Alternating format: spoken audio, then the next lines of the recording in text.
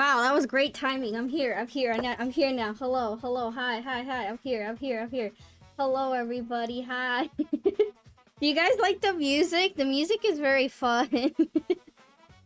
I don't know what I expected because it's just Toho Jazz is what it says. It's Toho Jazz, and yet it's a very fun sounding music. But yeah, hello everyone. Congratulations to Merlin on being first. Eon already redeemed Hydrate. Hi to everybody. Hello. Early, still 17 minutes left. Later than I wanted to be. I do want to get started with the game soon enough. Hopefully, I'd like to get started with the game because I want to speedrun. We got 5 chapters to do. I hope I could at least do like 2 or 3 chapters today. We'll see. But yeah, hello everybody. I did stream the gambling game on I did stream gambling game on Tuesday. Yep, that sure did happen. It was very impromptu. I didn't mean to. But because of that, I learned a lot about the game. I learned that there's a final boss room. PPPL hi. Yes, hello. Don't type it. Don't say it. Don't say it. What about yapping? We can still yap if you wanna. Is there anything you wanna yap about? Do you need to express yourself? Do you need to rant? Whatever you wanna yap about, I'm willing. Anything happened? Any news you wanna talk about? Be warned, I am drinking. Water, right? Water, right? You've been drinking that? Oh no. Merlin, why'd you say it? Why'd you type it? You didn't have to type it, Merlin. You didn't have to. Oh, what the fuck? My VTuber program never opened. Okay, well, let me try that again. I drank too much and I am crying about fictional big strong boys from Warhammer 40k.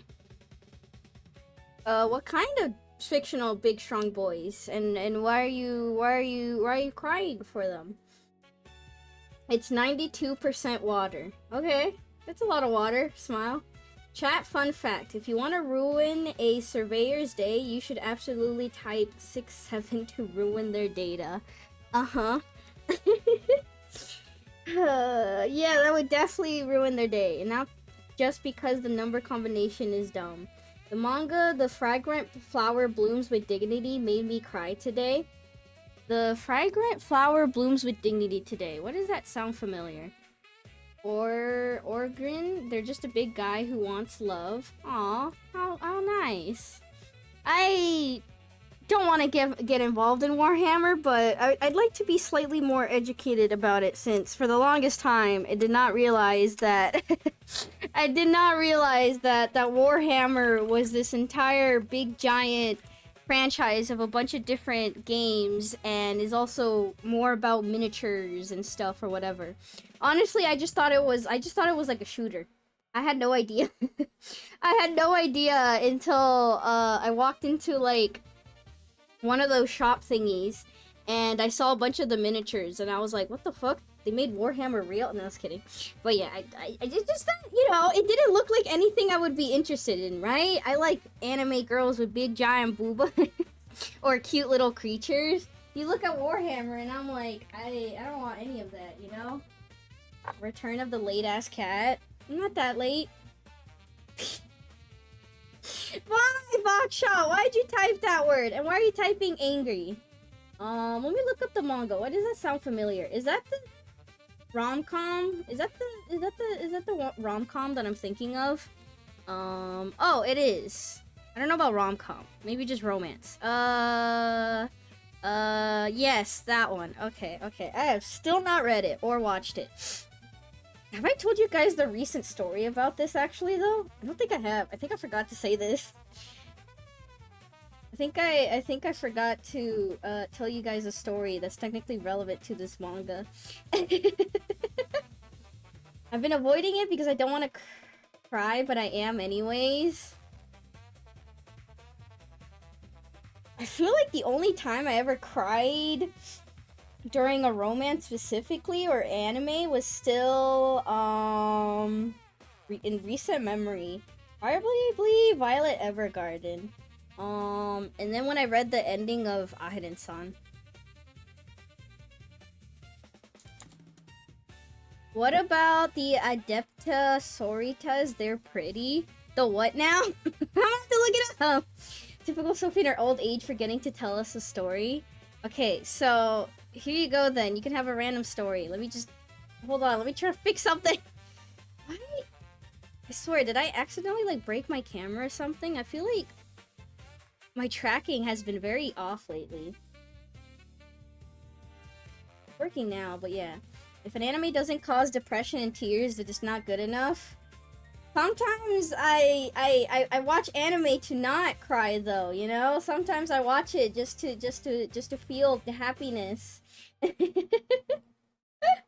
know. I don't really typically watch that much like emotional like media or stuff. You know, the animes that are supposed to get you to like rethink your whole life and stuff and like no, I just appreciate good moments of when a character takes time to develop slowly and stuff through normal means and stuff. I don't know. I don't typically try to find like emotional anime and stuff. That's probably why I end up not watching a lot of anime movies. I don't end up watching a lot of anime movies. I don't want to feel emotion. All art needs to bring emotion. Being happy or sad are all valid. What if I read trashy one-page Twitter comics because I don't want to feel anything at all? What emotion am I feeling by reading that? What exactly what emotion am I feeling? Alright, let me switch on over. Whoa, I'm doing this so early. What the fuck is in the what is in the top right corner? Hold on, let me click on this image. Can I click on it? What the fuck is this asset? Click on it! Okay, there you go, I got it. What? Oh, plants. When I had a plant... Okay, I forgot. I didn't get rid of it? Did I just stow it away in the corner and then forget about it? I was like, what the heck is this picture on the right of my stream? I completely forgot. Okay, I didn't delete it. Yeah, we had a whole tangent about plants. I finally found what plants my family ate during the very depressive time of the 1920s. I'm kidding. During the very depressive time of... the housing crisis of 2008. What about Sasuke fanfics? Who's reading Sasuke fanfics? Okay, okay, now that I switched on over, let me tell you guys the story. You know what, here, we're just gonna borrow this random, PNG.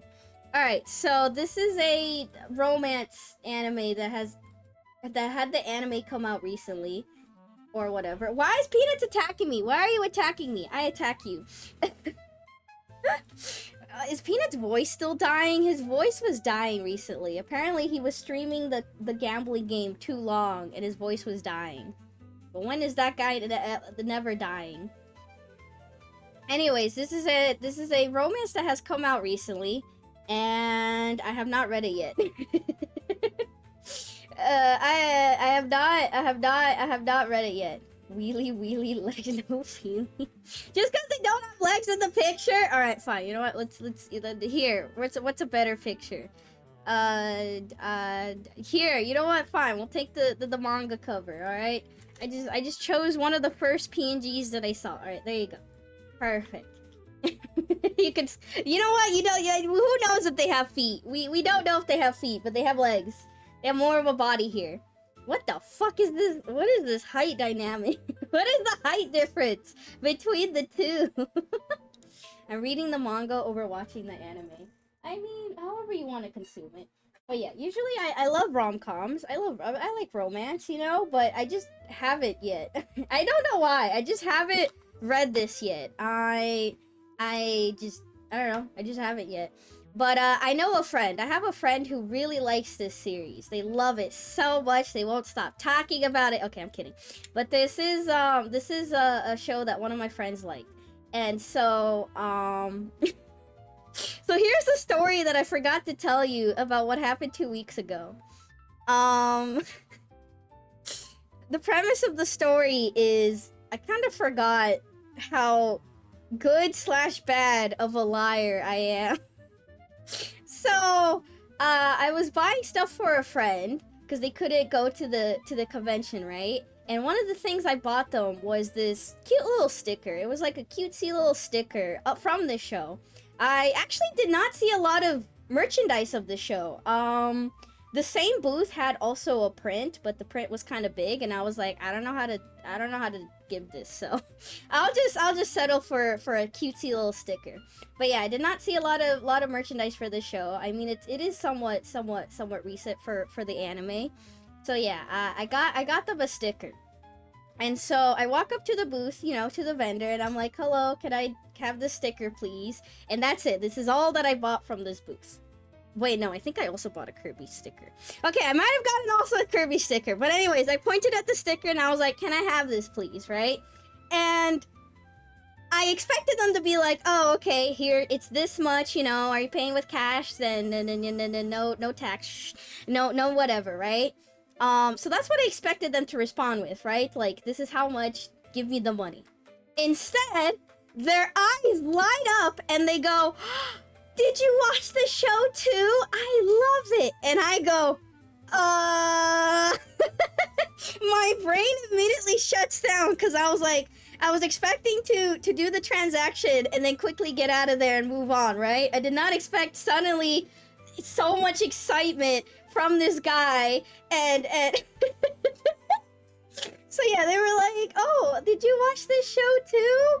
I love it. And I'm like, what do I say?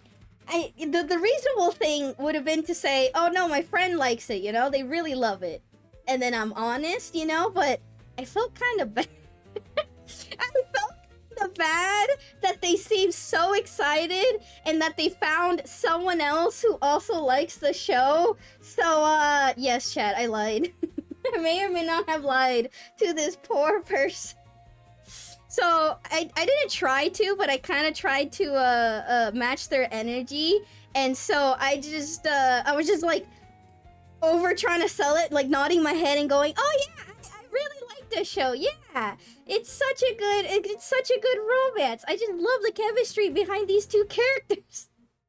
And, like, trying to sound like I'm also excited, and I'm like, I have no fucking clue about this show. I have no clue about their show. But yeah, I'm like, wow, I really like their chemistry, and they're so cute. They're both so cute. And then the person, their eyes light up even more, and they're like, yeah, I really like it. Thank you so much for buying this. And I'm just like, shit, maybe I do gotta read it now. I can't have lied to this person. Maybe I do need to read it now. So yes, I pretended to be an excited fan just so this person could have met someone who was also a fan of the series.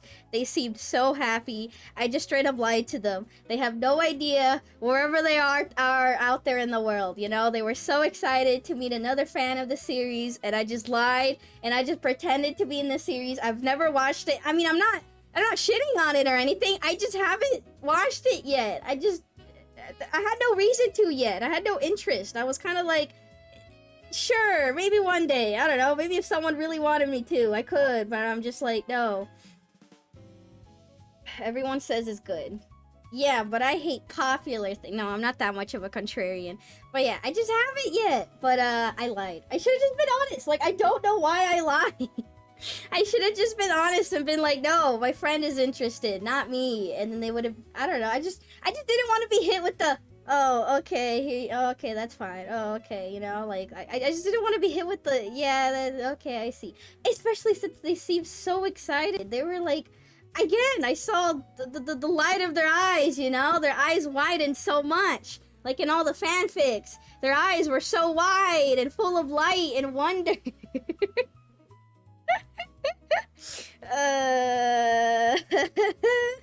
So yeah, there's that story. I completely forgot about it. But yeah.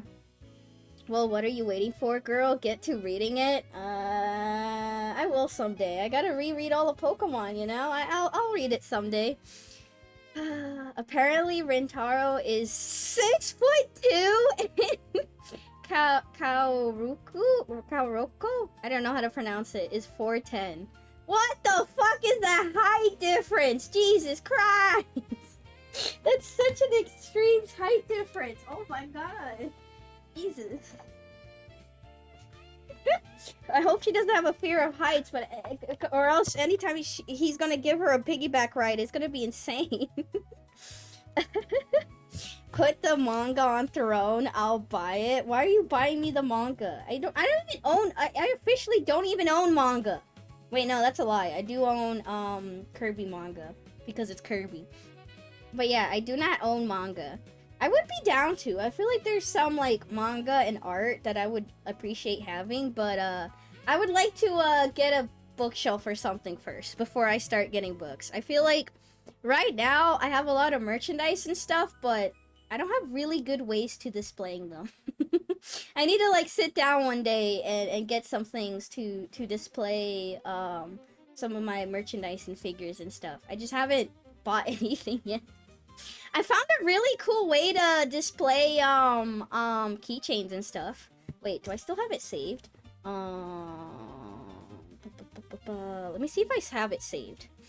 Here you go, chat. Let me show you random Twitter post. This is a cool way on how someone displayed their like keychains and stuff, and I would be down for something like this.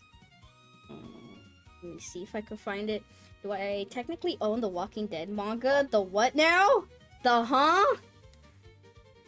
I have worked with girls that were 18 inches shorter than me, and that looks about right from my perspective anyways. I don't know, that's crazy height difference. I mean, that's not super rare. I'm 6'3", and my girlfriend is 5'7".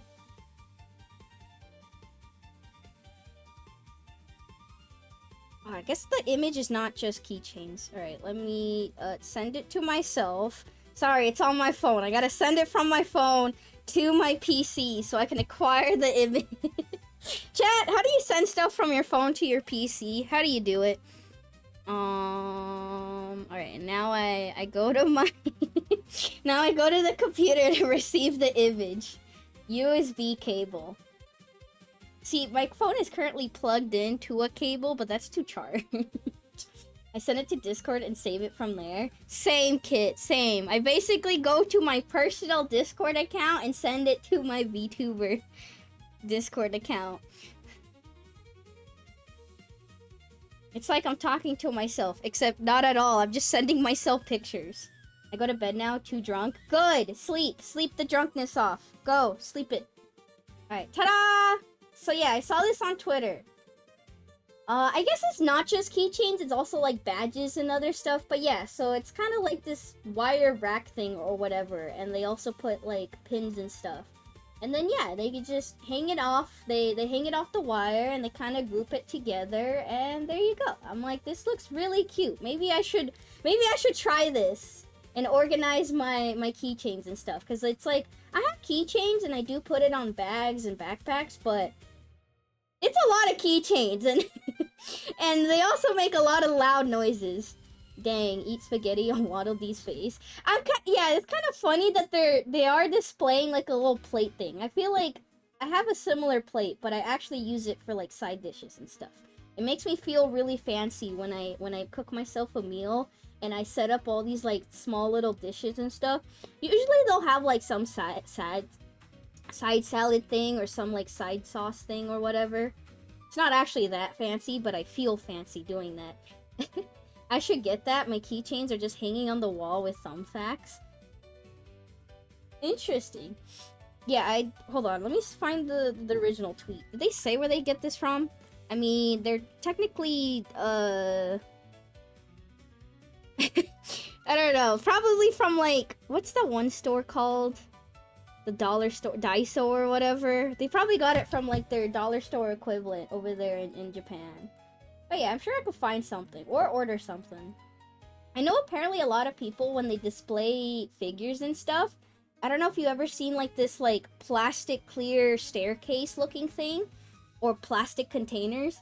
Apparently, people just buy them from like, I don't know, AliExpress and stuff, or like really cheap websites and things like that. And apparently it works. It works good enough. I mean, you just want somewhere to kind of contain and hold and display your figures and little merchandise. So I really need to start looking into this.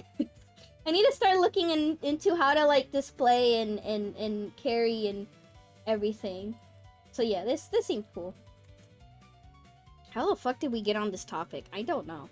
Okay, off I go to raid my fridge. Did I make you hungry by accident? I'm sorry. Bluetooth what? I think there is a Kirby manga. There sure is, but Kirby acts really weird in the manga. It's so weird. Kirby gets drunk and Kirby's kind of an asshole sometimes in the manga. Found it on Amazon. Post a link in Discord. Post a link on Discord. Oh, okay, never mind. I'll just look it up. It's called a wall photo grid. A wall photo grid? What did you look up? Like wire rack or something? Yeah, this is similar. Okay, now where in my wall am I gonna hang all this stuff? Because the other thing too is that I also have cats, so I'm like, I don't want my cats to necessarily attack it maybe or whatever. I don't know if I just don't get it or if I have the touch of the tism or what, but I don't understand buying keychains to use as anything except for hanging your keys on. I just like the art, kinda. I just like the art, and I like hanging it off of bags and stuff, not just keys. Want to know what's actually on my keys right now, chat? So other than keys, obviously, what I actually have on my keys is, let's see if I can find it.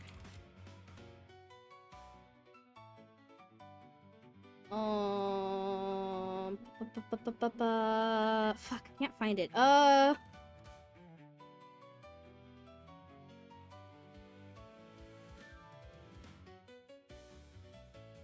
found it. Okay. Do they have like the collection picture? Yes, they do. Okay, they have a picture of the collection. This is what's hanging off my key right now, actually. I got this from Japan. It was like a blind box thing. And, yeah. It's basically like steampunk style keys.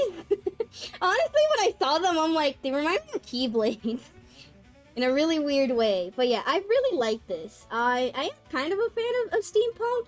I also like Keyblades, you know. I do like Kingdom Hearts, and I also like Kirby. So yeah, I have the Kirby one, and then I have the Magolor one. I also have King Dedede technically, and the Rat one, but let's not talk about those. But yeah, I really like Magolor, and I also like I did get the Kirby one, which I'm very happy about. But yeah, I have this on my keys because I feel like, you know, it's aesthetically pleasing, you know? It's like I have a Kirby key, and then I have my actual keys that I need. And then what I also have on my keys is a plush. Just a random tiny Kirby plush, like little, like really, really tiny Kirby plush thing. Let's see if I can find an example of one. I cannot, actually. It's like really tiny. It's like kind of similar to, it's similar to this one, but even tinier. So like, oh god, why is this image so big? So yeah, whoop. Whoop. Yeah, kind of like this. So the reason why I have a plush on my keys is because, so my keys is just a bunch of keys, right? And I actually, since, you know, I am a woman and not a man with big pockets, I store my keys in my bag, in my purse. And keys kind of be heavy, and so it sinks to the bottom of the purse. And so usually I'll be digging around and I'm like, where the heck is it? I can't find it.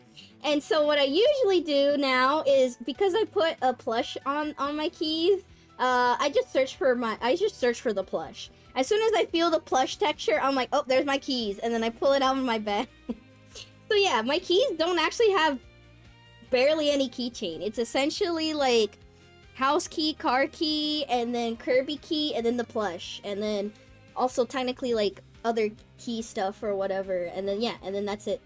There you go. I don't have, other than like this single keychain, I don't have any other keychains on my keys. Plush locating system.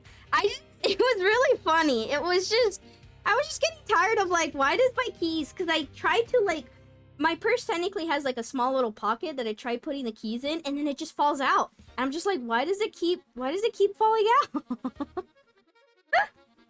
And so, I just put a plush on it because I was tired of like locating it. Because every time I'd be like, where the fuck are my keys? I just can't find them. They're always in the very, very bottom.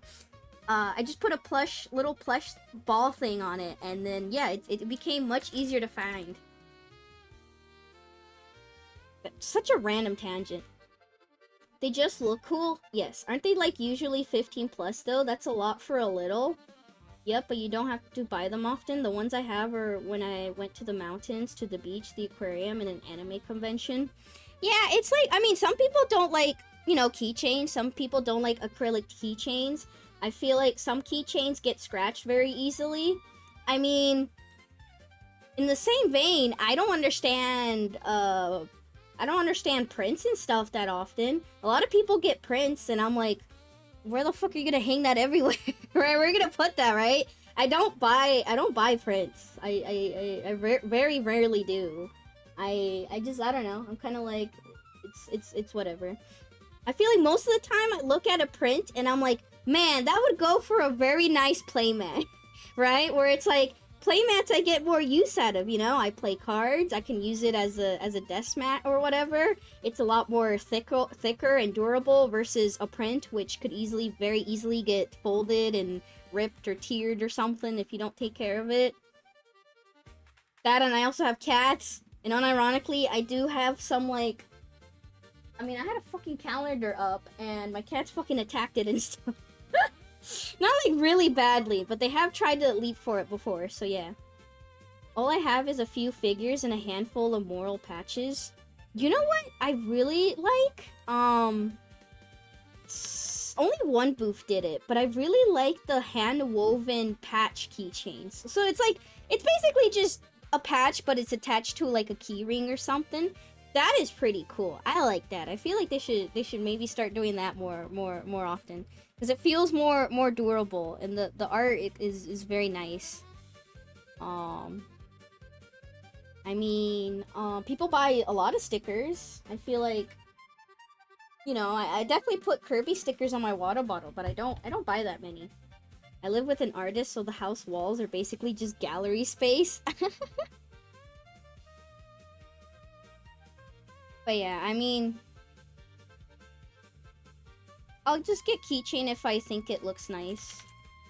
I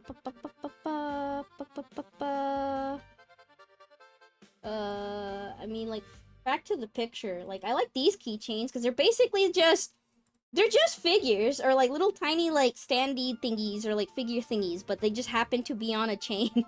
They just happen to be on a chain or whatever, and I find these really cute.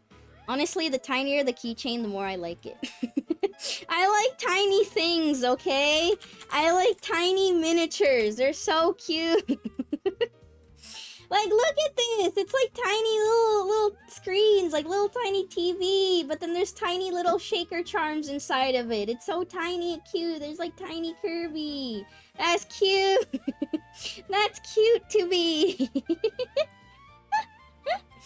Little tiny TVs. Yeah, they're adorable. They're so cute. I like tiny keychains. I just like collecting. I'm a hoarder. I'm just like my parents. I'm a hoarder. Tiny and cute. Number one Sophie's weakness. Yep, tiny and cute. I love tiny and cute things so much. I'm just recalling back on my Japan trip where I played so much like gachapon and like got so much like tiny keychains. I had to store it all in a plastic bag, and I was so scared of losing all the tiny little merchandise I bought. If they were like $5, I get it, but they're so small that they can't just be worth the price. What, keychains? Yes, keychains are very expensive. I mean, I kind of just didn't buy too many keychains this time around, because yeah, they're they're getting up and up in price, but it's also just the price of buying these stuff. It doesn't help that even if you buy or make keychains in bulk and stuff, the prices of these things are kind of expensive. Do you have any pins? Yes, I do have pins. Kirby, tiny and cute. Kitty, tiny and cute. Yes. Install Netflix and YouTube on it on the tiny TV? No. No. I mean, stickers were kind of expensive. You know how tiny and simple stickers are? They were like $5 each, $6 each, and they weren't even like big giant stickers or stuff anymore. I think it's just that prices to make this stuff is getting really expensive, and then they're just slowly trying to I mean, everybody's trying to make a profit. Anime conventions are no longer about just for the love of it, you know? It's like a lot of people, this is their livelihood. This is how they make money and stuff. So yeah, it's slowly but surely getting more and more expensive. Especially since getting a table in the first place is also money. Slowest economy crash ever. It sucks. Yeah. It's like you could still see people that still care, you know, and they're still very passionate about their craft and stuff. Like, I did buy another gift for someone. It's not a friend. It was an old lady acquaintance or whatever, and I bought like a cute little tote bag for them. And I had to get it. They were sold out, and I was like, oh, that's a shame. But they were like, don't worry, free shipping. I'll just send it to you. Just pay me for the bag, and I'll ship it to you, no matter where you live. You know, if you really want it. And I was like, okay, sure, right?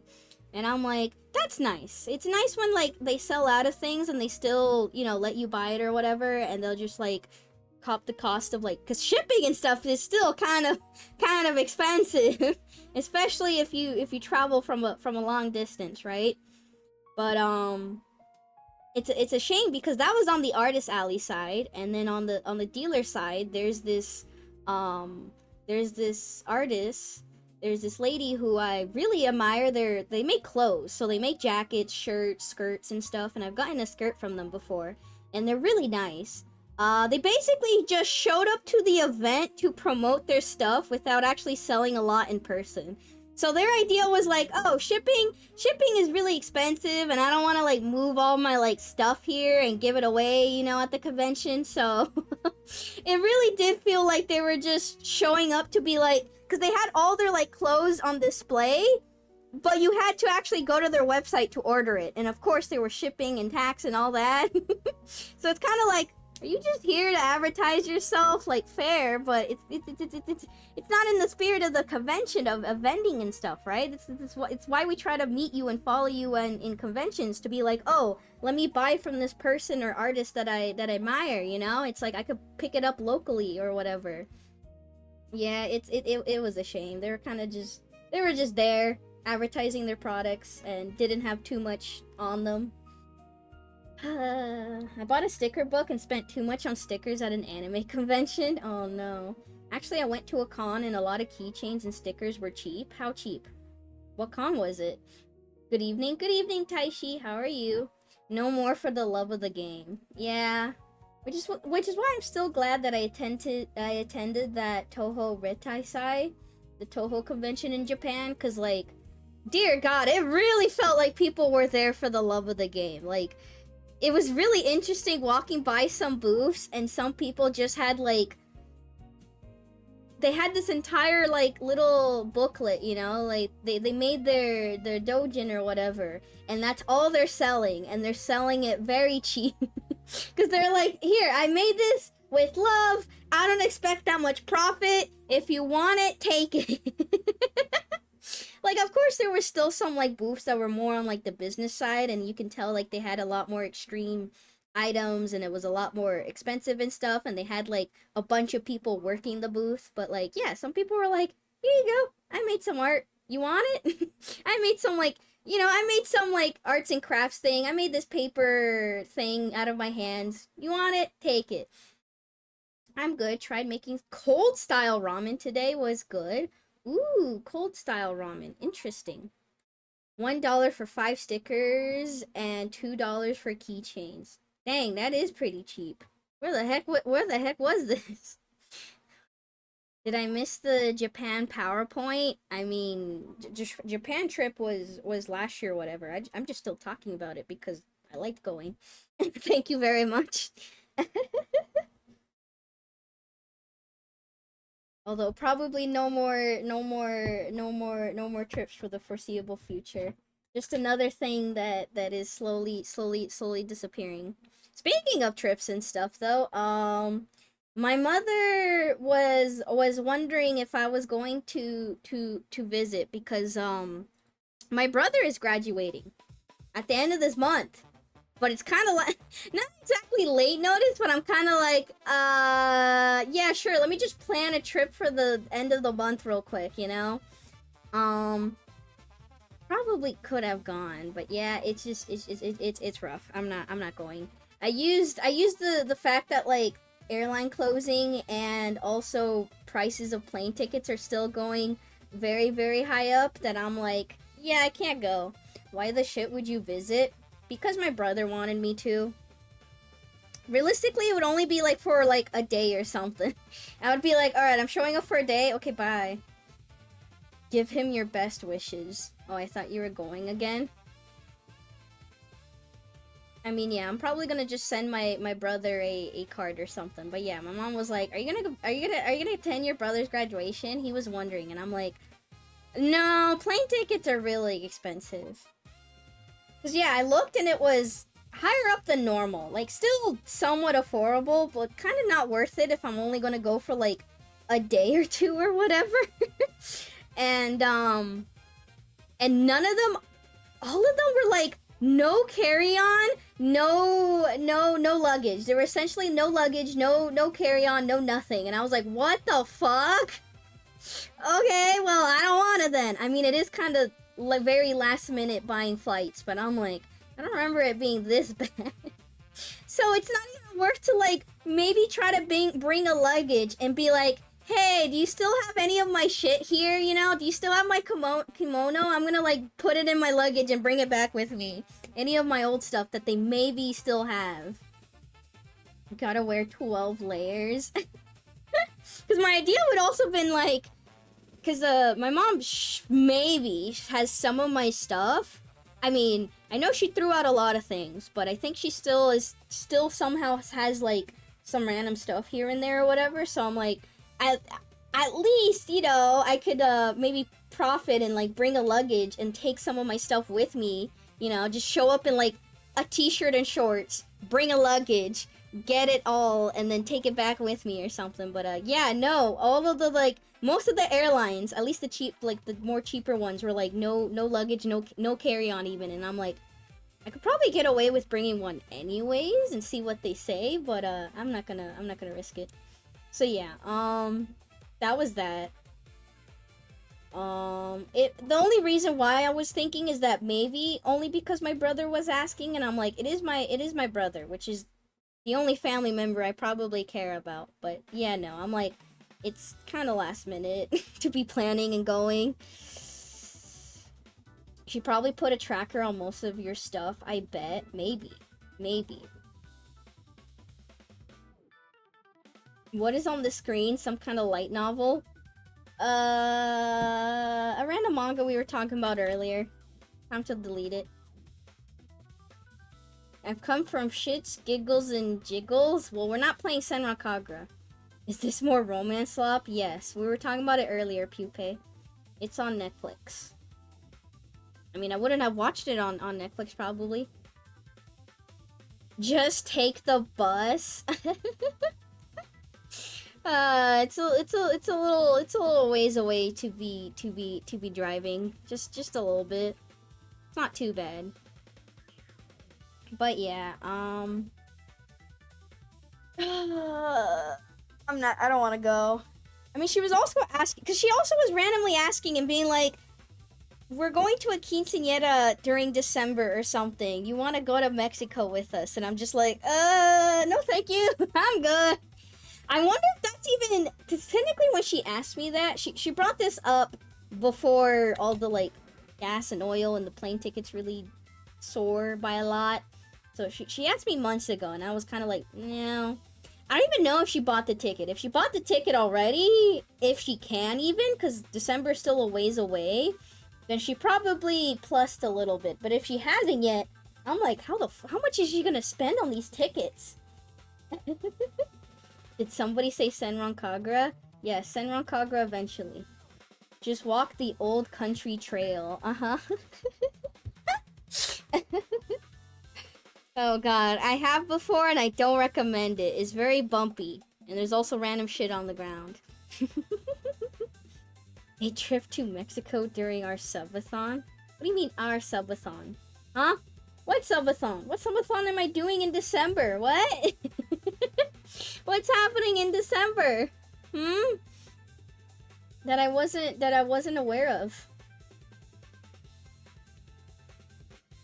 But yeah, a subathon in December? No, subathon will be the next subathon will be next year.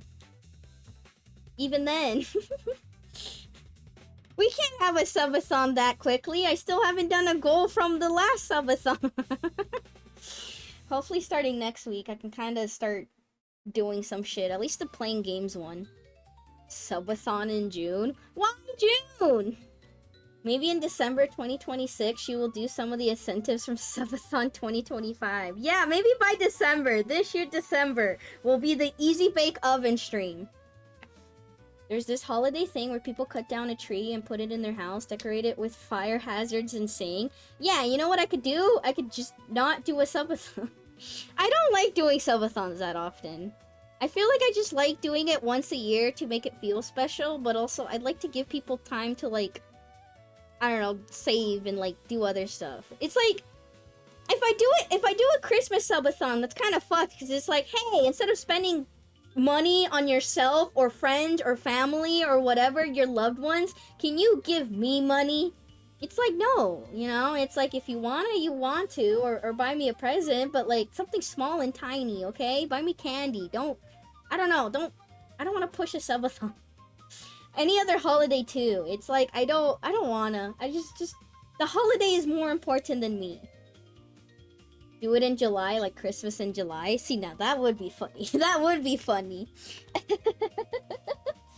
Chat has decided there will be a subathon in December. Your notification might still be in the mail. I'm sick that entire month. Sorry, the cold of December will knock me out and I'll be gone for a long while, definitely. 3, cool. Hell yeah, 3 is very cool. 15-foot tall Kirby, no. It's like, on Christmas or I don't know, any other holiday, Valentine's Day, it's like if you think of me and give me candy, I'll be like, cool, that's kind of nice. Don't do anything more than that, because it's like you gotta still give to your friends and family. Now if you say I don't got friends and family, well then give to yourself, all right? It's a perfect excuse to get yourself something nice, all right? Buy yourself something, not me. You don't know who I am. I'm a random cat girl on the internet. I do nothing special. I'm gonna drink water. I'm thirsty. I also have a lot of reading coming up. How much time did I spend yapping already? Okay, not a lot of time, but shit. Maybe I get started with the game. But yeah, we're playing Toho game. But again... So, we're replaying the game, except there's New Game Plus. And I guess we might have 2 new characters. So, what does that do for us? I don't know. I don't know how much things would change. My assumption is that it's going to be the same exact game, except there's going to be extra dialogue, which is still a lot of content, technically, because these characters yap a lot. But we'll see. We'll see if anything changes. I will try to make different choices than I did before, but that requires me to even remember the choices I make. I'll try to make different choices just so we can maybe see different branching paths, but I don't know if the game changes that drastically. It's a time loop. Unironically, yes, we're in a time loop. Starting before 1 hour mark. Crazy. Alright, do you want to stall me? Do you want me to yap about something else? I don't know, what breaking news can we talk about? Did anyone else watch the Star Fox Direct? I did not know that was even a thing. I did not even know. I did not watch it live. I didn't even watch it. I just saw a few things here and there, and that was good enough. All I knew was in the group chat that Peanut, Noctis, and all them are in. I think Noctis was the one that mentioned it. So Noctis just started saying... What did Noctis say? Oh yeah, Noctis said, guys, they're remaking Star Fox 64 for the 4th time. Lol, they're adding VTuber mode to Star Fox. Who's gonna be a furry? Was Noctis's message. And then and then everybody else was talking, and then he took screenshots from the direct. And then I saw it and I'm like, what the fuck is going on? Yeah, apparently, and I was like, when was this announced? Did we know this was a thing? And then Noctis said no, they literally announced it like 10 minutes before they were actually gonna do it. So it was kind of like, why? Why? Like, it feels like they're trying to shill Fox because, you know, they put him in the movie, in the Mario movie, and then also now they're remaking the game for the millionth time, and yet they kind of just came out with this direct randomly. What is VTuber mode? I was gonna show you a screenshot, but I feel like I can't. The screenshot won't do it justice. Okay, hold on. The screenshot will not do it justice. You have to see it live. You have to see it in action. Alright, Nintendo Star Fox Direct.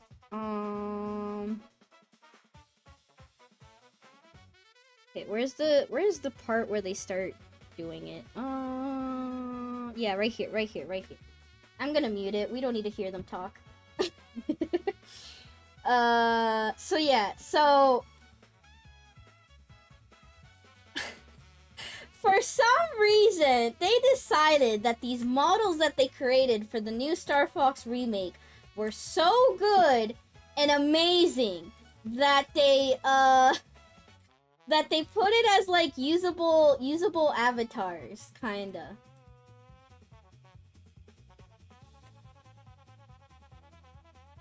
All right, let's see if they play it in the here we go.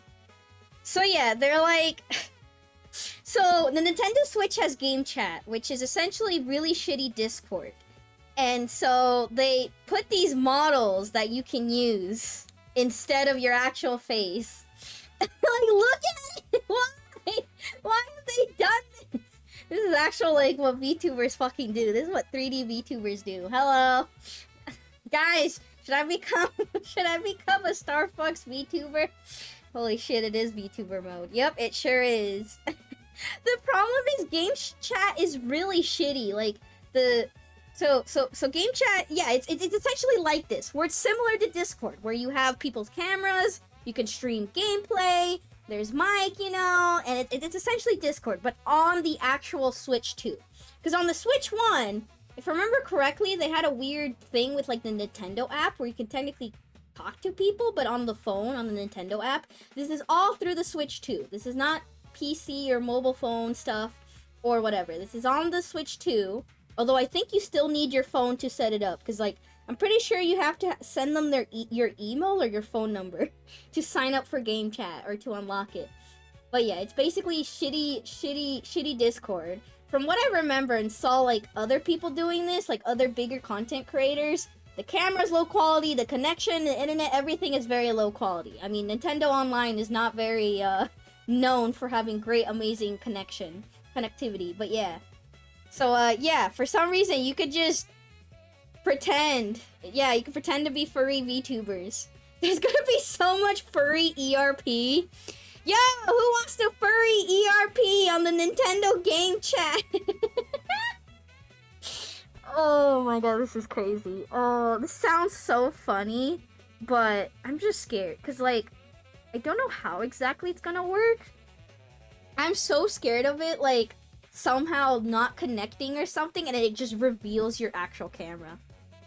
I'm like, I don't know if people should, if VTubers should try this, because, like, we don't know how exactly it's gonna work, and something tells me it's just gonna, like, anytime it, like, disconnects or it's not working, it's gonna be like, oh, turn off the Star Fox camera, time to turn on your actual camera or something. And before we have Nintendo-owned VTubers, yeah, oh my god. Oh no. They're gonna ask for ID. I don't remember, I think Game Chat asked for, like, phone number or something. I would have to look it up. Oh yeah, that's absolutely gonna happen. It sure is. I'd be so scared. I don't trust Nintendo. I don't trust Nintendo's software. Wait, was it barely working for like a frame? Hold on. Hold on. Look at the left eye. Was it barely working at some point? Or was he like...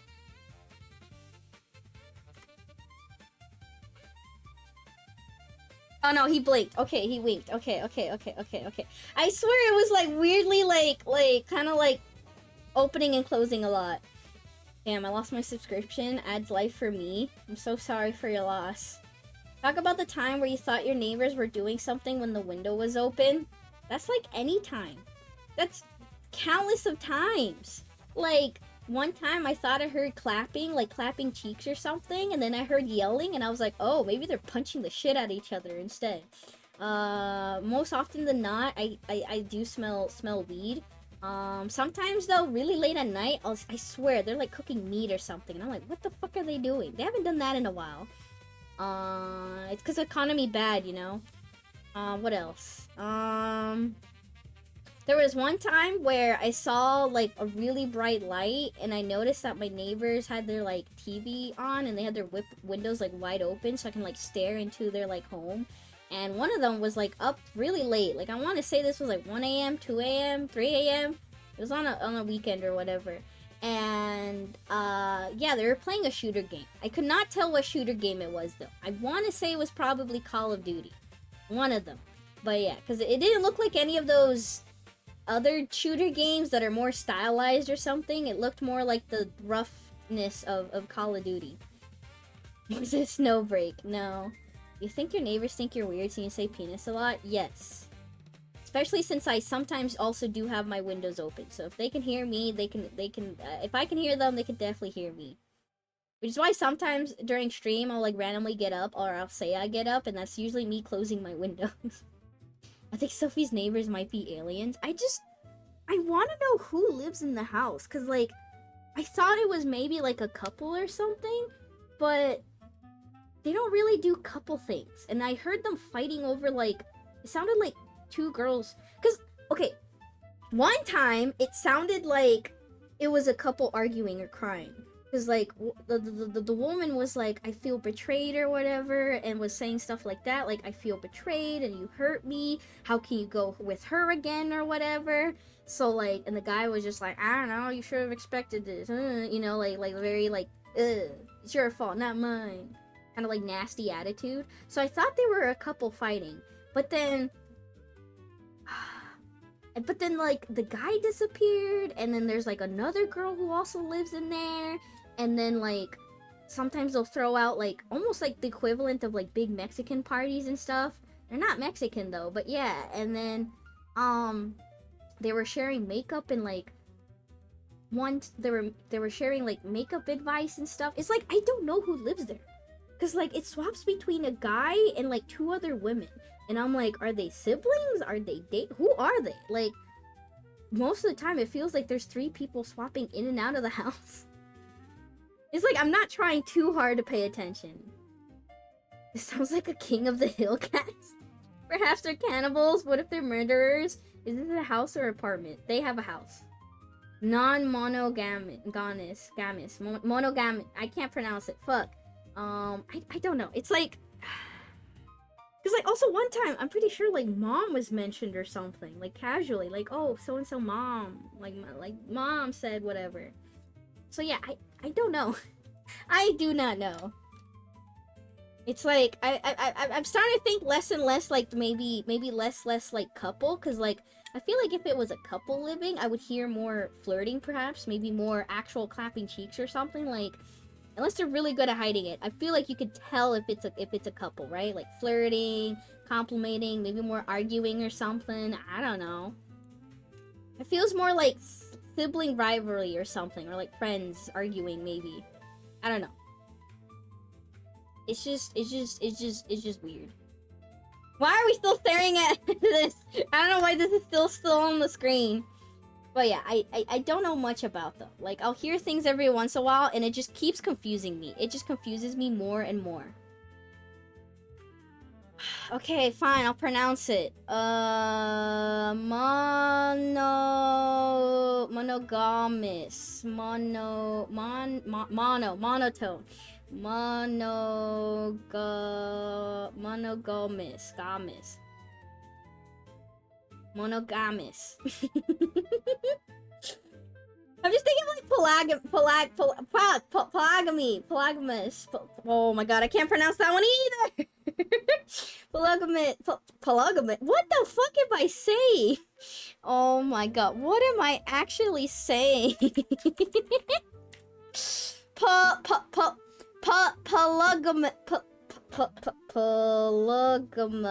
Polygamous. Oh my god. It's spelled monogamous. Whose jam are you shoving in there? Monogamous. Where are we going? Monoglamorous? No. Monogamous. That's not how it's pronounced. That's not what it sounds, right? That's not how it sounds in my head. Platypus. No, not platypus. Girl, how do you fuck up the spelling so hard? What spelling? I'm not spelling it, I'm pronouncing it. Polygamous. Polygamous.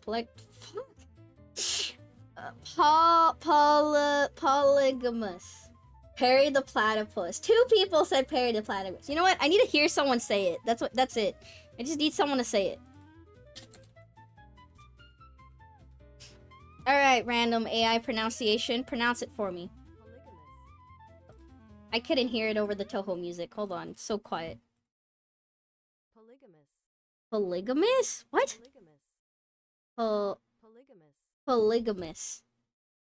I swear it's usually pronounced like something different. Polygamous?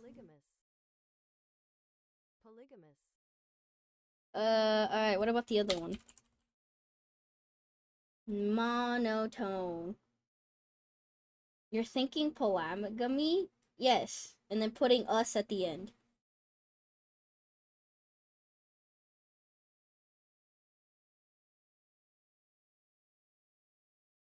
Alright, pronounce the other one for me. Mono what? Monogamous. Mana? What do you mean nah? Where's nah coming from? From mono. How do you get nah out of mono? Monotone, not monotone. What? Nah? Where is the nah coming from? Monogamous. Monogamous. Where the fuck is the nah coming from? Sure, I mispronounced the second part, but like, what?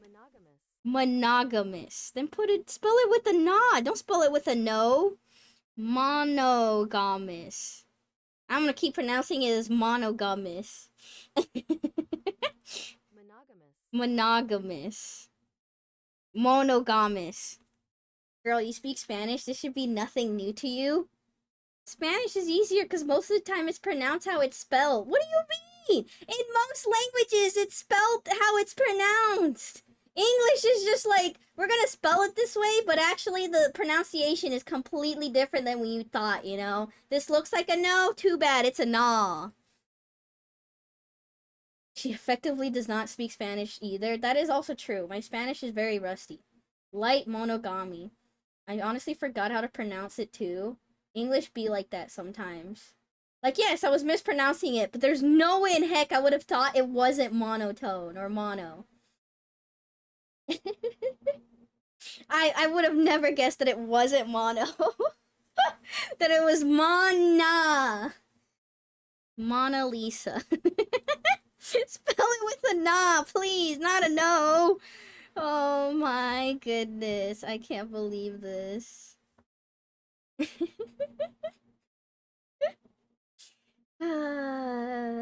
But also, yeah, I was thinking of pronouncing it like polygamy or whatever. Not Mona Lisa, it's Mona Lisa. Why is she moaning? Why is she moaning? I thought she was just slightly smiling in the picture. What the heck is happening in the bottom half of the painting? Huh? What's happening in the bottom half that I'm not aware of? Oh no. In 15 seconds, she has forgotten how to say polygamy. Polygamy. You'll have to ask Leo.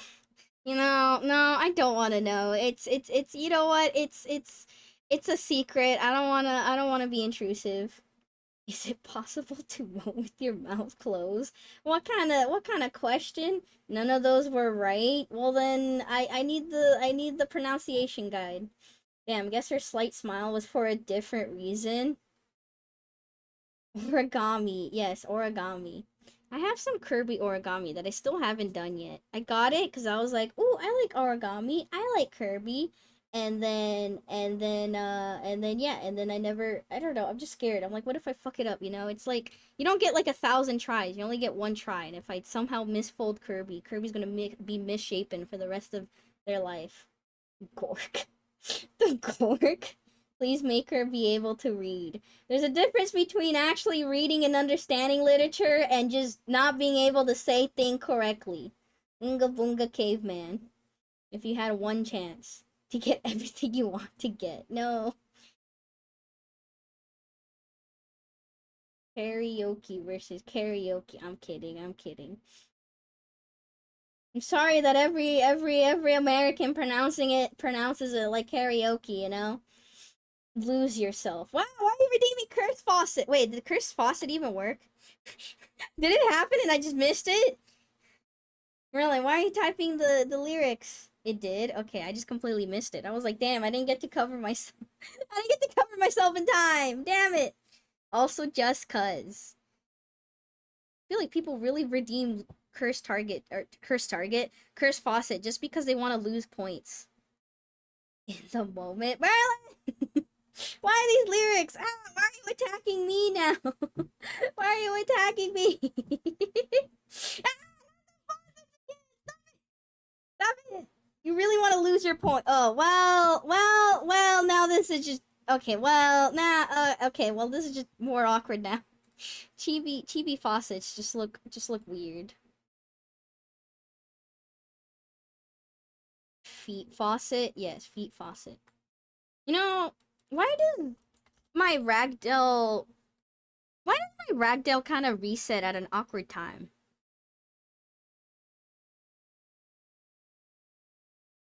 But why are you censoring Mount? Why am I being censored now? What have I done? What have I done that you're censoring me now? Feet faucet. So we're done with Gamba and back to Toho for the day? Yes. Alright, no more distractions. Is there anything else? No, nothing else. No more else. I managed to stall for a little longer. I should keep going.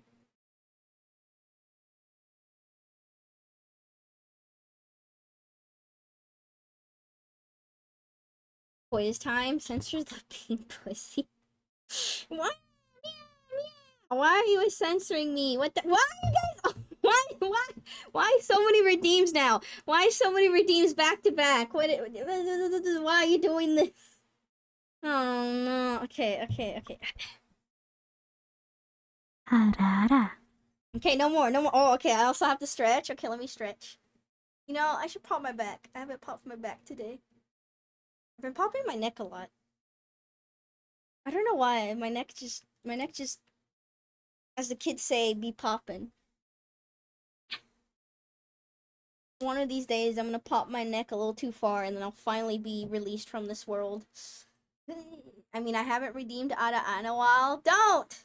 Meow, meow, meow. I don't have a sub. Somebody please. Somebody use the what emote at pup, please. I do like the what emote. What? It was like 6.5 out of 10. I'm sorry it was so bad. Oh, well, there you go. Thanks, Luna. Luna, what are you doing? Luna, get back to gambling. Thanks, Luna, for the sub. Congratulations, Kit. You don't get to watch ads anymore. And you also get emotes. Thank you. Finally released at the tender age of 34. I'm not 34 yet. I'm kidding. I was about to unlock the emote with the channel points. Now you can save your channel points for no reason at all. You know what? Yeah, how about you do that instead, chat? Instead of giving me money, just use channel points to have all the emotes. You can use channel points to get angry emotes. Wait. Boxshot could do that. Instead of people gifting Boxshot free sub money, they could just use emotes to, or use channel points to unlock the emote. I should still have that, right? I never turned that off. I know some people have, but like, I don't know. I'm just like, fine. Whoever wants to use it, I guess. She will be someday with 5 cats? No. No. My 2 cats are already expensive enough, especially with my hobbies. I don't think you can unlock animated emotes. Oh, that's a shame. I would allow you guys to unlock animated emotes. Sure, why not? For the stream. Sound it out. Nibguibasasaurus. Nibiwasaurus. Granny Sophie trying to be hip and say, "Yo, kids, what up? This is my house, homie. In this house, homie." So me trying to be hip sounds like, "Yo, kids, what up in this house, homie?" So many good animated emotes like this. Yep. Thank you, Mr. Turtles, for that one. They're the ones that made that one. I mean, I have a few okay animated emotes, you know? I have a few okay ones here and there. What the fuck? Oh, well, ignore that. Scam train. How do you do, fellow kids? Hello, fellow kids. Yep, that's me. Hello, fellow kids. No, I don't. I don't want to be in any proximity of a child. Okay, children are too immature. Oh, thank you, Los Dosage, for the 100 bits. Thank you, thank you. Why? Don't give me money! Scam train! Do they even have cool hype train emotes? I guess to get new emotes, I would need level 3 or something. Yeah, these emotes are okay. Wait, I kind of like the hand one. The hand one is kind of funny. Plot twist. I don't understand the plot twist one. Choo choo the scam train. Man, you saying that with the chibi model feels so weird. Saying what with the chibi model? When I was at Walmart the other day, the clearance section had a Skibidi toilet figure. Oh god, are they on clearance now? I remember like yeah, months ago at the Walmart seeing all that stuff. Cause yeah, sometimes I'll go to Walmart to get they just have some things that my other stores don't have, and it's also sadly slightly cheaper sometimes, but I went, and usually I'll look by like the game section or the technology section because I do. And and oh god, right in the technology section, they just had a bunch of these random like the heads on toilet figures, just a bunch of random like toys and figures and other things and whatever, and I'm like, why? Why? Oh yeah, Sophie, did you ever give out VIP to the top donators, or was that scrapped? No, I just haven't done it yet. Because I'm scared of the VIP power. No, I realized that I only said top donators, and so I think last year I did like 3 or something. Then my actual answer is that I might just do top 2. The like top 2 or whatever. I feel like they know who they are or whatever. I know who they know who they are. The scams never truly end. No, I kind of just realized the top donators, and I'm just like, huh. I didn't specify a number, I guess. Hmm. Hmm. I mean, it's the awkward thing of like it's the awkward thing of like technically last year someone did the thing where like they gave a bunch and then they like never came back again. So, last year someone gave a bunch of money and then they like never came back. So it's kind of like, I don't know if I want to do that again. Like maybe VIP will help them like stick around or whatever, but I'm also like, I do want to give it to people that are more around in the community or whatever. That I'm also trying to find out who the fuck Anonymous is. That and I also want to figure out who the fuck Anonymous is. Top 3 was said more than once. Did I say top 3 on stream? I guess I can. I guess. Why are you attacking me, Genmu? And censoring me. And also, thank you, Tor saying for the gifted sub. Thank you, thank you. Are you just trying to get in the hype train? He's the hacker from 4chan. Alright, I'll find out who that anonymous person is, you know? I'll find out. I know you want to stay anonymous, but like, I just want to figure out who you are. You know, I could. Technically, there is someone who gave a lot, but they were anonymous. So. Luna, why are you gifting more subs? Why? Why? Why, Luna? Are you drunk? Why? Thank you, Luna, for the 5 gifted subs. I see Hype Train. I set my money on fire. It's a whole thing. He does this.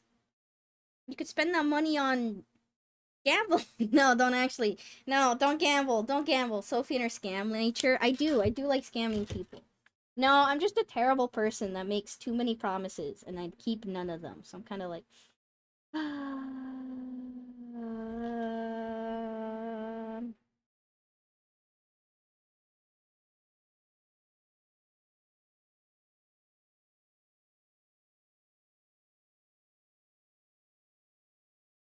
you know what? I'll open up Toho so you get distracted. All right, Sophie told us to gamble. That's you. I don't gamble.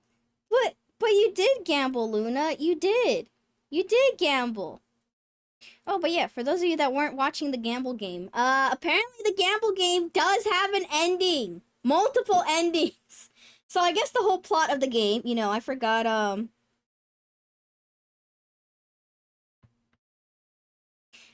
what the plot of the game was, which is that you're in debt, right? And you're trying to pay back your debt.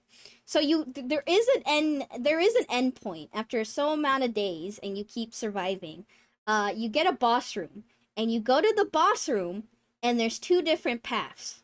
One is pay off your debt and probably either choose to keep gambling or live your life happily. Meanwhile, the other side is double or nothing. So yeah, once my friend group and I made it to the boss room, we decided to just double or nothing, and of course we fucking lost. It's literally a coin. It's a coin toss. So yeah, there is multiple endings. I'm pretty sure. They might be the hidden achievements. So there's 4 hidden achievements of the gambling game, and we got 1. So I assume there's probably an ending where you win the double or nothing. There's probably an ending where you pay off your debt and stop gambling and live a clean life, and then probably an ending where you pay off your debt but you still gamble. Is the coin toss rigged? I hope not. I hope not.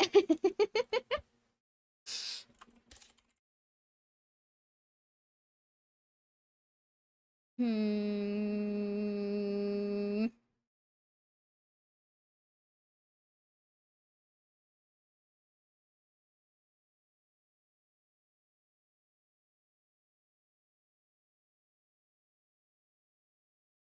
Next stream, I will be at a 90 stream streak. That's so much. That's so much.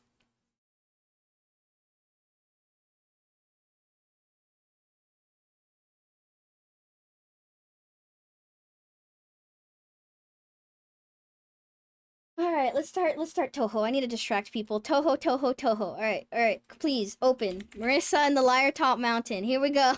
Playing the game, but again.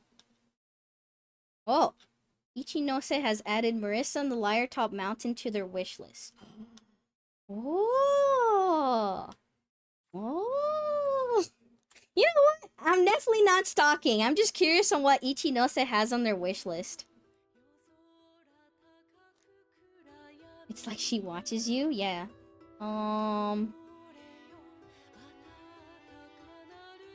will be at 90 as well. Who isn't at 90? Heartbeat. Looks like a RPG pixel game. Good Company. Void Basters. Ooblets. Maho Arms. Satisfactory? Return of the Obra Dinn. Idol Manager. Why does she have Idol Manager as her wish list? Idol Manager. What is this? Idol Manager is the business sim about conquering the entertainment industry using any means you deem necessary. Okay.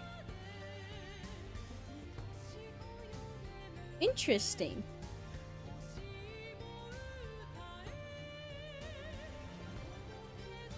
And likes Toho a lot. Yes, Ichinose does like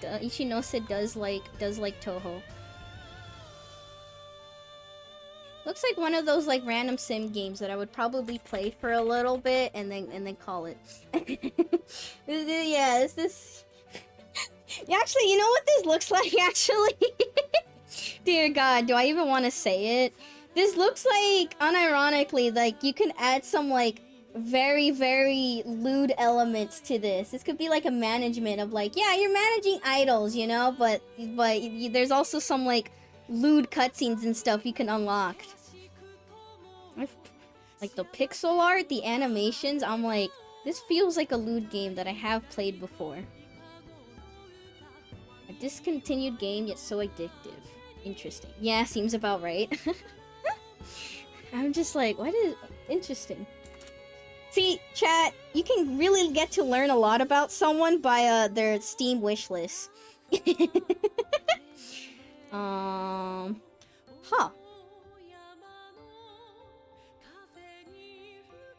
Interesting. She has this game on her wishlist. I forgot how to pronounce it. Otaware Ryumono. These games. She has this on her wish list. The cover art game does remind me of a different idol game, but I don't want to get into that. What different idol game? Dungeon Drafters. Have a Nice Death.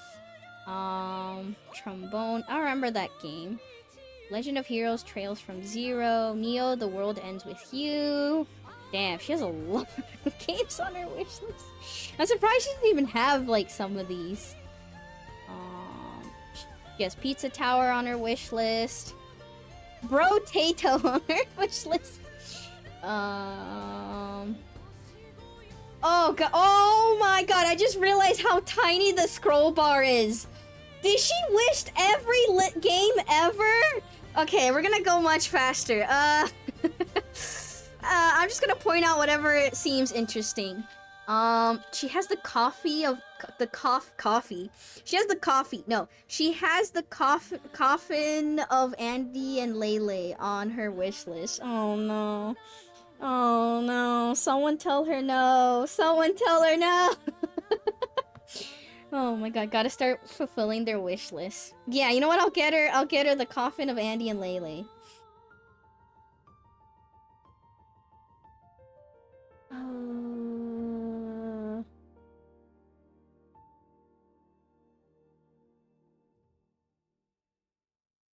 Okay, what else do I notice? SCP, Visions of Mana, more Trails game stuff, Dead Rising Deluxe Remaster. Dead Rising? Okay. Oh dear god. Oh gosh, she has every game that ever exists on her wish list. What the hell? One of these days, she should just go buy it, and she's just, I don't know. I feel like gotta clean it up a little bit. Deltarune. She doesn't have Deltarune? There's Deltarune on her wish list. Hospital 666. That seems like a random, like, shitty horror slop game or something. Backroom Company. Alright. Holy fucking shit. Oh my god, wait. Why? Why do you have this on your wish list, Ichinose? Wait, why do you have this on your... Oh my god. Oh my god. Does anybody in chat... I assume there should be a few people in chat who know this. Chat. Who in chat knows this game? It's like...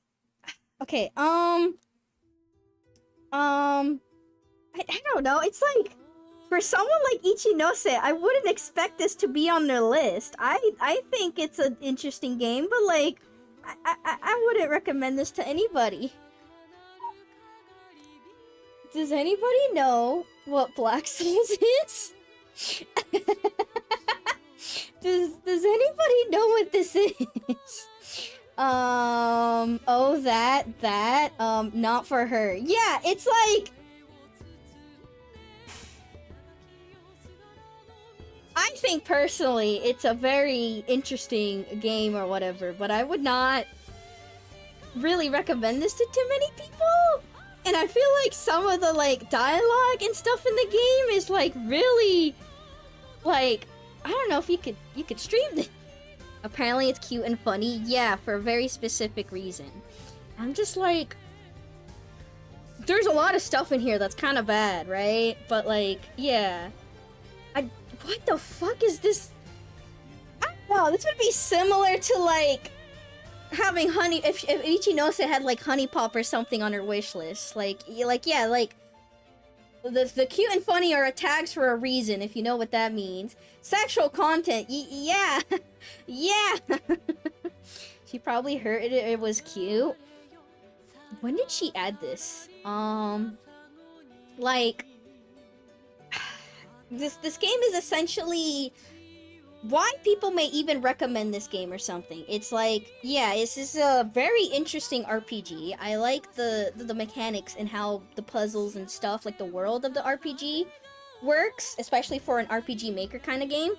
But yeah, the content is really dark. It's one of those older, like, I mean, it's not old, but like older, edgy, like, it is older, edgy game, whatever, like, very not so good, and some of the imagery is very disturbing. She does like some dark games. Last time I checked it, didn't it have that label? Edgy for the sake of edge? Kinda? It's like, this game knows what it wants to be. It's not trying to be like... It knows that it's trying to be edgy or whatever. But yeah, it's like one of those games where the reason why I like it or why I know about it is because the battle system, but also it's one of those games where they try to subvert expectations, and it's like, oh, just because you die, it doesn't mean the game is over or whatever. So I like that aspect of it, where it's very much like some things are very unexpected, and it like kind of break fourth wall, and like just because you get a game over doesn't mean it's all over and stuff. So yeah, but like yeah, it's still like an edgy game. it's an edgy game. And yeah, and I could appreciate the story behind the creator and stuff. But yeah, I think the Steam version should still be at least very censored, but even then, it's still somewhat graphic. I would not recommend playing for most people unless you're down with seeing fucked up sexual stuff. Yeah, it's like, it is one of those very fucked up... It's edgy. It's very fucked up and edgy. There's a story there, but you're probably better off seeing a video about it. Yeah, just read the wiki article about it, you know? If you want to go down a rabbit hole, read the wiki on it. Don't actually interact with it. So yeah, anyways, you can tell that yeah, it's bad. it's not like a bad game, but it's a very not Ichinose game. So I'm like, why is this on our wish list? There's a sequel to it too. I mean, I think yeah, there's Black Souls, and then there's Black Souls 2, and then there's like there's like a side game or something about one of the characters. I don't remember what it's called. At least not when she would stream. Yeah, maybe this is her. Sorry, Ichinose, I didn't mean to expose you. Can I? Oh, apparently this was added August 20th, 2025. It's like, maybe she's into this kind of thing, you know? Maybe she thought something else about it. Well, this will be a great conversation starter. Can't wait to be like, hi Ichinose, I'm so excited for this collab. Anyways, I wasn't stalking your wish list or anything, but why do you have this game there? And the thing is, I haven't found anything like that bad or anything either. I mean, again, keep in mind, she has thousands of games wishlisted. Like, I'm barely halfway through, and I haven't even... There's so many games wishlisted. I wonder if she just happened to see it, or, like, saw it was, like, maybe, like, labeled cute or something, or an RPG maker game, and she was like, yeah, I'll add this to my list.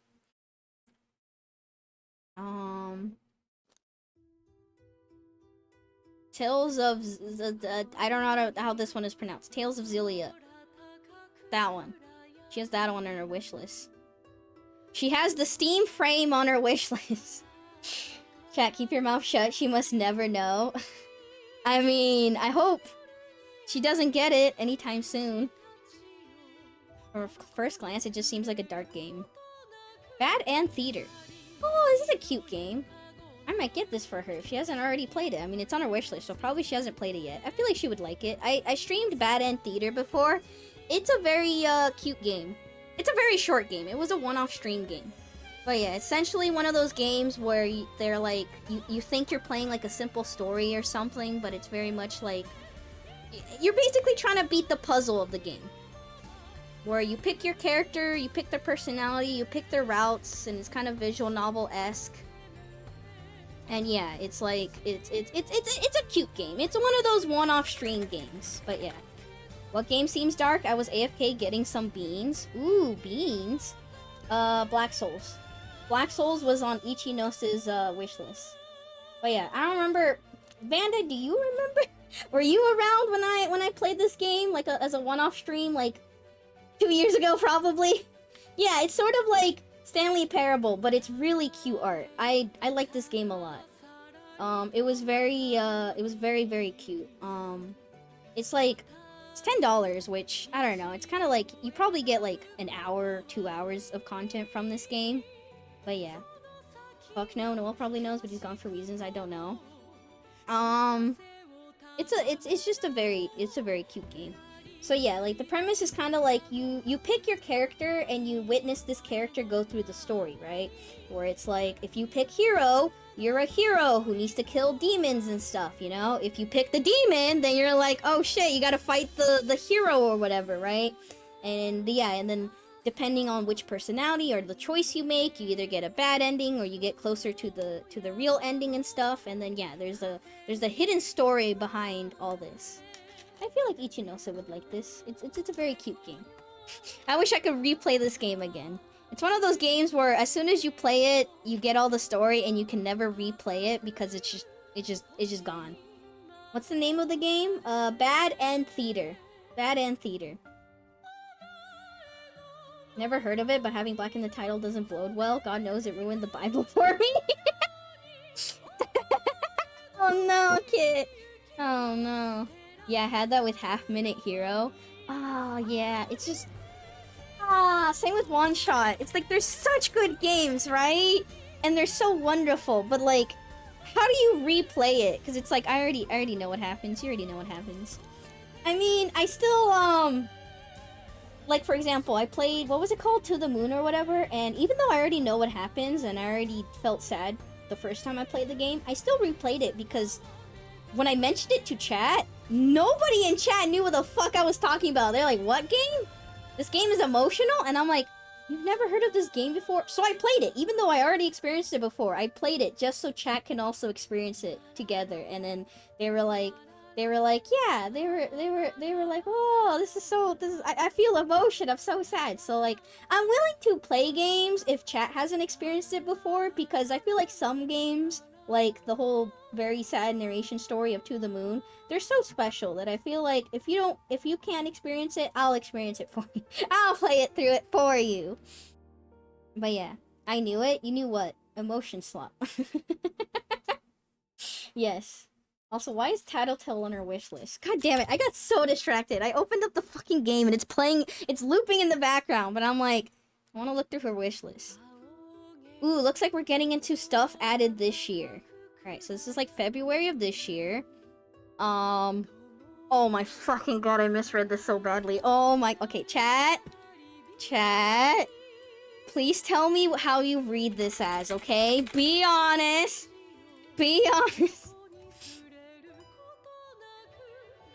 How did you read this? Be honest, how would you read this?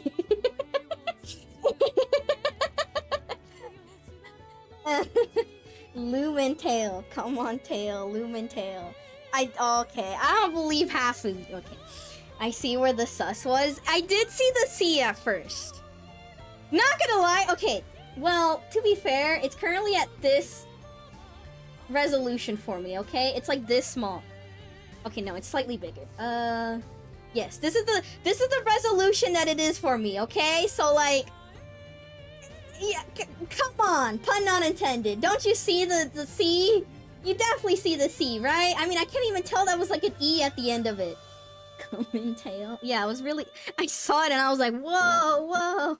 You don't know cumin. No, I definitely don't use cumin at all in my recipes. Cumin. I know how to pronounce it. I just like saying cumin. Literally, I make myself laugh. I'll be like, oh shit, I'm all out of cumin. Time to go to the store. And I'll be like, yeah, I bought my bottle. I bought my thing of cumin.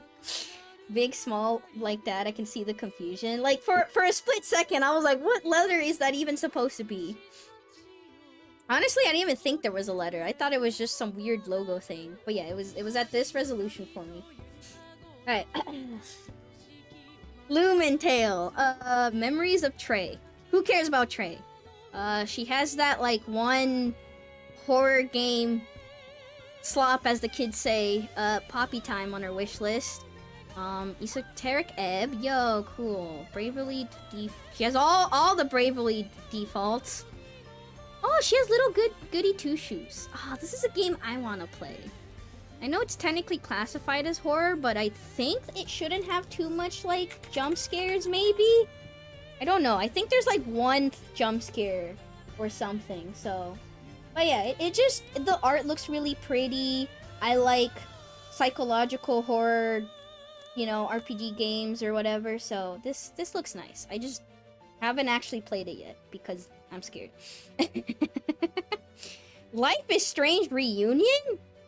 Weren't people hating on the new Life is Strange or whatever? Don't Starve Elsewhere. I like the Don't Starve games. I just don't really play that with people, because not a lot of people like those games. They don't like playing with me. Alright, she added these recently. Alright, there you go! I see Marisa on the Liartop Mountain. Yep. Added last month. Alright, what else has she added then? Okay, random games. Damn, she has so much added. Yeah, other than the Black Souls, she has not added, like, anything else that was kind of, like, quote-unquote sus or anything. I feel like it was either a mistake, or she didn't know, or someone told her it was cute. I feel like that's not the game of Ichinose. Knowing Ichinose, where she can tolerate some sexualized things, I feel like Black Souls is not it. Black Souls is dark and edgy and, like, weird. It's really it's just really dark. It's just take, like, early 2010s dark edgy 4chan humor and weird beheading videos and shit, and, like, that's the game. That's the game. So I'm like, I don't know why. I don't know why that's on there. Oh my goodness. Oh my god, no, I am done with that phase. Yeah.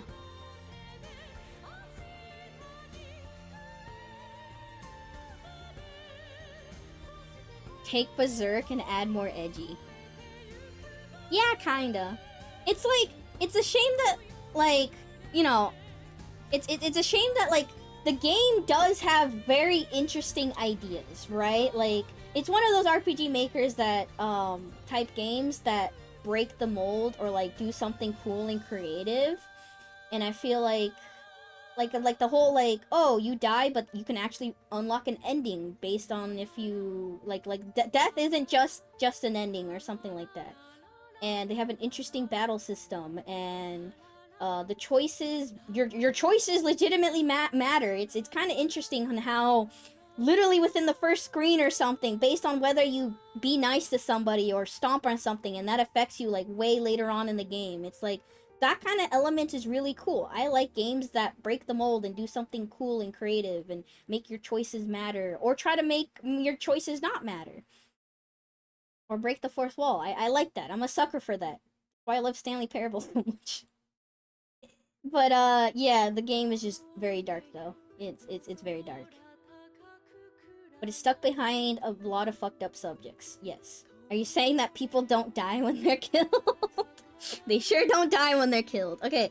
Alright, let's finally play Toho. I'm done. I'm done getting distracted. I'm done. We can't be listening to this song in the background any longer, okay? We're gonna all go insane. Let's go. Let's go. Let's go. Let's go. Alright. Toho time! Yippee! Alright, time to farm that Toho category. Alright. Okay, we're here. We're all good. I'm here. Okay. I barely hear it. Oh, can you guys barely hear the background? Oh. Well, it's in loud blast for me, and I've been hearing it loop this entire time.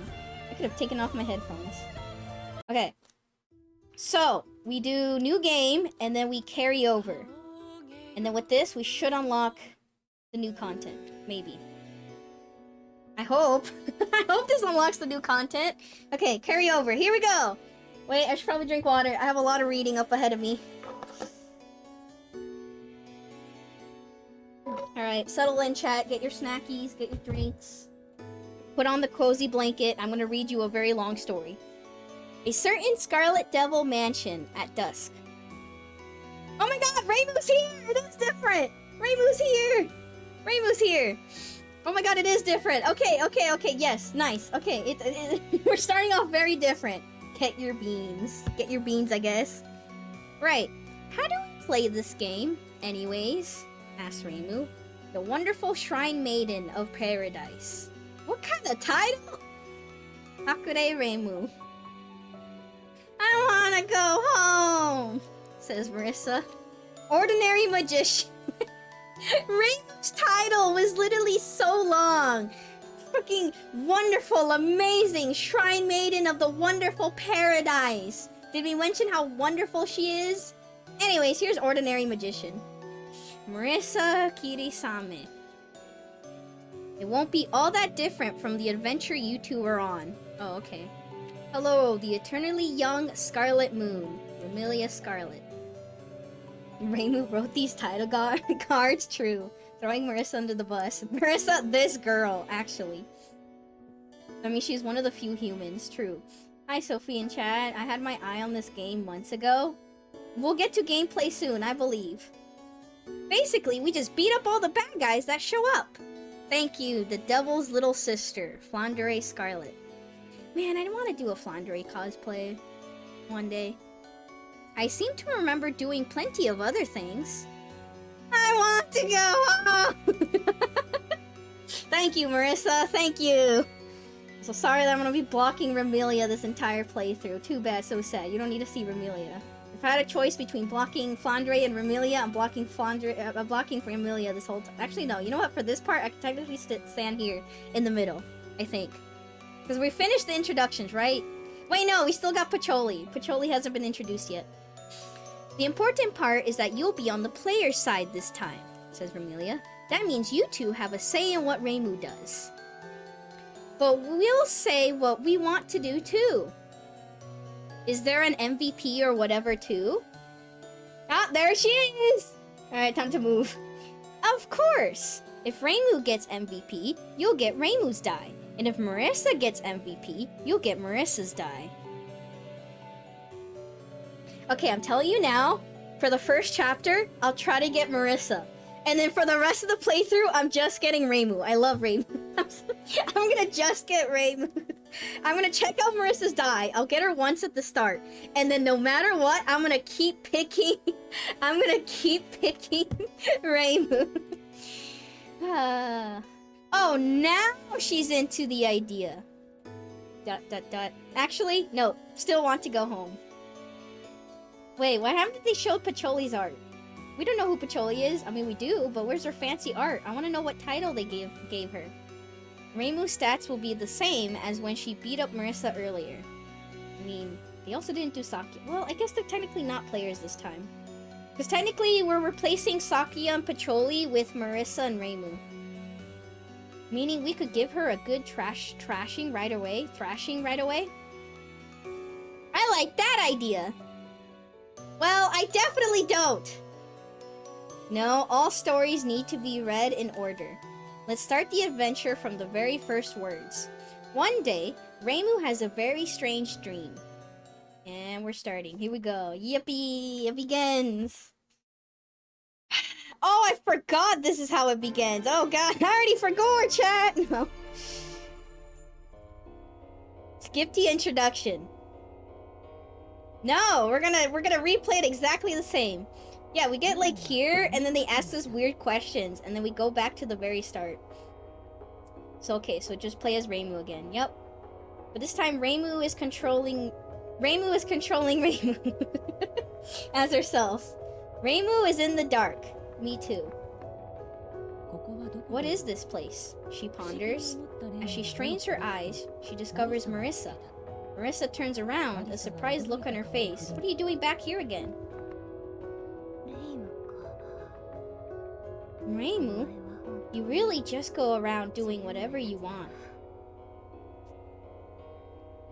Oh, okay, nice. I didn't want to skip the intro because I was wondering if they did have dialogue. Cool, they do have dialogue. Huh, so this is what it looks like from here, says Reimu. It would have been fun if I wasn't the one being played with, said Marisa. Fun, isn't it? Says Ramelia. Starring Reimu, credited as Reimu. I can't wait until we get to the chapter where we're playing as Reimu, who's playing Reimu, who's actually Marisa. Oh, that chapter's gonna be funny. Oh god. Okay, I think last time I asked where are we? What of it? Reimu tries to reply, but the words won't come out. Oh, okay, that makes sense. Never mind. Same answer. You started midway through a hefty book. That's why you don't know where you are. The darkness surrounding them grows deeper. Is this you, Marisa? I don't think so. I think that it's the me from your dream. Wow, Reimu dreams about Marisa. Wow. Aww, what a cute cum. Am I inside the book's world? Pay attention. Your power is limited in this world. You don't have the ability to fly here, for example. Oh, don't worry. We were flying in the end boss though. But you will still come here, all to see the stars. Ah, yeah, we did see the stars at the end, huh? Wow. I'm just kidding. She disappeared. The darkness suddenly grows darker still. The voice grows more distant. Oh, right. You two were going to watch a meteor shower, weren't you? We've been doing it regularly for a while now. So they dream about each other. They find each other if they're lost. They go watch meteor showers together. Are you sure they were just roommates? They were just neighbors? I think there's something else going on. I'm kidding. Ah yes, Reimu playing as Reimu, pretending to be Marisa as Marisa watches and wants to go home, featuring 4 other weirdos. Yes, they've been doing it for a while. Yeah, they've been doing it for a while now. Last time I think I said, wait, is this a dream? So I'll follow Marisa. Okay, well, I'm learning that my decisions don't matter in this game, huh? Reimu tries to follow after Marisa, but her body grows heavy. Her arms and legs move slowly like she's trying to swim through mud. Your power is limited in this world. Reimu suddenly remembers Marisa's words. Those same words she only told us like 5 seconds ago.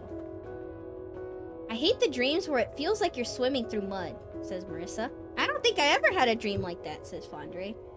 This must be a dream. This is probably a dream, but Reimu doesn't want to disregard it so easily. Yet that doesn't stop an extreme drowsiness from overcoming her. She's unable to fight it off. Good night. Me when I'm drowsy. Never. Whoa, Sophie, since when did you have cat ears and human ears? Human ears? Where? Of course, Flan, you have no brain. Yep. Now this is the other prologue. Skip the tutorial. No, just in case there's dialogue. I don't think so. One day, around sunset, I sneezed, but I muted so you didn't hear it. Achoo. Reimu is waiting for Marisa. They promised to look at a meteor shower together tonight. I found a spot where the stars look really pretty, Marisa had said. Reimu was pretty excited too. I feel like the voices are louder than before. Turn down the voices just a... Oh god, I forgot how weird the setting menu is. Look at where I'm clicking and look where it goes! Wait, that kind of worked. Oh, never mind, it stopped working. I kind of like hearing the voices, so that way I kind of know the... You know, the tonation, tone. But, yeah. It's fine. I'm talking over it anyways. Bless you. Thanks anyways. Watch this have no major difference and it's just Reimu and Marisa dialogue? True. What if they react to it? We don't know. We gotta try everything. That's why we're doing New Game Plus. I found a spot where the stars look really pretty, Marisa had said. Reimu was pretty excited too. But the meeting time has come and gone and Marisa is nowhere to be found. Dot dot dot. Fortunately, there's still time before the sun sets. Oh, see, they do have dialogue. There you go. Worth it. Alright, there's a super good spot to watch them. How about tonight? I'd rather get a nice long rest tonight, actually. Oh my god, they're just arguing like an old married couple. They're not even dating, they're already married and old! Go to Marissa's house. Reimu stands before Marissa's house. Look through the window. The glass on the window is frosted. Reimu can't see inside. Where can Marisa be? And then we're gonna open the front door. Door simply opens. This is why we need a gatekeeper. Is that why? And then we're gonna return back to the shrine, and here we go again! Knowing Marisa, she probably forgot about their pans. Reimu decides to return to the Hakure shrine and go to sleep. Great, let's go home, says Reimu. Huh? Wait, huh? Is going home the better option here? Yes, go home. Go home! Stubbornly go to sleep. We did it! I still like how this is my one and only, like, a game ending or whatever. Because I avoided death and a lot of other things. To the wall. Beat the game 2, new Reimu and Marisa show up and they fight their clones. Oh god. About a week later, Marisa reappears. All's well that ends well! Yay, we did it! The strange world is full of many wonders and even more threats, but Reimu's adventure to find Marisa ends here. Alright, fine. Game over. Ah, shit. Now we gotta continue, though. Alright, does it bring me here? Okay, let's go. I'm still curious. And it brings me back here. Open the front door. And then we, enter the house. Alright. Still glad that we can get a game over there. Inside, the house is empty. Normally, Marisa would greet Reimu in front of a large pile of books and other random junk. So yeah, so remember, the whole plot was that Marisa stole some books from Pacholi, and so Pacholi decided to take revenge by kidnapping Marisa and books, but kind of took all of her stuff, and so just took everything. So yeah, this is why her house is empty. Marisa stole the precious thing. Yup, she sure did. Check the inside door. The door is sealed by magical charms. Look around the room. There isn't a speck of dust in the room, but when has Marisa ever been the type to clean? Actually, I do clean, thank you very much. You call what you do normally cleaning? Oh my god, this entire playthrough is just gonna be them two bickering, and I'm all for it. Check the inside door. The door is sealed by magical charms. Okay, we're just gonna break the seals now. Tear off the seals, and then we're gonna learn about dice. There are 3 seals. Reimu holds her hand over a seal. Did you put up this seal, Marisa? I used one instead of a lock, but I didn't place 3 of them. And now we're just gonna... Oh, this is my dice from last time! Oh, crap! Oh, this is all my dice from last time. What do I want to do here? Oh my god, my dice numbers are so low. What awkward dice. Okay, we have our duplicating dice. We have our 1s and 8. We have our, no debuffs. We have a lot of random stuff. Kind of want normal die for the beginning, not gonna lie. Because I feel like we don't... The beginning chapters isn't a lot of, like, roll something specific. It's kind of just, like, throw shit at a wall and see what you get. I'm kind of like, what the fuck do I use? Let's just throw this because it's a 9 and this because it's an 11 and just see what do we get. Oh, my health also carries. Wow. Wait, I should check my stats probably too then. Oh, Flaundery is so high up. Oh god. Oh no. Oh no. How do I get Reimu and Marisa up? Uh-oh. I want Reimu to be my MVP, not these guys. Oh dear god. But yes, Sakuya and Pacholi are gone. All my stats are still the same though, so I have stronger attack. Interesting. Oh god, dang, they carry over? They sure do by playing the game. I wanted to check out what Marissa's die was, but I might just go all in on Reimu. I want Reimu to be MVP. Alright, we get die moderation. Cool. We'll just replace... It doesn't cancel out debuffs. We don't need a 2-die anytime soon. We don't. We don't need this 2-die anytime soon, probably. We'll get desperation. Oh, and then we also got little schemes. I mean, we'll just replace this with this, I guess. You should thank Reimu for being nice enough not to just blow up the door up. Take the second seal, and then we're gonna roll more random dice. We'll just roll our high numbers, I guess. See what we get. 50-50. Wow, we smash it into tiny pieces and we lose some health. I have so much health, it doesn't matter. I guess you could max out everyone, or at least the 2 that carry over. Yeah, you could. See what happens there.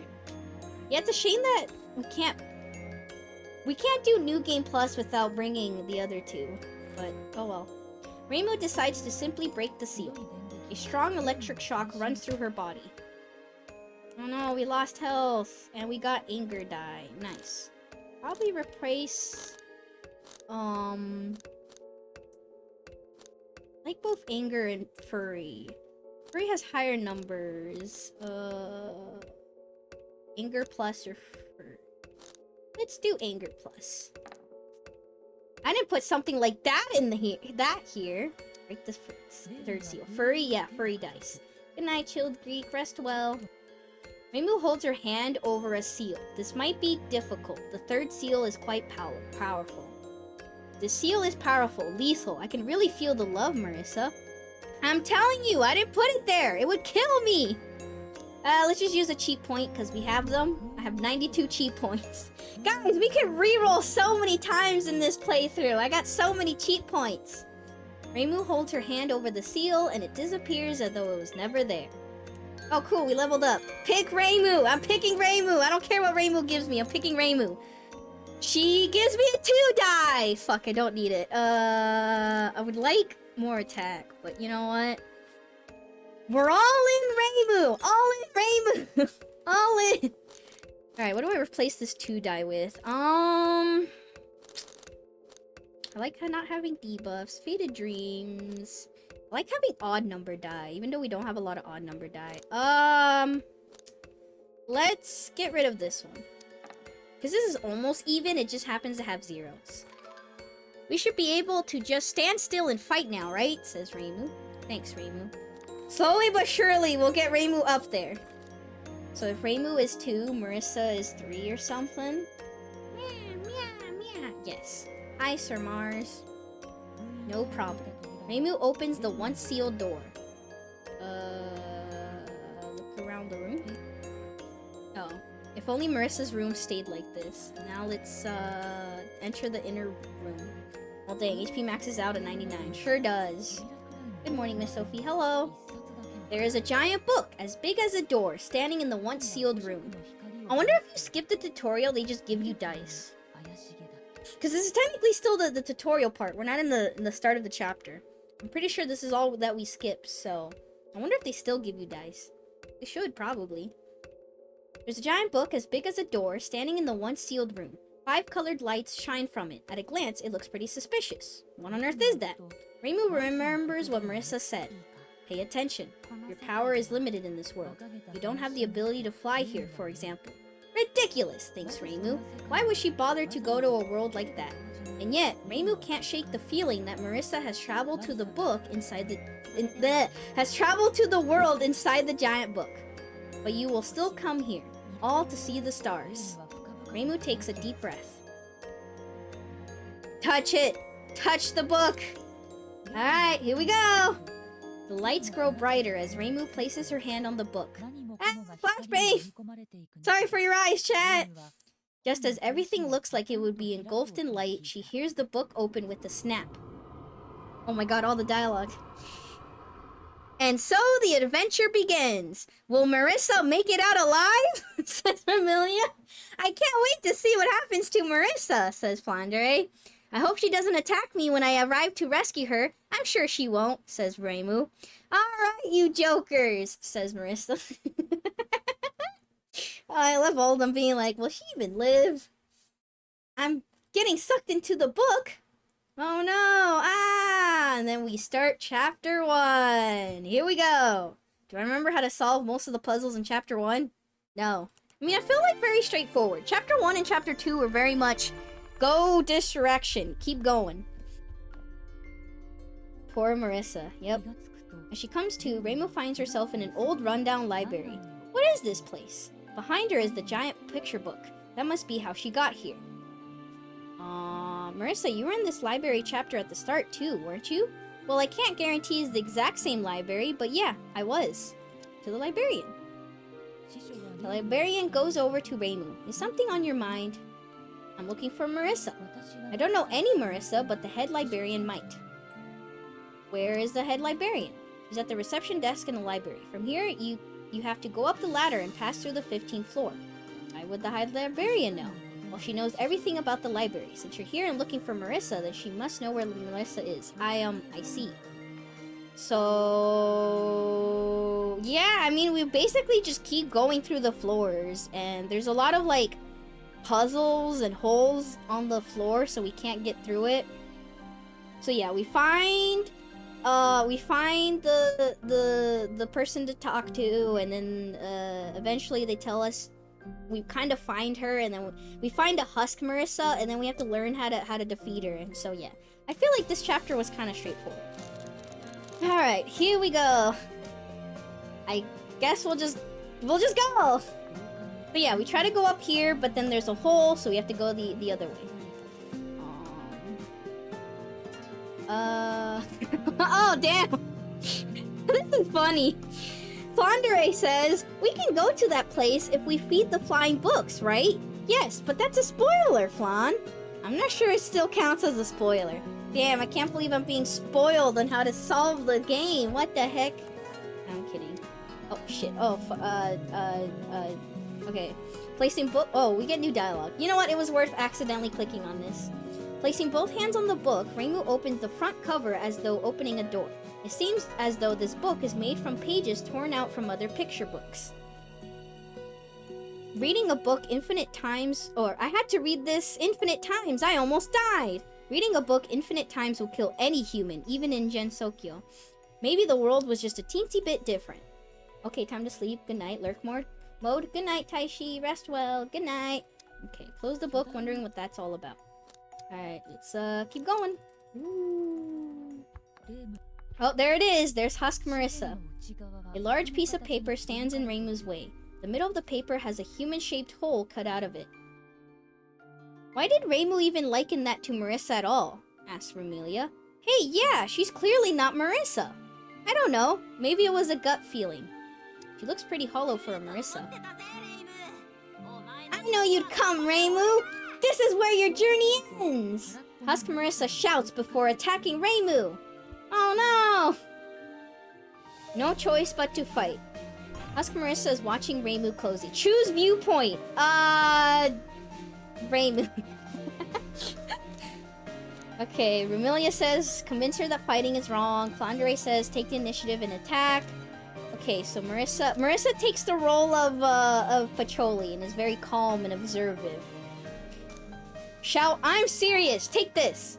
I want to get her back for shouting at me consistently last time. Yeah, let's shout at her. Take this, I'm serious. Now we wait to see what happens. Reimu takes in a deep breath and yells at the top of her lungs. Oh, she actually did it. Roar! Oh shit, we just killed her.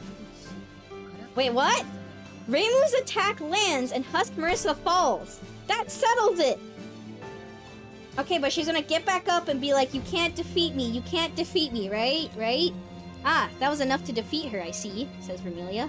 Let's finish her off. Reimu 2 OP. True. Yeah, you can't kill me, No. Husk Marisa repeats as she climbs unsteadily to her feet. As Reimu takes a step forward, Husk Marisa cries, I'm actually way stronger than this! And then runs away as fast as she can. Yup. Okay. Exactly how it went last time. Why did you let her get away? Gut instinct? Instinct, huh? Well, your instincts are usually right. Yeah, right. Always, Sophie, how goes tooling? Says Pacholi. We're replaying this game again, and I'm already liking the new dialogue. A lot of it is just Reimu and Marisa bickering, but when is Reimu and Marisa not bickering? The quiet library corridor continues upwards and downwards like a spiral staircase. Suddenly, Reimu notices Husk Marissa dropped a book with a black cover. Take the black book. Girls are now reading. The birds brought me over the hole. In hindsight, I'm glad I went up as soon as I got into the library. Guess it was a dead end though. As Reimu finishes reading the black book, it vanishes in her hand. And that's how we learn. And that's how we learn we can fly. By feeding birds. And the flying books take us. Is this New Game Plus? Yes, it's a New Game Plus where now we have Marissa and Reimu talking. But they do replace Sakuya and Pacholi though. Which is a shame. I wish they still talked, but oh well. Did you write this, Marissa? Yeah, I scribbled some notes in the book's margins. Oh! I actually didn't... I did not realize that. So the dialogue in the black book is Marissa talking to Reimu. Interesting. Alright, go down the passage. There's a big smiling hole in the hallway. It definitely looks too big to jump across. The librarian is standing on the other side of the hole. Is she slacking off? Oh, just then, two antennae the size of drying poles come out of the door further down. The book bug! The book bug has grown so large that it deserves to be called the book bug king. Even a king will do anything I say! Shout Husk Marissa from behind King Book Bug. Guys, say King Book Bug 10 times fast. And don't just type it out like how Kit says. I'm kidding. Not a huge bug fan, says Marissa. Ready yourself. Husk Marissa shouts, "Eat her!" The book bug king gives a mighty hiss and gobbles up the nearby librarian. Oh. Sorry, it doesn't seem very smart. Husk Marissa points at Reimu. No! Don't! She yells. In response, the book bug king roars at the hole in the floor. The hole chuckles evilly back to it. After a moment's silence, the book bug king goes back through the door and disappears. Panicking, Husk Marissa follows the book bug king too.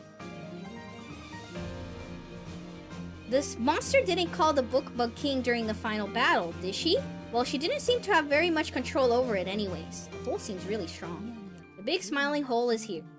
Okay, look at the pile of books. King Book Bug. God dang it, Kwao. King Book Bug. Yeah, that. As Reimu approaches the piles of books, they make a dry rustling noise. It's a giant book-eating insect, a monster book bug. No choice but to fight. The book bug curls up and focuses on defense. Can we still kick it even though it's defense? I forget. It's as easy as kicking a soccer ball. Boy, kicking a soccer ball sure is hard. Oh, we need big numbers, you say? We need big Oonga Boonga numbers. Alright, 100%. Let's go. We did it. And then we kick it like a soccer ball. Bookbug reels back from Reimu's kick and falls into the hole. From inside the hole, she hears a faint chomping noise followed by the evil, high-pitched laughter. This world can get pretty grotesque, huh? Wouldn't want to be that bug. Go down the ladder. Again, we mostly just keep going like straight. We just keep following the path. These worlds are very, very go forward kind. Boy, kicking a soccer ball is hard. Yep. Doskoi, I think. Doskoi. A voice echoes from up ahead as a loin-clad rabbit comes into view. It's a sumo wrestling rabbit. Look, it's Sakuya's favorite. Wait, she likes that thing? Yes, Sakuya likes all the weird creatures of this world. You're on. Reimu and the rabbits clash in fierce head-on combat. When they meet, Reimu gets knocked away. Ugh! Because yeah, we can't fight them unless we're heavy. Eventually, Reimu gets off the floor. That was awful. Reimu thinks to herself there is too big a weight difference. So yeah, we need to make her heart heavy. Yeah, there you go. I forgot how much they just tell you the answer, huh? I mean, it is chapter 1. They don't want to make too complex of puzzles, you know? Oh, don't worry. Chapter 4 is very complex with its puzzles. Did it feel like you were suddenly a different weight? Nah, I didn't feel much of a change, says Marissa. Me either. Maybe it's not about physical weight, says Reimu. There's a poster on the wall. It says a light heart is a light body. A heavy heart is a heavy body. And then we're gonna find a book. On the page is a poem. Its theme is, I've been searching for myself for so long. If only she could have been in my own backyard. This affects Reimu by making her heart heavier. After reading the book, Reimu's heart feels gloomier and heavier. And now she has a heavy body. And we level up! Cool! Did we level up so much like this in the beginning? Oh my god, we can't increase our HP! Give me attack, Reimu, please! I want to keep picking you because I want to max you out, but like... Pick a different stat! I like how Marissa's recovered 99 HP. I mean, it's recover all your HP. See, Flaundery would be so good right now. Increase attack, increase cheat points, but no, we'll do Frustration Die.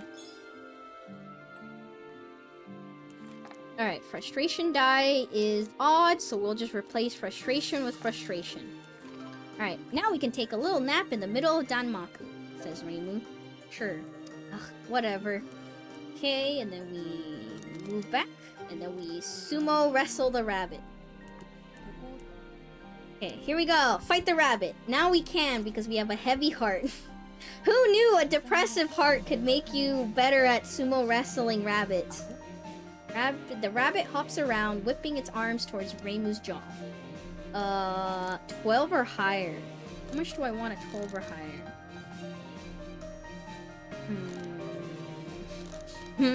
I could guarantee it just to quickly kick it. Actually, we can technically kill it with both of these because we're such high attack. Let's just make sure we guarantee that we don't hit the bottom one, right? Let me do this one because it has... you know what? I don't use this die that often. Alright, we don't lose an 8%. We don't lose an 8%. Nice, we just really killed the rabbit. Reimu punches the rabbit in the face. The rabbit flops to the ground. Nice. How did you fight this one, Marisa? Asked Flaundery. Oh, I blew it up with Danmaku from far away. Naturally, says Marisa. Okay, now we pick up the page. Book bugs are a flying book's favorite food. Give one a live book bug and they will be very happy. They will bring the food back to their paper nests. Though these flying books are more like birds than books, huh? Okay, and now we feed the book. Now we're gonna feed the flying...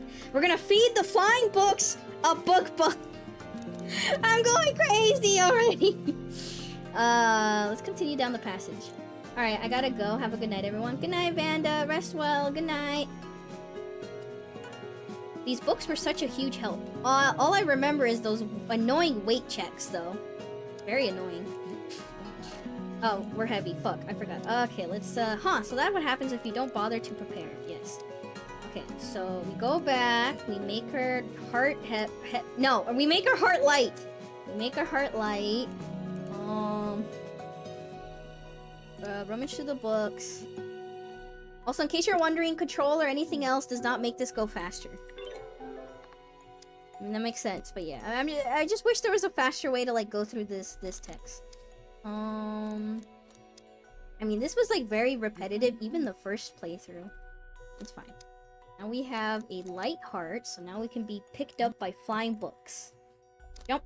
Shit. Wait, no! Why am I clicking? Go back! How am I clicking? Go back! No! Oh my god, I'm clicking too fast. I'm spamming while moving the mouse. That's the thing. Okay, don't spam while moving the mouse. Spam. Okay, spam. Okay, don't spam. Don't click the button. Jump for a book. Now spam. Okay, Reimu grabs a flying book and her body floats in the air. The flying books flit around Reimu and carry her on the other side of the hole. Oh my god, we level up again? You are super awesome. No, you. Nice! Reimu's giving us attack! And also anger die. Let's go. Thank you, Reimu. Thank you. Let's go.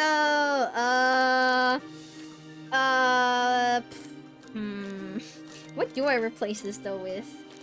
We have so many die. Hurry with anger.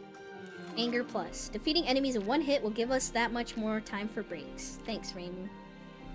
How much is Reimu at now? Dang. Okay, go up the passage now. The librarian stands in the middle of the hallway. She seems to be waiting for something. Talk to the librarian. Quiet, please, or else they will come out at us and over. The instant the librarian closes her mouth, a book bug appears from a few books. No choice but to fight. Let's see... Oh. I forgot she sprays it. Okay, she's gonna spray it, but we're gonna tell her not to do that, maybe. Right, lavender has bug-repelling properties. Patrolli said the same thing. Now I'm gonna ask the librarian if we can fight it ourselves. Okay, we're gonna fight it ourselves, and then we're gonna kick it down the hall. Kick it down the passage. And then we'll do, angry die. There we go. Big number go unga bunga. Okay, well, we got the bare minimum. Kick it down the passage. There it goes. And then we continue it through the room. See, I would have wasted the first time we were too busy talking and wandering around, and I didn't know that there was a puzzle here. We can do this very quickly. Now we can get taken by the book. So yeah, we kick the book bug, which then gets to the flying books, which then the flying books eat and take away the book bug because they're gonna eat it in their nest, and then we get dragged by the flying books. Does that make sense? No? Too bad. Flying book bug. Say that 10 times fast. No, don't. Flying books are pecking at a book bug. That's the same book bug Reimu kicked. How many book bugs can Reimu book bug if she book bugged book? The flying books are trying to carry the book bug Reimu kicked somewhere. And then we get carried by them. Whee! At the time, I was actually pretty scared of falling off, says Reimu. Oh yeah, because she can't fly. Normally she can fly, but in this world she can't. Reimu's journey through the sky with the books end. After resting their wings in the nest, the books take flight once again. And now we're here. Now we can go on this side. And we really on her on a loop, and Sophie said the same thing the first time. Vanda, I thought you were gonna say goodnight. Vanda, I thought you said goodnight. What are you still doing here? Go. Why are you calling me out for saying the same thing as last time? Shh. Okay, now I actually go. Bye. Bye. You know what? I'm gonna sit here for silent. I'm gonna sit here until you go to sleep. I'm gonna wait. I'm not gonna do anything funny. I'm not gonna do anything cool. I'm just gonna sit here.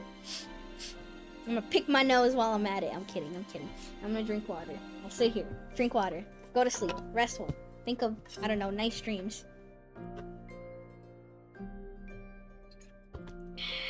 Yummy water. Thank you for the hydrate. Don't worry, I'm hydrating.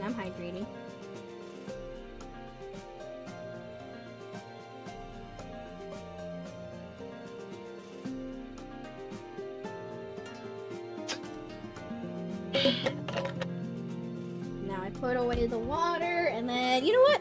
How's the weather, chat? You want to talk about the weather? How's the weather? Is it rainy? Is it stormy? Or is it just really hot and yucky and gross because we all hate summer? I love the winter time. I like it when it's nice and cold and not sticky, icky, warm. I hate just taking 2 steps and I'm already sweating because it's so hot. Cool and humid. I don't know if I want it to be humid and also cool. I don't like humidity at all. Humidity is gross. But yeah, I don't like summer. I don't like heat. It's warm. Anti-stall technology. I was trying to let people go to bed by not doing anything interesting. Alright, back to the game then. There's a whisper from high up on the nearby bookshelf saying, "Read me." The book is talking to Reimu. Oh yeah, I forgot. Read me. I feel like a really good jump will get us high enough though, says Reimu. That's what we call a specter's perspective. And I'm pretty sure if we take one, we can't actually reach it. Yep. There's a stepping stool anywhere. Oh, I'm surprised they didn't comment on that. Alright, jump for a flying book, and then we can... this is gonna break. The empty glass bottle breaks. This was terribly preserved. After taking the empty... Yeah, okay. It just repeats dialogue. The book with money written on the cover. Hell yeah, this again. The book Reimu takes is titled How to Make Money by Doing Nothing. Take notes, chat. Reimu is about to turn the final page. How does she feel about what she read? satisfied at getting good advice. Are you gonna do what it said in the book? Sure, maybe later. Yeah, she's never doing it. That's funny. Okay, jump for a flying book. What's the other thing we could read? Oh, no, anxiety. Oh, it's this kind of book. Okay, yeah. So this is how we get dice or more stats. Technically, I don't need to do these because my stats are kind of maxed out. I'll just read through these sections quickly. As Reimu picks up the book, someone else's memories flood into her mind. She feels faint. What is going on? You're hiding inside a run-down shack, trying to escape danger. All of a sudden, the shack's door is kicked in. The shack collapses. Did I curl up into a ball last time? I think I did. Fight the intruder. You strike back. The intruder shrugs and leaves. Nobody else comes to the collapsed shack after that. You starve to death. Game over. Oh. Rip up the book and throw it away. Dang. Okay, because last time I did curl up, and then the intruder never came for me or something, and then I got like some stat bonus, I'm pretty sure. What the fuck? Alright, well, I should have made the same choice as last time, I guess. Okay, angry at the book, she rips it and throws it away. Oh, we still get a die though. Okay, we get a die. More rage. How much rage do I need? How much rage does someone need? I don't need these done. Just keep going back and forth between anger plus and like rage. What is this? Alright, I think we make ourselves heavy because there should be sumo rabbits afterwards. There's at one point where they get me, where they present me with the option to change my heart, either light or heavy heart, and I thought there was gonna be sumo rabbits or something, and yeah, there is a point where they trick me, but I think there should be sumo rabbits after this. After reading the book, on the final page it says, reflect on the things you do every day and rethink them. If it were that easy, everyone would be rich. After reading the book, Reimu's heart feels gloomier and heavier. I do think Reimu should reflect on her daily life. It needs to change. Shut up, says Reimu. Okay, now we move rooms. And yep. And then we fight sumo rabbits, right? Yep, there we go. Dos koi. Reimu has to win in order to get past. Looking back, these guys are still pretty weak, huh? Says Fondre. Well, they'll get stronger as we'll go along. You're on. I mean, it doesn't help that we're also carrying stats. I have such a huge attack stat. Alright, roll dice. It doesn't matter as long as we don't roll the last one. Alright, go. We're gonna kill them. Nice, we killed them. Who would have seen this coming? Woo! Easy. Reimu wins! Nice. Leave right away. The rabbits are still writhing around the floor. It's probably best to hurry along. There's a giant hole with the ground filled with a churning purple mist. Oh, and this is how we talk to the head librarian. We're gonna talk to them anyways, just in case there's extra dialogue. The head librarian looks after the hole like a pet. You can get to her room if you jump. Maybe the head librarian has a... Oh, Husk Marisa was able to summon this hole? I wonder how. Maybe the head librarian has a connection to her. Talk to the hole. A voice in the hole mutters, past here is Mother Owl's room, over and over. Alright, now time to jump into it. Whee! After jumping into the hole, Reimu lands softly in a room filled with billowing pink mist. And we leveled up for it! Yeah, we're gonna get to level 99 at the end of this playthrough. Oh my god, stop increasing my HP, Reimu! I can't increase it anymore! Increase my attack, please! Or max out my cheat points. Do I even want this die? I don't. It's an even die and it's 0, but like, I don't think I want it. What the fuck do I replace it though with? Because like, technically I have a lot of gimmick dice that I don't need, but I'd rather keep it, cause, you know, just in case. Because yeah, like, plus times 7 is good, 0 is good, all these are very good. But, we technically don't need them. It's fine, we'll just discard this. I just picked Reimu to pick Reimu. She literally did not benefit me at all. I didn't get her dice, I didn't get any stat bonuses, I just picked her because I like her. I got no bonuses! If this was money, oh how nice that would have been. Poor Reimu. Where am I? Reimu's eyes slowly grow accustomed to the pink mist drifting across her vision. This is the library's reception desk. A woman is stationed behind it. She feels totally out of the ordinary, with wide eyes, just like an owl's. I am Mother Owl, the head librarian. I'm sure you have so many things that you want to ask me. Did you meet the head librarian too, Marisa? Yeah, she was strangely nice to me. What is this world? As you know, this world exists inside a book, but the world has been scattered across several chapters. I see? What do you want to ask me? Where is Marisa? Marisa has gone much further ahead in this library chapter. She is trying very hard to do this on her own.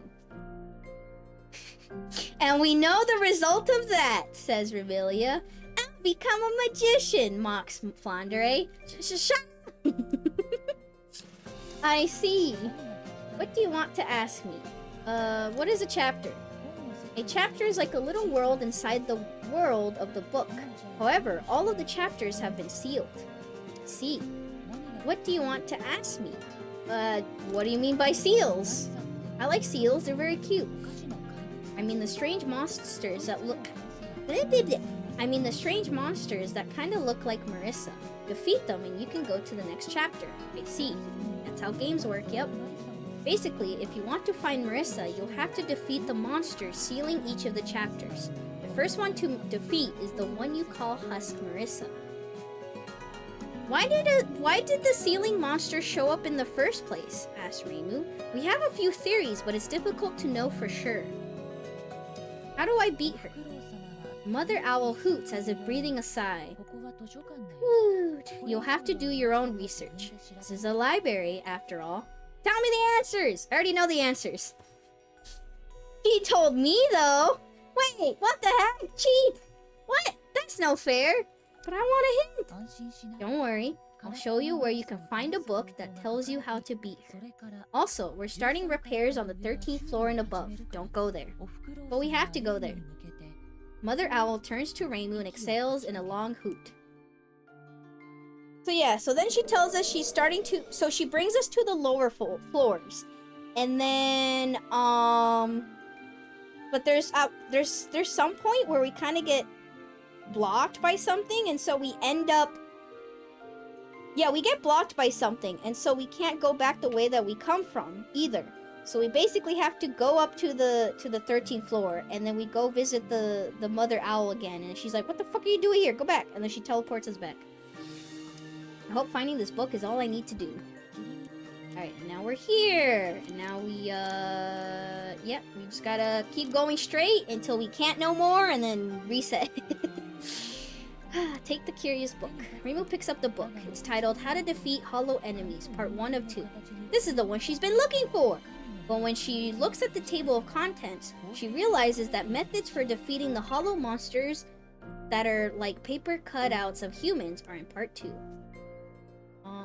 Hang on, this book is so specific, says Marisa. You might be surprised on how many hyper-specific books there are out there. True! Alright, and now let's make our heart heavy, and then move. Should be rabbit, so yeah, okay.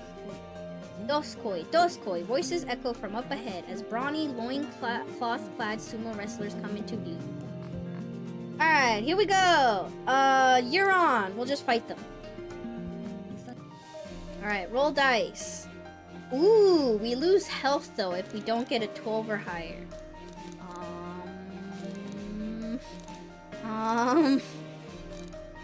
We'll just 50-50 it, you know? I believe we don't lose these 50-50s. We don't lose these 50-50s! Let's go! I mean, it doesn't matter. We have so much health. Like, what am I afraid of? What am I afraid of? We're so OP. We're so OP. This is New Game Plus. The flying books circle over Reimu's head as if to celebrate her victory. That was an easy win, says Flandre. Let's go down the passage. See what's over here? Ooh, flying books. So maybe we want us to be Lightheart? When you look at its smile really close, it kind of looks like a cat, says Flandre. I see, you may be right about that. What kind of cats are you used to, Flandre? I guess how the Cheshire cat smiles? I guess so, but like other than no, it doesn't. It's just a creepy face, okay? Just because one infamous cat has a creepy face doesn't mean all cats has a creepy face. What? Actually, go back down. Did I forget to check one room? The Cheshire Cat. Yeah, I guess it's a Cheshire Cat reference. Guys, I don't have a creepy face, okay? Oh, I guess we just go up. Okay, so it's a dead end. All of a sudden, Marisa appears. Stay away from here if you value your life, she says before vanishing. Okay, so yeah, this is the room where the book is located. Because if I remember correctly, it's at 10 West. And this is 10 West. So we have to go on this side. But I don't know if we can. Wait, hold on. Let's make your heart light. If you say so. I don't have a creepy face, do I? I'm kidding. My cats don't have creepy faces. Go down the passage. Okay, now can we take the jump for a book? Carry her to the other side. Okay, go down the passage. Wait, the book should be here, right? A librarian stands there absent-mindedly. Oh no, this takes us to 9 West. Oh wait, how do we end up on 10 West? Oh no, this is 9 West. Okay, hold on. This librarian gave me something good, says Marisa. Wait, really? Let's try. Talk to the librarian. Do you require more fighting power? The librarian asks. Yes. You must pay a price equal to the power you obtain. The librarian says, giving you 3 choices. Die of rage, die of anger, die of fury. Oh no.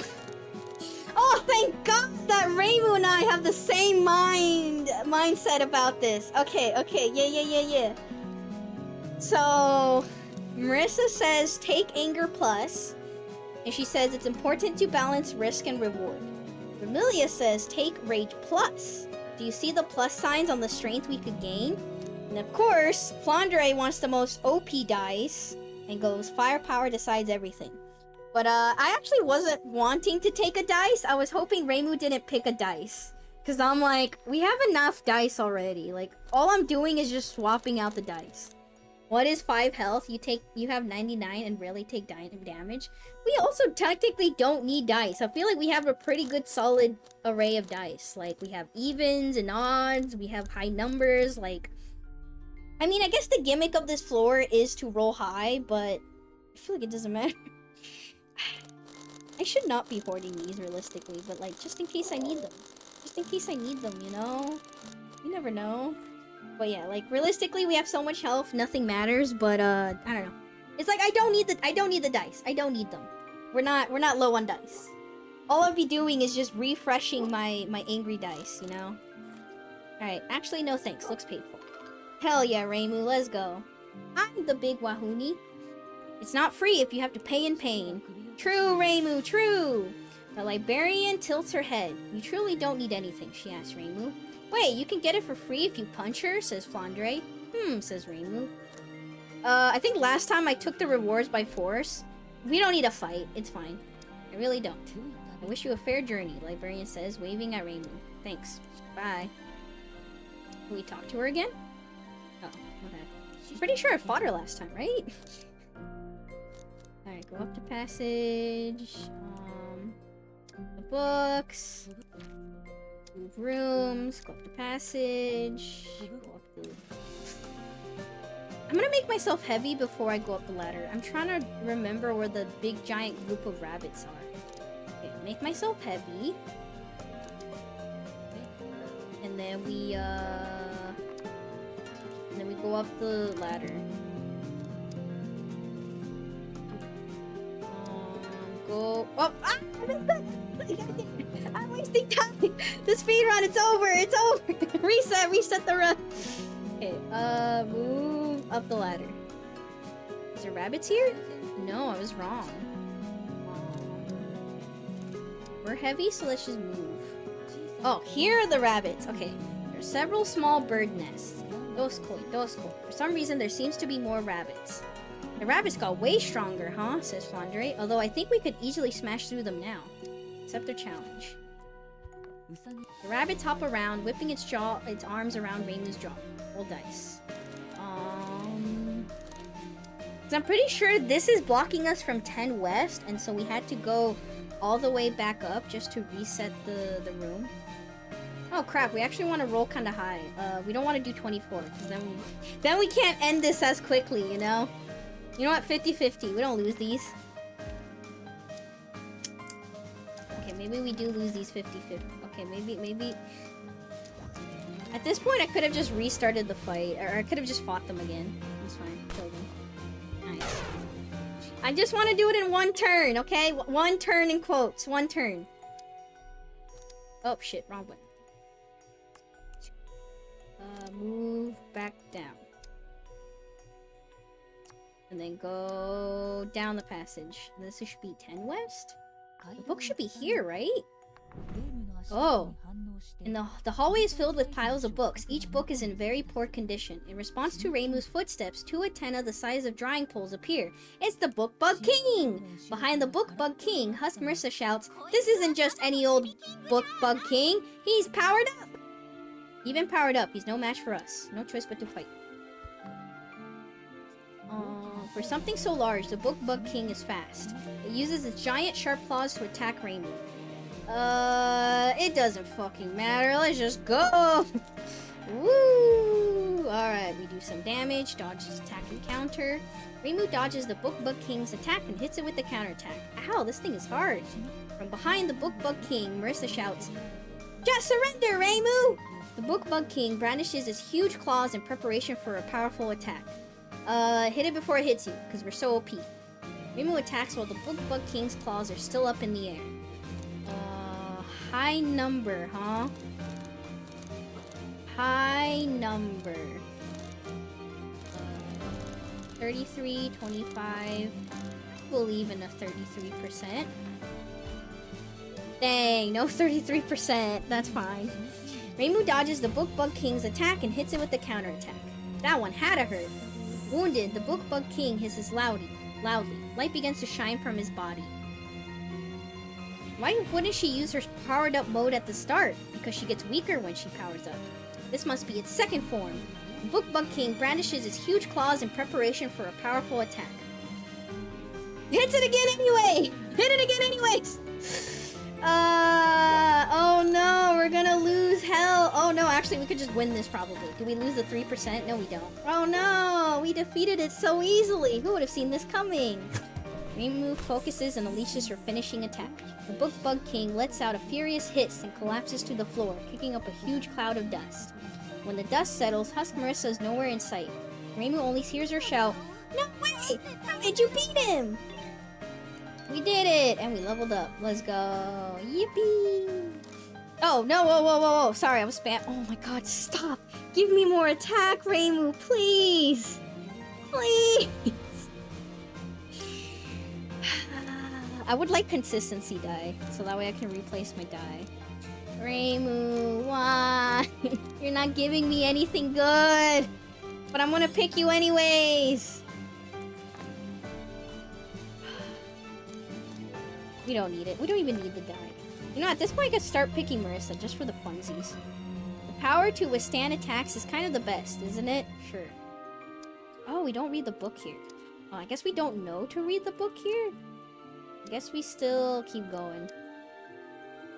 I mean, most of the time we just keep going the same way until something happens. Giddy because of all the cute penny pictures. Completely sick of sumo wrestling. Okay, we still have a heavy heart. Let's move up here. There's a librarian. Tell the librarian looking for a book. The librarian answers immediately. The book and you're looking for is How to Defeat Hollow Monsters Part 2 of 2. It's near the wall where it says 10W on the wall. Just what I hope from a librarian. A swarm of books flies around the librarian. What's the librarian about the flying books? These flying books are my pets, the librarian says. Flying books prey on book bugs. They're good pets for librarians. It's kind of like a falconer. Grab a flying book and read it. Alright, here we go! The book lands on Reimu's shoulder and doesn't move. Reimu decides to try and read it. As Reimu reads it, someone's memories flood into her mind. She feels faint. What is going on? You find a dusty treasure chest. There is a rotting smell in the area. The chest is made of simple tin plate. A slip of paper hangs from it as a warning, saying, "Do not open." If it says not to open it, then it must have something good inside. It could also be a chest. Or it could also be a trap. A choice in front of the treasure chest? What's the point of that? Your greed is showing, Reimu. Hi, Peanuts. How goes Toho? Sure is Tohoing. I think last time I said don't open the chest. So we're gonna open the chest. You open the treasure chest with a creak. The dust settled on it scatters. Instinctively, you realize you shouldn't breathe in any of the dust. Immediately stopped breathing. Accidentally breathed it in. Stop breathing. Don't breathe, Reimu. You're not allowed to breathe anymore. Nice. Alright, we have stopped breathing. You hold your breath until the dust settles. Inside the chest, you find a secret flame sword! Your attack power goes up! What the fuck? I'm pretty sure last time I got, like, dice or something. Did I get anything? What the heck? I found a secret flame sword! I did it! Once Reimu finishes reading the book, she comes to her senses. The book perched on Reimu's shoulder is gone now. What an odd book.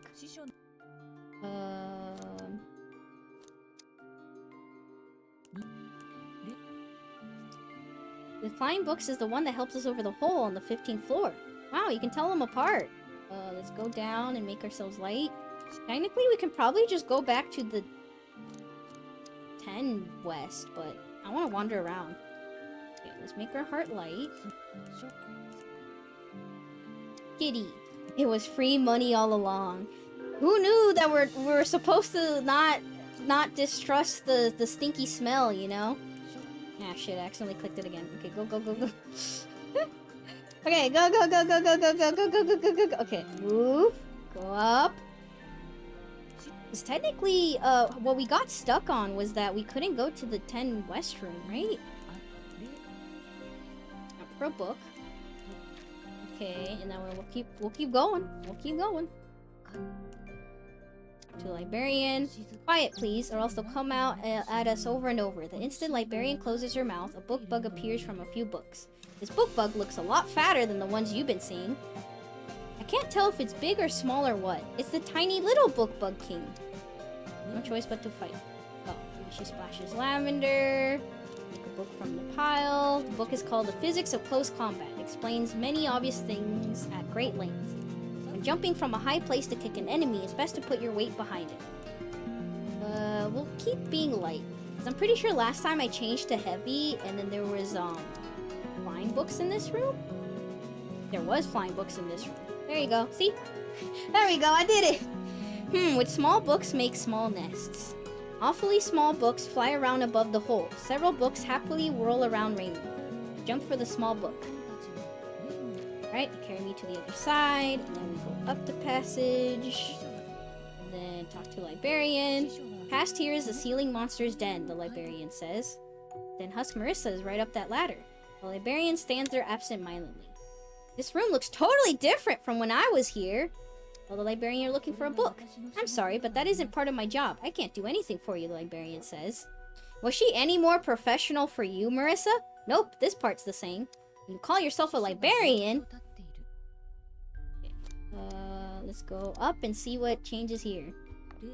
A large piece of paper stands in Reimu's way. The middle of the paper has a human-shaped hole cut out of it. Is this where you've been hanging out? Yeah, that's right! This is my kingdom! Husk Marisa exclaims before attacking.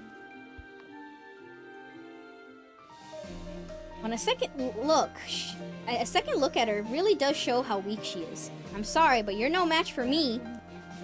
So we're gonna defeat her, and then she's gonna be like, you can't defeat me, you can't defeat me, no. Predict how she'll dodge and attack there. Oh god, nice. Reimu's attack lands and Husk Marisa falls. That settles it. Let's finish her off. You can't kill me, you can't kill me. Husk Marisa repeats as she climbs unsteadily to her feet. When she says it, Reimu feels like she's right. Why is that? She's right, I can't kill her. Reimu stops attacking. Then, Husk Marisa cries, I'm actually way stronger than this, and runs as fast away as she can. I'm just exploring now, even though we already have access to the second book technically. I'm just wandering around to see if there's new dialogue. I just want the reaction.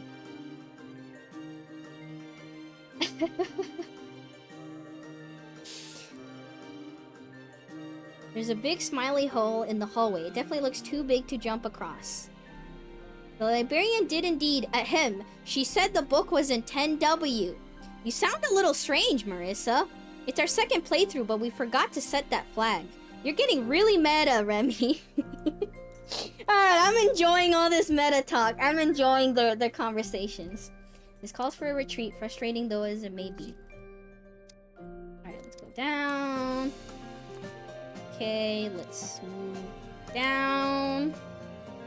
Let's get carried by the books. And then I think what we can do is... This dialogue is already worth the second playthrough. Again, I love them bickering so much. Reimu and Marisa do bicker a lot. Okay, we're gonna... Oh wait, no, I didn't mean to do this. Sorry, I didn't mean to do this. We're gonna still be light.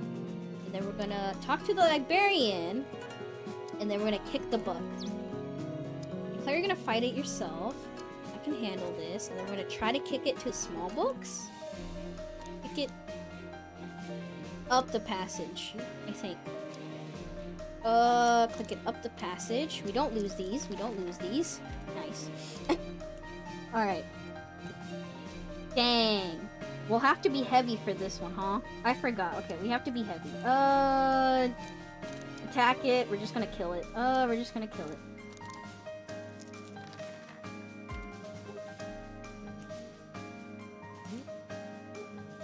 Reimu's Monish Strike doesn't get through the book bug's offensive. God damn it! Okay. Let's attack it, but with a high number, I guess. Oh my god. Okay, okay. Alright, I wasted a shit ton of die there, but it's fine. They just give me a bunch of die. Okay, so we have to be heavy to kick it. So let's be heavy to kick it. I forgot this part of the puzzle, sorry. Okay, let's be heavy. I thought we just needed, if it's a heavy book bug, I thought we just needed to roll like really high or something. Alright, now we're heavy. Now we can kick this fat ass. We can kick this fat ass book bug. Okay, I can handle this. Here we go. We're gonna kick it up the pass. I don't even know if it's up or down, by the way. I'm gonna do all this work and I don't even know if it's up or down. Okay, we're gonna roll. We don't lose these. Okay. Should be up, right? Yes, it is up. And now, this is one of those times where the direction you kick matters, right? Yes, Marisa. And now we make her heart light. Reimu said something about wanting tea, and now we fly with the book bugs. Now we move up the passage, and then we fly for a book. Whee! And we go whee! And we fly! Whee! I'm flying! The flying books bring Reimu to their nest. Oh wait, they bring me here?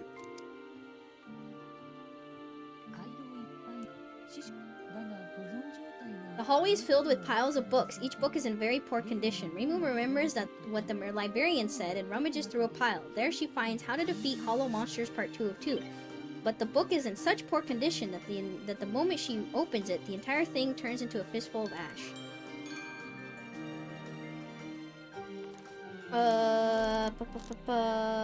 Oh, finally! An attack up! Let's go! More attack! Thank you, Reimu. The power to withstand attacks is kind of the best, isn't it? The librarian is in 10N. It's warrant a complaint to the librarian. Time to go. And then we go up the passage. How do we meet the head librarian then? I forget, cause like we meet the head librarian and then she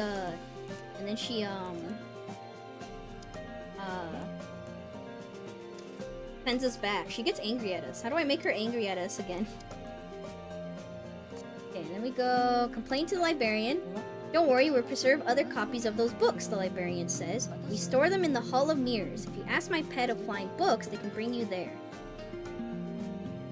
Save it for later. Can I not? How do I visit the head librarian again? Can I not?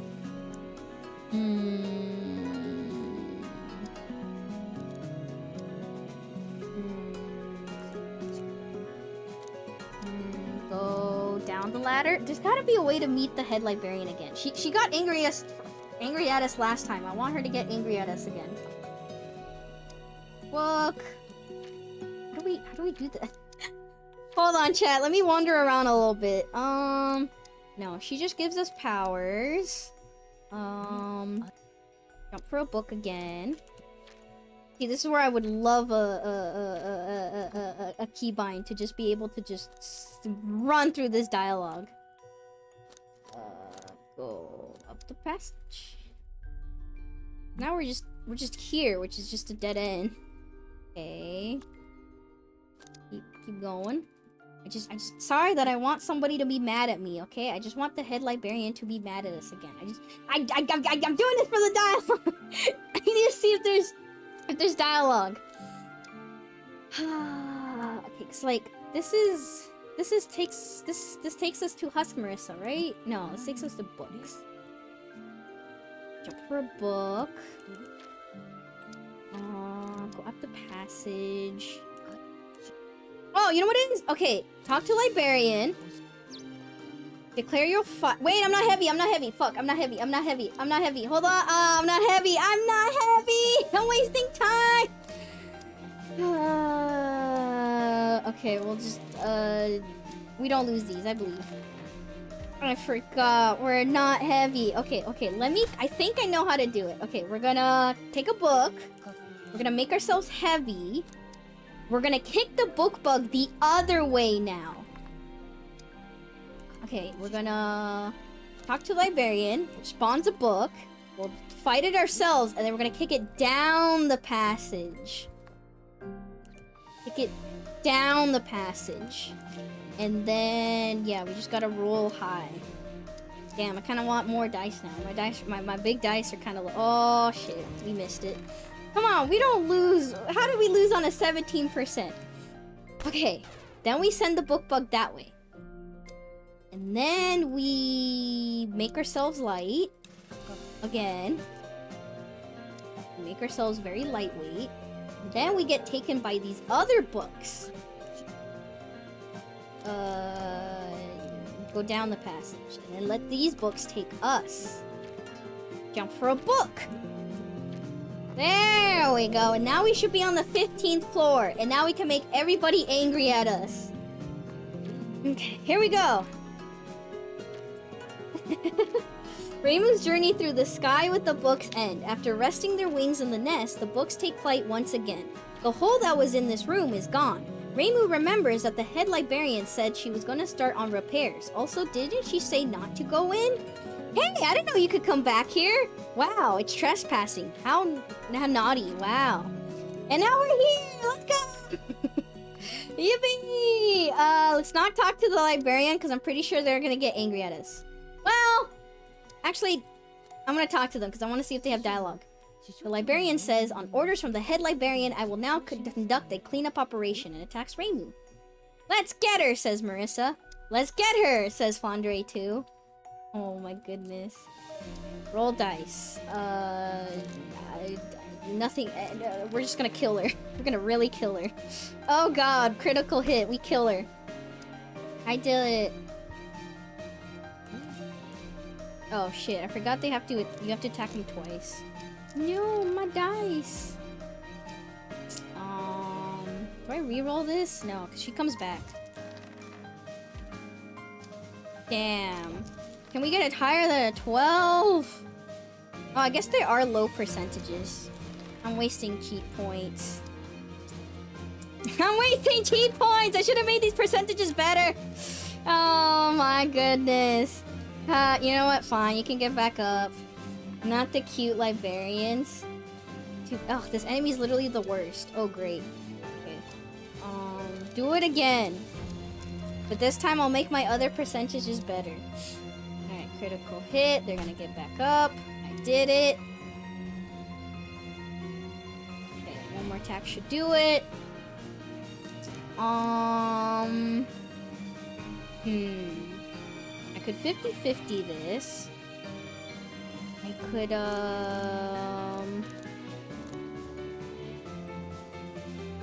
yeah, let's use these two dice to 50-50.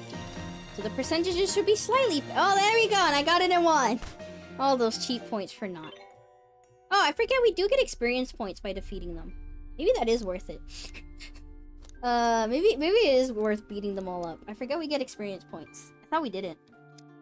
Alright, well, let's keep going until the head librarian gets mad. I think the librarian is familiar too, or something like that. Okay, so this is a dead end, so you have to go back the other way. There we go. Up the passage.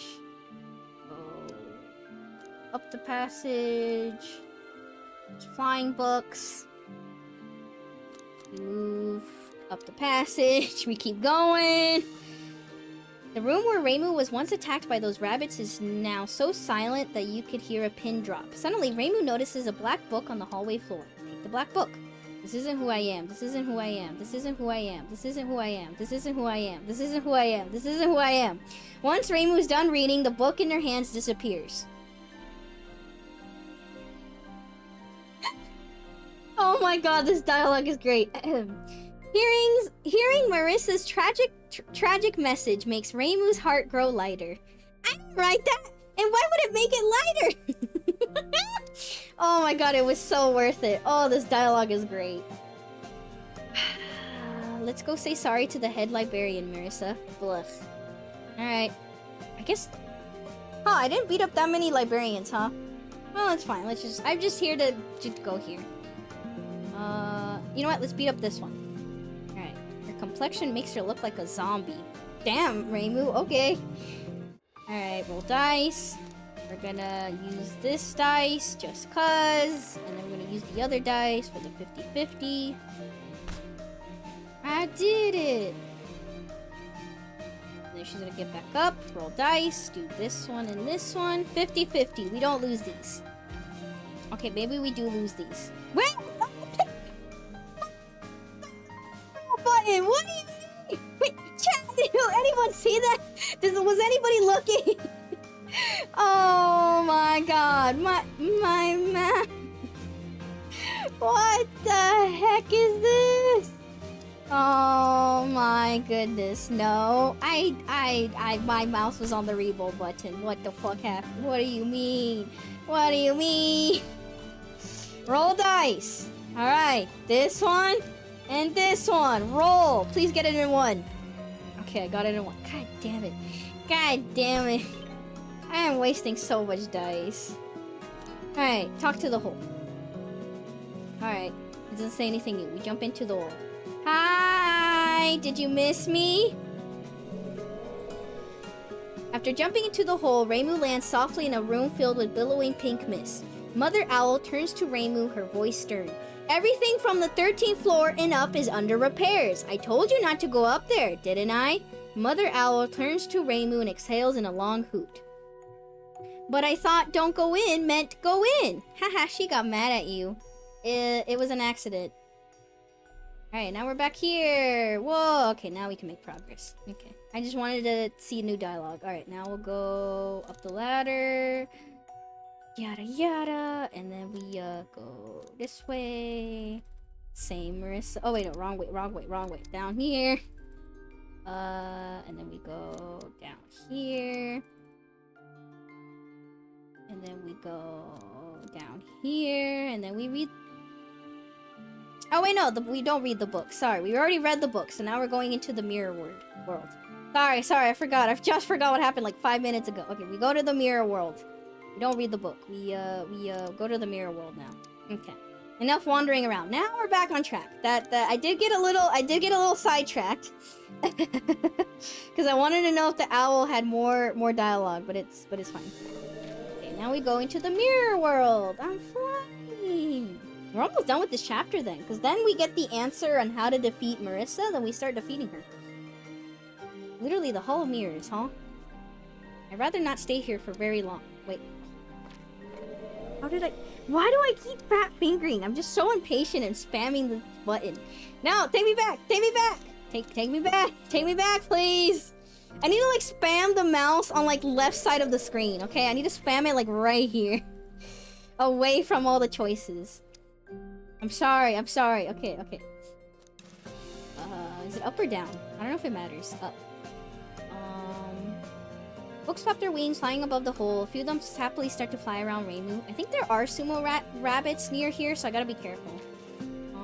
Okay, go up the passage. Aw, shit. Sumo wrestling rabbits. Oh, no. Okay, I needed to be heavy. Is the thing. Oh, no. I can't do anything. And then... accept their challenge. Jump for a book. We're gonna jump for a book. Get carried to the other side. Okay, rage rabbits hop back and forth on the other side. And then we're gonna go down this way instead. Well, flying books flap around the middle of the hallway. These ones are very big. They might be readable closer up. We're gonna jump for a book. If only I borrowed this flying book, things would have gone so quickly. Read the flying book. All the letters in the flying book are mirrored. The right assumption to make is that this is just to be a misprint. You have no sense of adventure. Disappointed because you can't read any of the read any of the letters. And then their heart is heavy. Reimu is a little heavy, but these ones don't get tired. Send to the floor. Go down the passage. And then are the rabbits still there?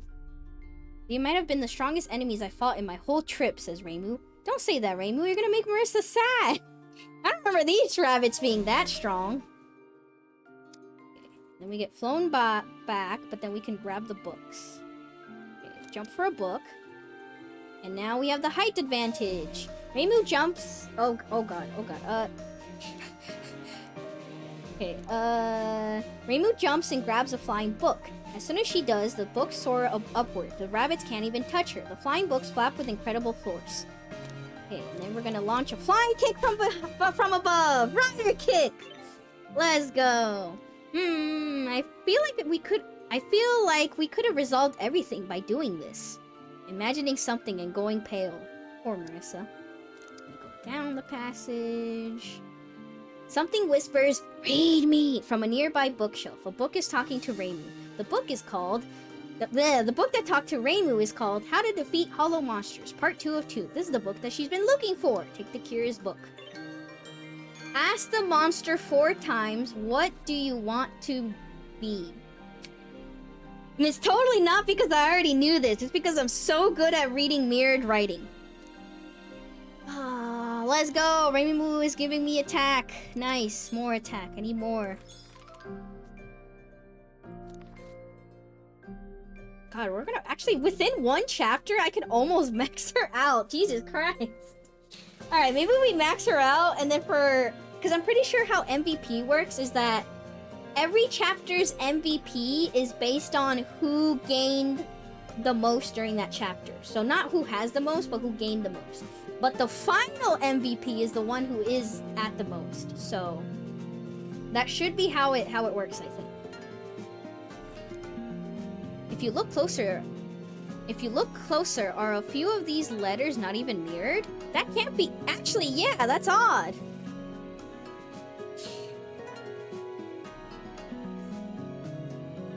What the fuck did this say again? For climbing, finding out. Oh. Something happy for finding out how to beat her. I can't tell what the fuck that letter is next to S. But yeah, something something happy for finding out how to beat her. Gloomy because this looks like it's going to be very annoying. Wait, yeah, going isn't backwards. What the heck? Alright, happy. Let's be lighthearted. Now I just have to beat her. And then... Oh, shit. No. Sorry. I didn't mean to. Okay. Okay, we're gonna move. And then we're gonna go back this way. And then we're gonna take the books. And then we're gonna take the books again in this other room. Speed running. Alright, 1 chapter down. 4 more to go. Call the flying books. I'm flying. And then thank you. And then we go up the ladder. Oh shit, we have to go up one more. Move rooms, go up the passage. Go up the passage again. Go up the passage. Shit! Oh wait, no, I wanted to pick that anyways. And then go up the passage. And then we go to this ladder and we go up the ladder. Here we go. Is this where you've been hanging out? Yeah, that's right. This is my kingdom. No choice but to fight. And then we're gonna attack her. Roll dice.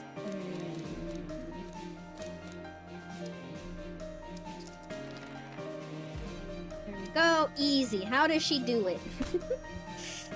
Finish her off. You can't kill me. You can't kill me. Husk Marisa repeats as she climbs unsteadily to her feet. When she says it, Reimu feels like she's right. Why is that? Ask, what do you want to be? Reimu stops attacking.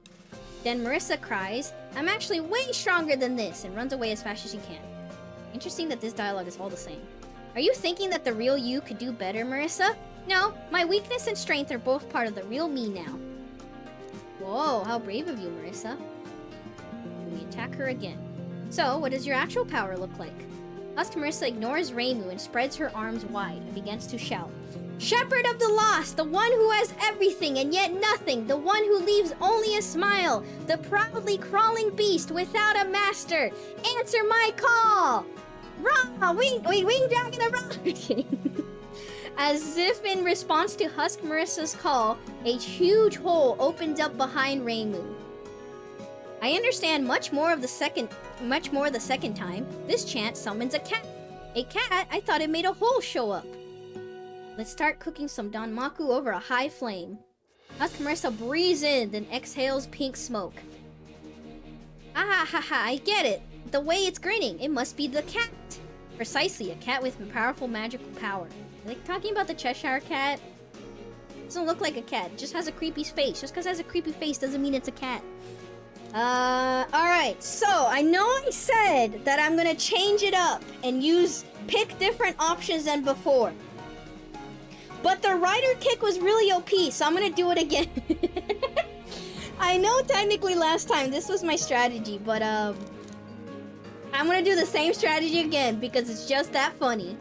We're gonna jump for a flying book, and then we're gonna completely avoid the dust. Yeah, we're gonna completely avoid the dust, and then we're gonna rider kick her ass. Alright, and then we did it. And then launch a flying kick from above. Let's go! Husk Marisa shouts, eat her up! Reimu might be able to avoid the attack if she was in the air. Launch a flying kick from above.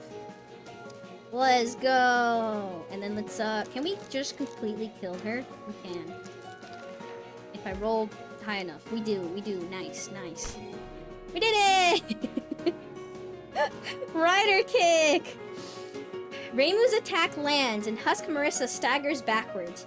You can't kill me! You can't kill me! Husk Marisa repeats as she climbs unsteadily to her feet. Ask, what do you want to be? And then everybody together, except Marisa, says, I'll become a magician! Damn, they're just fucking mocking her. I'm so sorry, Marisa. Husk Marisa shouts, don't ask me that question, and runs away. No, stop saying that, please! Chase her. Husk Marisa seems to have faded a little. What will you show me next? Husk Marisa spreads her arms wide and begins to shout. Oh, I forgot there's a gimmick for this one. Alright, here we go. First, a heart that will never yield. Second, technique polished to mastery. Third, a body built and perfected. Come, my great and powerful warriors! In response to Husk Marisa's call, sumo wrestling rabbits appear. Your attacks won't reach Marisa unless you defeat these rabbits. There are two ways to win this, says Remelia. First is to blast through. The other one takes a little bit of skill. Very insightful as always. What? And here I thought... Menial labor is the only choice. What a pain. Oh, turn off auto. Why is auto on? Husk Marisa cheers the rabbits on. Take her down! Tackle! The ground quakes as the rabbits charge as Reimu. Alright, so... what we want to do is we have to delay one of our attacks, I'm pretty sure. We delay one of the attacks. I mean, we don't have to do it now, but yeah, we delay one of the attacks so that way, she messes up her chant or something. So that way we can actually attack her a bunch. Reimu jumps high and hits the rabbits with the flying kick. That was a clean hit. Husk Marisa cheers on the rabbit. First, a heart that will never yield. Concentrate on defense? Reimu catches a thick arm. When they meet, Reimu gets knocked away. Good! Reimu gets knocked away, but her head is spinning, but she manages to get up. Search for the book you need to read. Reimu searches for a book.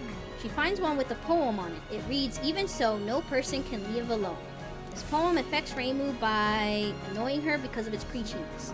After reading the book, Reimu's heart feels gloomier and heavier. Now we can sumo wrestle the rabbits.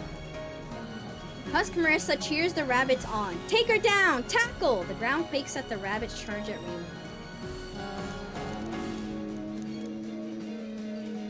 50-50, sure. We don't lose these. We do lose these. Fuck! Come on, 50-50. Guys, I think we do lose these 50-50s. I think we do lose these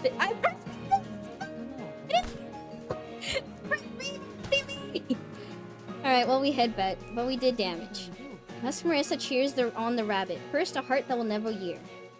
We will concentrate on defense. I'm just getting stabbed.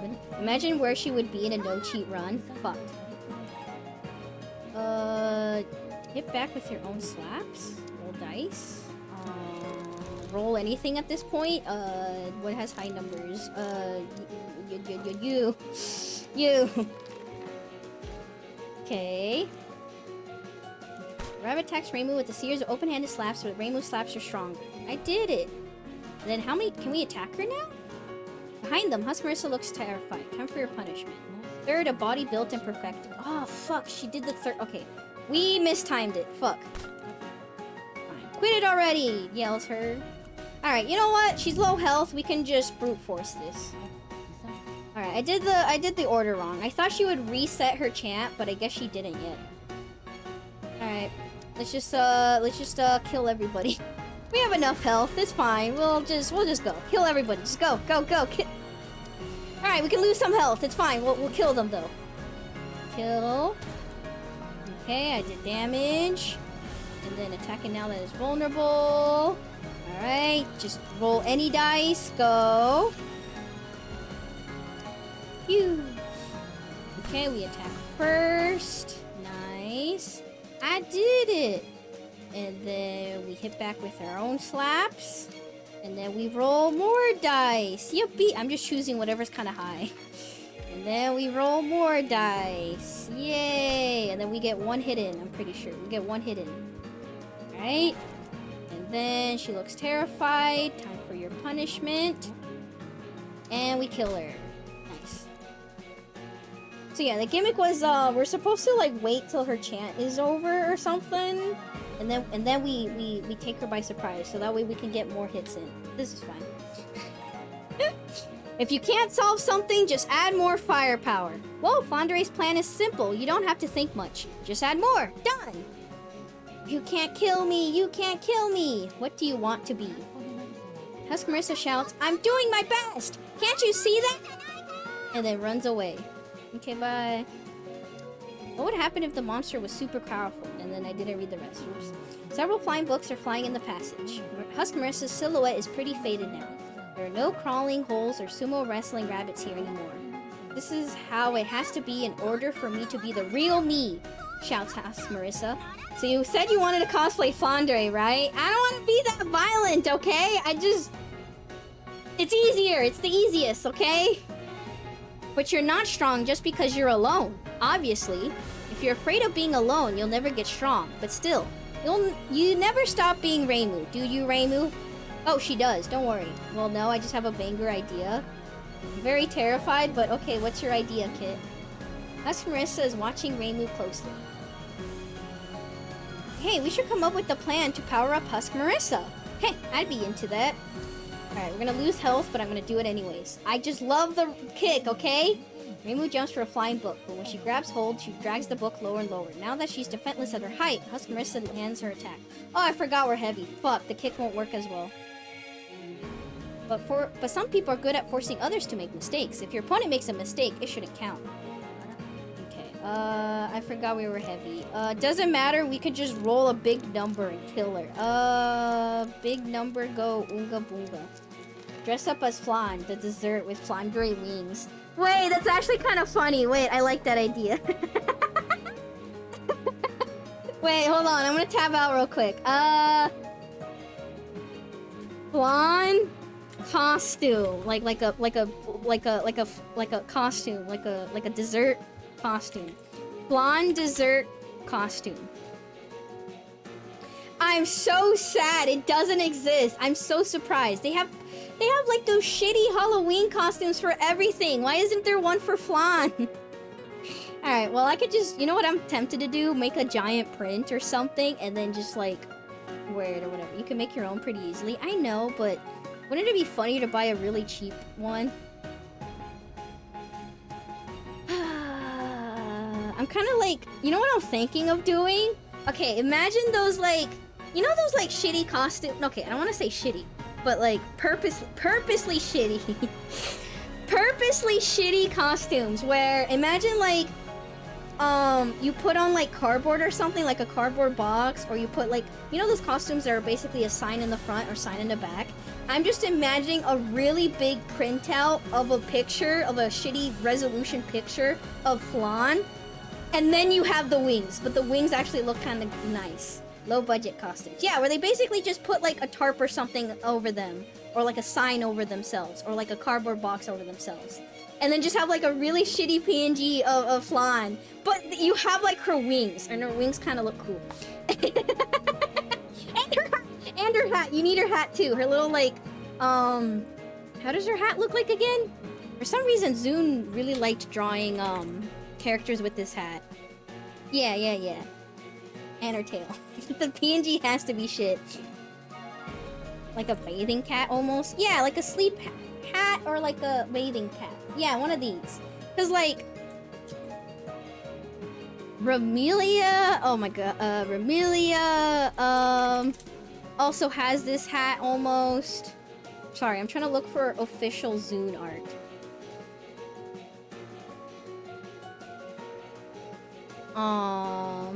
But yeah, like Ramelia also has this hat. Patrolli has a little bit of decorations on her hat, so it's like not the same, but it's similar. But yeah, there you go. It also has this hat. Pretty sure Chen has like a similar hat, but it's at least colored. Yeah, Chen has like, it's a similar fabric. It's a similar, it's that weird hat, but yeah, it's like, why do all these characters have these hats? And the thing is, I never paid attention until I started buying Fumos, because the Fumos come with their little like, you know, they come with all their like little clothing and stuff, right? And they come with the, they do come with the hat. But the hat, you can take it off technically. It's not like stitched on them or whatever. And yeah, I've noticed that like all the Fumos have this hat, and I'm like, why do they all have this same hat? Because yeah, there's Ramelia Fumo hat. Here's Blondere, the Fumo hat thing that's very similar. Sometimes for funsies, I'll swap their hats. For no reason. So yeah, there's Fondre the Fumo also having a hat. Little Chen Fumo also has a... Why does this picture have a watermark? Oh, I guess it's somebody's eBay listing of it, but yeah, there you go. Like, they all have this, like, weirdly scrunched up hat. But yeah, you can take it off. You can make your Fumos bald. I say while they have hair. You can just take off their hat. It's not, like, stitched on or anything, which is kind of... I don't know, it's, like, interesting that they did it this way. Because normally their accessories, like their actual clothing, the wings, if they're holding like items and stuff, they're not normally, they are stitched on. There you go, random Toho fact of the day, I guess. Anyways, thank you, Kit, for the idea. I kind of want to do that now. That sounds like a really funny idea. It's such a stupid idea. I'll do that while I wait to get her actual outfit, you know? You know what? Here, while I'm randomly spewing random Toho Fumo facts. So I say most of their accessories are not detachable and stuff. So if they come with wings, a little staff or something. One of the Fumos technically has balls. I think, if I remember correctly. Yes, one of the Fumos has balls. Unironically, here you go. But they're attached to her. See, she has. I'm pretty sure the one on her head might be not detachable. I think I don't remember. Her hat thingy might be actually sewed on. I don't remember. I don't have this one. But yeah, so this one has balls, and they are attached to her, so you can't take them off or anything. And I'm pretty sure her hat is. You can't remove her hat, I think her hat is special, because technically she has a weird ball thing on her hat. In case you're wondering what this is, one of these balls should be Earth, Hell, and Heaven. Probably the gold one is Heaven, blue one's probably Earth, and then her red one is Hell. And that's why she has a shirt that says, welcome to Hell. But, this Fumo is interesting because, this character has, what was her name again? Okina or whatever? She's the god of backdoors. Unironically, she's the god of backdoors. But yeah, she is always seated. She's always in a chair. That's the character, where she's always in a chair. And so for the Fumo, they decided to give her chair. But a lot of people just bought this Fumo just for the chair, so they can sit their other Fumos on it. So imagine being a character who is always presented to be seated in a chair, and imagine being kicked off your chair as a god, and fucking Reimu or something, or Cerno is just sitting on the chair instead. I mean, I was tempted to buy this Fumo just for the chair. I didn't, because I already have too many Fumos. But the temptation was there, and you have to live life without your chair. Yep. You can shake the Fumo and use it as a weapon. What, the one with the multiple balls? Yes. Plop Marisa on that chair. Hell yeah, I would. But I also would feel bad. I mean, she's a god, so like, I don't think there's... I don't know if there's reasoning behind why she has the... She's always in a chair. Why is Okina always in a chair?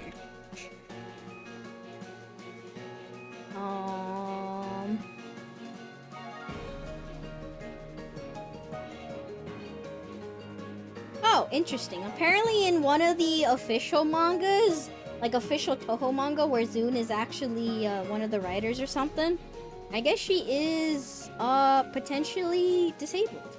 She has like a wheelchair or something. Interesting. I didn't know, because like she was always in a chair, but it wasn't a wheelchair. It was legitimately a chair that kind of just floated her. Because she's literally a god. She's supposed to be a god. Yeah, okay. You think the Fumo people would just sell the chair as a separate option? Why charge $20 for the chair when you could sell you a more expensive Fumo? I think, unironically, this Fumo was more expensive because of the addition of the chair. Where normally they would be like, I don't remember exactly, but maybe 40 USD with the conversion rate, and I think this one was 60 USD. So chair was worth an extra $20.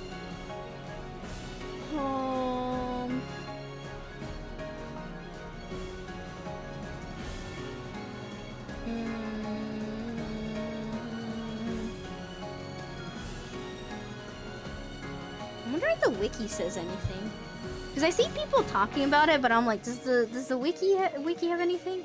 Ah, she uses a manual wheelchair. Okay, so she does have a wheelchair. It's just in the manga. Today I learned that she actually is disabled. Wait, however, she could be seen standing and walking without the assistance of her wheelchair in what? In Hidden Star of Four Seasons and Wild Horde Ornament. Oh, in one of the games, she does have a walking sprite. What the heck? Wait, ultimately, Okina doesn't have a physical disability because she's the personification of disability itself. What the fuck? I just thought she was the god of back doors! Huh? I gotta reread the game she's in. I gotta reread that dialogue again. I don't remember this. I just remember laughing at her because I'm like, haha, back doors. Get it? Funny. I need to start making these little chairs. Make these little chairs and sell them. The people that have Fumos would love them. I mean, that's what a lot of people do. Some people do this with like little Nendoids and stuff. Like, there's a Kirby photographer that I follow who all their content is setting up these little tiny dioramas and like little tiny environments, like little tiny rooms, little tiny kitchen, and they put their tiny little Kirby Nendo like interacting with this. It's really cute. I don't want to get into that hobby because that seems like a very expensive hobby. Miniatures are really expensive. Anyways, I hope you enjoyed that tangent. Sorry for this side tangent. Let's go kill Marisa now, shall we? Before Husk Marisa can do anything, Reimu hits her with an attack. Undiscouraged, Husk Marisa shouts, "I've been searching for myself for so long. If only she could have been in my own backyard. Stop yelling!" Husk Marisa shouting tugs Reimu's heartstrings for some reason. That must be a poem. The poem affects Reimu by making her light. She should do this every time. It's a really annoying attack. When you convince yourself you're weak, you lose sight of your strength. We want even? I got you. Even with even to make even. So now we can do the kick without taking damage, right? Reimu's heart grows a little lighter. Yay! I suppose that's how it goes sometimes. Now we'll jump for a flying book without taking damage. Husk Marisa tries to punch her in haste, but can't reach. That's sneaky, she shouts. Yet another boring plan to power her up.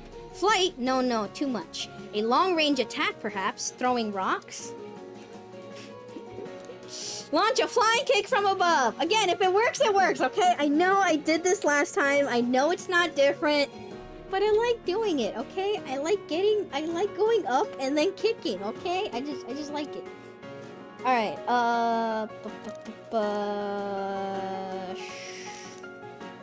this one because it has more.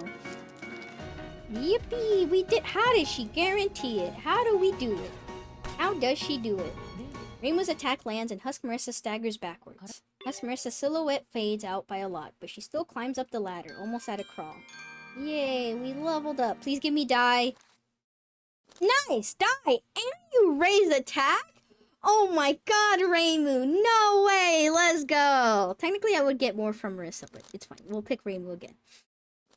We'll keep picking Reimu. If this was money, oh, how nice it would have been. Oh, okay, but what about our plan to power her up? Asked Flandre. Not happening, says Vermilia. Tisk, it's her own fault, says Reimu. I don't see that leading anywhere. Follow her. She is. Husk Marisa glares at Reimu, then mutters something. Everyone says I have to be like this or that. But that's not who I am. That would make me empty inside. But I'm a husk to begin with. But it doesn't matter. I'm not empty. She should have made a magic spell called Husk Explosion or something, says Fondre. Indeed, if you reject yourself, you'll never move forward, says Vermilia. So this thing is empty. What's wrong with that? Asks Reimu. You know what? Never mind. Just never mind.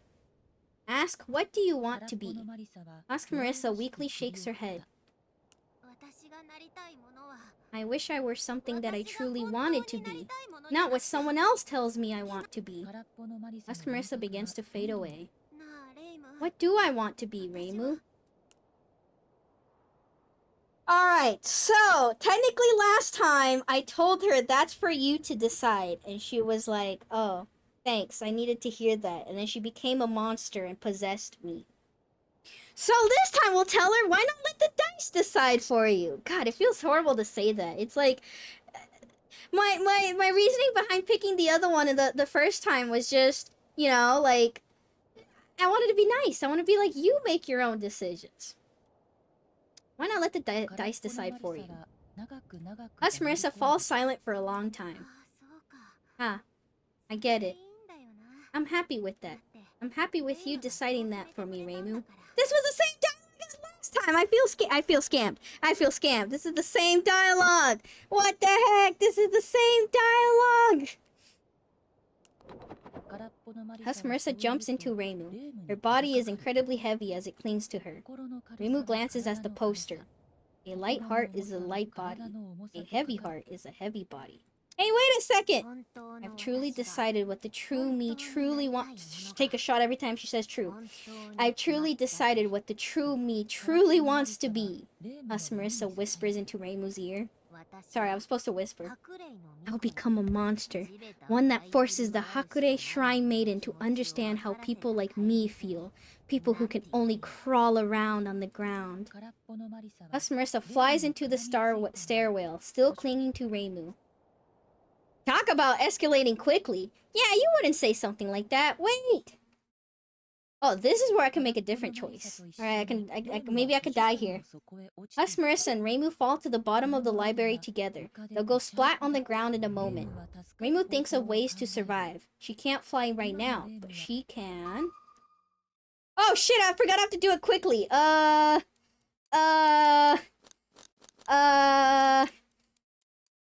Reimu! I'm just gonna pick Reimu! I don't have time! Reimu!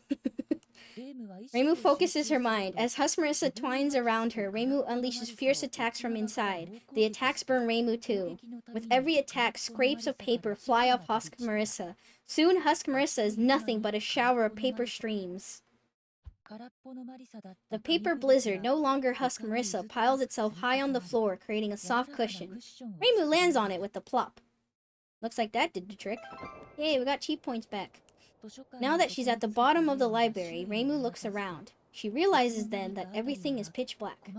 As she worries about what to do, she sees a candle flame flicker to life. Then another. No. Those aren't candle flames. They're stars! And we're at the end, no? This should be the end. Dang, we almost maxed out Reimu within one single chapter. I mean, I guess that's what happens when you hard focus on a character. I feel like normally you could... I mean, normally I was almost close to maxing out, what, Sakuya and Flandre? So I feel like maybe you could max out, like, 2 characters? But then the other characters are just left forgotten. Alright, let's go. Oh god, what the fuck was the noise? Why are the dogs barking at this hour? It's so late. Is there somebody outside? Oh well. A starry sky embraces Reimu. Shooting stars fly by. Something. She can see awfully far into the distance. Maybe the starlight is strong or the air is clear. A vast desert, a deep forest, small but lively lights. Hey, those are the next chapters! A desert and then a forest. And a very large, pale mountain continuously spouting smoke. Just then, a particularly bright shooting star falls towards the mountain. I wish we could get extra dialogue in this section. Reimu can see it clearly from where she is, but it would probably look even prettier from the mountain. Now she is certain. That's where Marisa is. Reimu steps forward towards where that shooting star fell. Thank you for the hydrate. I'll hydrate after this. I can't pause! I can't pause! It goes by itself! Oh, never mind. Okay, we can drink. Yay! Chapter 1! Yippee!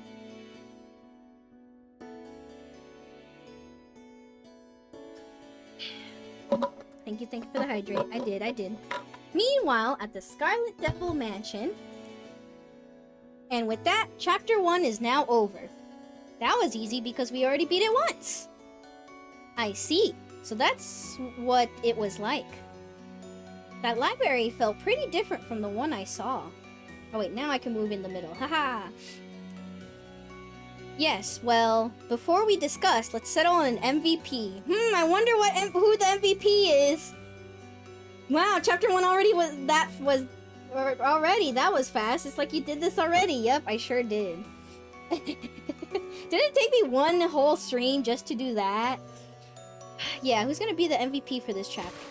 Wow, it's Reimu! Who would have guessed? Wowie zowie. I mean, to be fair, last time I kept exploring a lot. I got stuck on some of the puzzles. I was here and there. I was exploring everything. And yeah, and I mean, just messing up a lot, going here and there. Whoa, we did it! Alright, I'm gonna actually check outside. I'll be right back. I'm just gonna stand up. Don't worry about it. I'm just gonna stand up.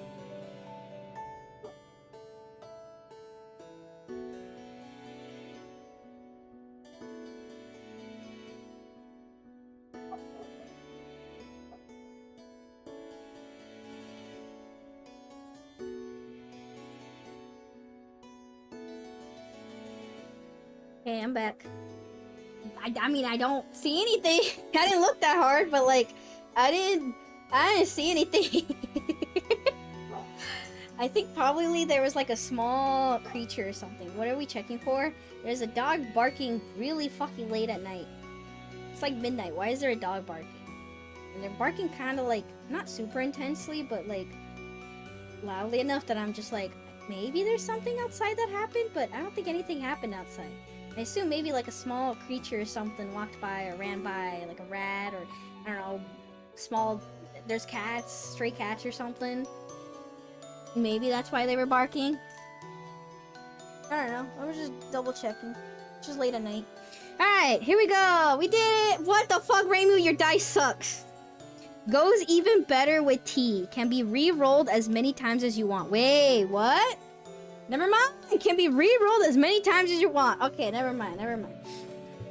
I like this die. Stray cats, are they rocking this town, rocking it inside out? No. We don't need moderation. We'll replace it with that. Huh. So I'm an MVP, am I? I don't really get it, but it doesn't feel bad at least. Alright, maybe next chapter I'll focus on Marisa so we can see her die, and then I'll just... You know, I'll just hard focus these two. I'll just hard focus both. We'll see what happens at the end of the game. Now then, getting back into it, how did you like it? It still feels strange to use myself as the playing piece. God, I want merch from this game. I'm gonna look at the developer to see if they make anything. The only thing though is that they're probably only gonna sell it at like Toho Retaisai or something. God, I would love physical merch of this game. I want the pieces physically. They're so cool. I love this game so much. Yeah, one Reimu outside and one Reimu in the game. Kinda weird. In that case, it's gonna get even weirder later. True, it is! Indeed. Even we were a little confused at times. I can't wait for that chapter. Well, I believe I can give this book a stay of execution. I do still think we should seal it or put it with the banned books, though. I guess it still counts as an incident, if a small one. Well, I have good news for you, Marisa. Hi, Pacholi! I'm almost done separating Marisa of Liartop Mountain from the book. That sounds good, but why tell me? Because the magic items you've been taking such good care of... Well, I don't think I'll be able to get them out of the book. What? But my hand sculpture and my dried ray! I think it's fine. Giving up is important sometimes, right? And it saves the effort of cleaning up. No! I'm gonna use them one day, I swear! Huh? Didn't Reimu burn that garbage for the fake Hakeru? Shh! Marisa doesn't know that, so... The dried ray. Yep. Excellent, mistress. What a fun idea. I hope it's fun for everyone. ... But whatever. Please, Reimu, stay here with me for the rest until chapter 5. If we still can't get them out, I give up. ... Oh, sure. Alright. I'll stick it out. Thanks, Reimu. You got a big heart. Are we finished? Then let's begin chapter 2. Alright, chapter 2 is also pretty straightforward, I feel like. There's a little back and forth here and there, but yeah, it's mostly just go in a direction that you haven't gone through yet, and yeah. Alright, hopefully I knocked this one out. After this, we got what? The time loop, the circus, and then the end chapter? We can probably end it next stream. So yeah, as long as I also finish this chapter today. As Reimu continues to walk, the day begins to dawn. Suddenly, she realizes she wandered into a desert. Eventually, the sun rises to its zenith. It's very hot. Reimu will dry up like a prune at this rate. Yeah, this desert was just so hot. Yes, it was. I bet the Scarlet Devil Mansion was nice and cool, though. Holy smokes, it's, Jasmine! Yup, Jasmine! I think this is bad. Just then, Reimu hears a woman cry out, "Help me!" The voice is coming from the rolled-up carpet on the ground near Reimu. Did someone get rolled up in a rug? Reimu undoes the string and rolls out the carpet. A picture of a princess is woven into it. Oh shit, I forgot I'm still in the middle. There we go. Thanks for saving me! The carpet says she was originally a human. She doesn't know how she turned into a carpet. I guess that makes you the carpet princess. I mean, that's exactly what she is, so... Anyway, I know this is sudden, but this desert is on the verge of destruction. We're fighting to try and prevent that. And... I'll bring you to the palace. The king will explain all the details. And this is where Reimu was like, oh, the king! Holy shit, I'm gonna be rich after this. Let's go! Upon hearing the word king, Reimu climbs onto the carpet princess without hesitation. Dear God, even though I'm reading this for the second time and I already know the jokes, it's just funny. It's just good. It's just funny. Yoki, I submitted a 10,000 word paid edge essay and the only feedback I got was good. What was the essay for? Also, oh my God. Oh God. Have I ever told you guys the story of where I did have one of those like 1,000 word essay things. I needed to do it was the end of the year assignment. It was for European history. It was for, this was just in high school. Like, this wasn't even college, this was just high school. And this teacher was like, yeah, we're gonna need you to do a lot of words. And it was this assignment where you had to do like book research and stuff, and then you were supposed to use sources and then write like a shit ton of words and stuff and make an argument. I don't even remember what the prompt was. It was like, make an argument about something like, oh, if so-and-so, I don't know, like, for example, oh, if so-and-so in Germany happened, then, you know, World War II wouldn't have happened. Stuff like that, where, like, you take an example of something in history and say, oh, if something, like, if this was done instead, or because of this, this happened, or something, right? It was pretty much a, like, we're just explaining something that already is kind of explained, but whatever, we have to use sources or something. So anyways, I put off this work for the longest fucking time. So I put off this assignment because I had other things in other classes that I cared about a lot more and I wanted to work on. And so I did finish this very long, tedious essay, very last minute, and how I did it was, I just made up a bunch of bullshit. It was the worst essay I've ever written, and yet somehow I still got an A. It was essentially just paragraph randomly inserting really long quotes. I would basically up the word count by like quoting 2 sentences, 3 sentences from a source and stuff. I mean, I would talk about it and stuff, but like normally you would cut most of it out or like only use what's actually important. Nope, I just up that word count by just using as much as the sources as I can. And then yeah, I just wrote a bunch of BS. I just remember BSing the shit out of it. And yeah, I got an A. And I did it last minute. Yuppie. Oh my goodness. 10,000 words on math. Yeah, what is this essay on? Can you help me with my maths at college? Can you explain how to convert Fourier transform to Lapis? Fucking no, I don't remember this shit anymore. I don't remember, what even is a Lapis? What the fuck? I'm gonna look it up and I'm gonna, can I even remember how any of this, what even any of this is?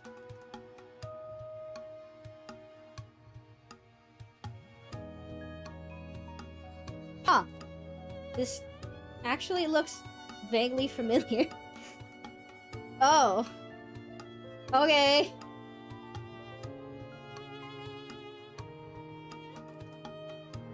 Okay, this looks vaguely familiar. But no, I don't fucking remember. No.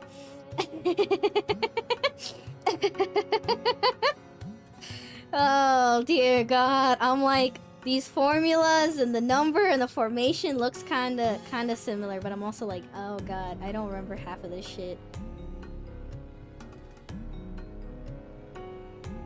Wasn't Fourier the one that dealt with waves? Waves? As like frequencies? Yes. Maybe.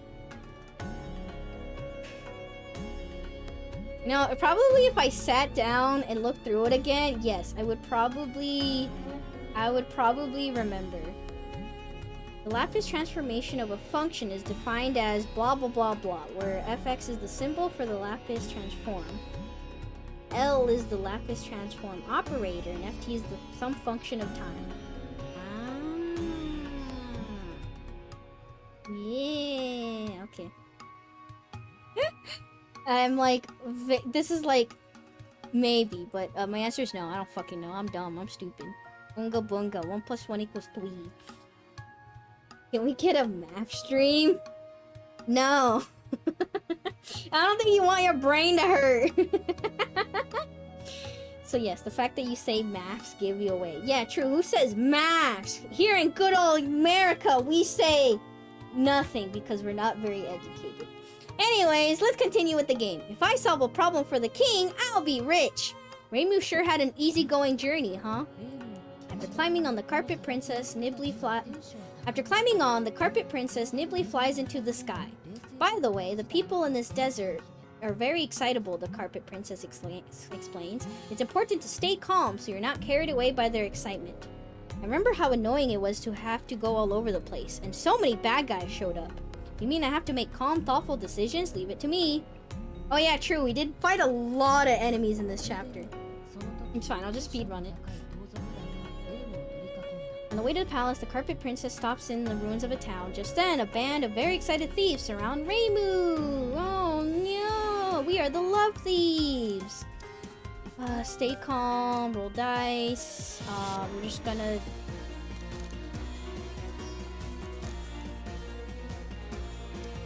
I'm like, you know, we do have the health. We can technically afford it. We can afford... I just want to kill them fast. I do want to kill them somewhat fast. Roll dice. Even less than 6. 2. And then... Honestly, it doesn't matter. We have... It doesn't matter. We have so much health. We can afford it. Shit, my die are kind of low, actually, aren't they? We'll just pick whatever's high.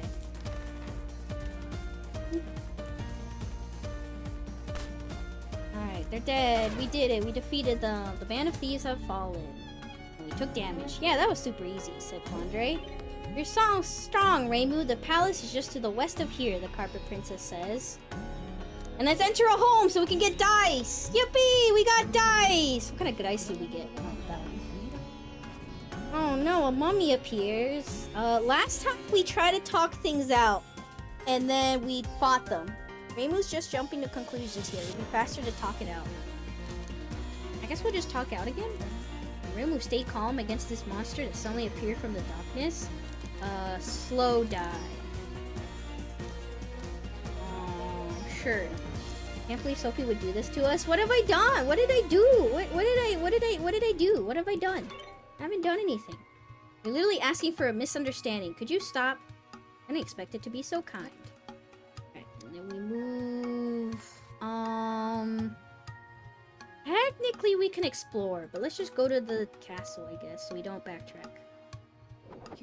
Upon arriving at the palace, Reimu and the others are greeted by a mummy king and the queen consort. According to them, this desert faces a grave crisis because of the love thieves. The love thieves? The love thieves stole the loving hearts. Those they stole from despaired and eventually caused the sandstorms of despair. At this point, over half of the desert is covered in sandstorms of despair. Will I get something if I rid the sandstorms of despair? Of course, the king says, but the problem won't be solved unless you defeat Marisa, the chief of the love thieves. I did not! Well, maybe a little. Oh no, Oh wait, sorry, I read this wrong. The heartless. Yes, they're all heartless. This is the same joke as last time. Then Reimu thought, but I could see Marisa doing that, said Flandre. I did not. Well, maybe a little. I see. What the heck is Marisa even doing? The magician leading the love thieves is named Marisa. We all call her Chief Marisa. According to him, Chief Marisa doesn't show an interest in anything but loving hearts. She won't steal treasures or magic books. I don't think there's enough evidence for a conviction. Which means it's not Marisa, it's a ceiling monster. Chief Marisa is apparently past the sandstorms of despair. The king explains that without ridding the desert of sandstorms of despair, Chief Marisa cannot be defeated. What do I need to do to get rid of the sandstorms of despair? You will find companions who will fight the love thieves with you at the oasis at the southeast. I hear they know the magic to quell the sandstorms of despair. Yay, we leveled up. Do we get more dice? I mean, I think I want to pick Marisa for this chapter. Ooh, Marisa's good. We get dice and we repair dice. Although, sorry, Reimu, I would like more attack. Let's go Marisa this chapter. Let's repair the debuff die. And these are odds. So let's get rid of the desperation die. Alrighty, I eat now. Have fun with Toho. Good night, Peanut. Rest well. Good night. Great, let's go to the southeast oasis. The large palace is visible. Alright, southeast. I'm just gonna go straight. I'm not gonna do too much exploring. Because I could always go back at the end and explore, but for now we could just go. We could just go. There's a cat-like sphinx here. Only one who can answer my riddles can pass to the south, meow, the sphinx says. The carpet princess makes a suggestion to Reimu. A little to the west of here, there's a scholar who researches sphinxes. We should ask them before we challenge the sphinx. Oh, okay. I guess I went the wrong way. If the library hole is a relative of cats, is this cat a relative to holes too? I think we need to tighten up our definition of relatives. Little to the west. Let's go west. And then try to enter the house. A mummy woman is curled up in the corner of a room in one of the small houses. On a table is a paper with a drawing of a mummy man on it. Mention the Sphinx. The mummy woman suddenly stands up. You all love the Sphinxes too, huh? She begins talking about them quite excitedly. Girls are listening quietly. About an hour later, perhaps, the mummy woman blushes and said, "Oh, but listen to me going on and on. I want to ask you something." "Oh, what do you want to ask about?" Sphinx to the southeast of the palace. That one likes to geek out, but it's not as geeky as it thinks. If you want to try its riddles, that's a good place to attack. I see. I thought it was pretty geeky, personally, says Reimu. Oh, what do you want to ask about? Bye. Oh no, did I talk too much again? The mummy woman says, blushing. I suppose I should apologize. If you lend me a bit of your power, I can heal your wounds. Would you want that? The mummy woman asks. She helped me out so much, says Marisa. Thinks of something but keeps her mouth closed. Okay, down. Says you're fine and leave the house. Alright, try to enter a house. Can I... No, let's get... Okay, let's just... The last trial would have been impossible without her. I forget if she'd get a dice. I know we could have shown the picture and there could have been a dice, but it's fine. Alright, let's go back to the Sphinx now. Wait, did I go the wrong way? I did. Where the fuck are this? I went the wrong way. God damn it. This is why I need to open the map in this level every 5 seconds. Okay, go to the east. Alright, there we go. Here's the Sphinx. Try the riddle challenge. Alright, here we go. Very well. First question, meow. 1 to 10. That should be easy.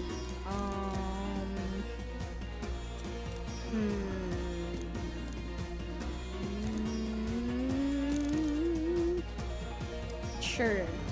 64 chance. We got this. There we go. I think you'll be fine going past me, meow. The Sphinx gestures to the path leading south. The Sphinx curls up in its new spot and goes to sleep.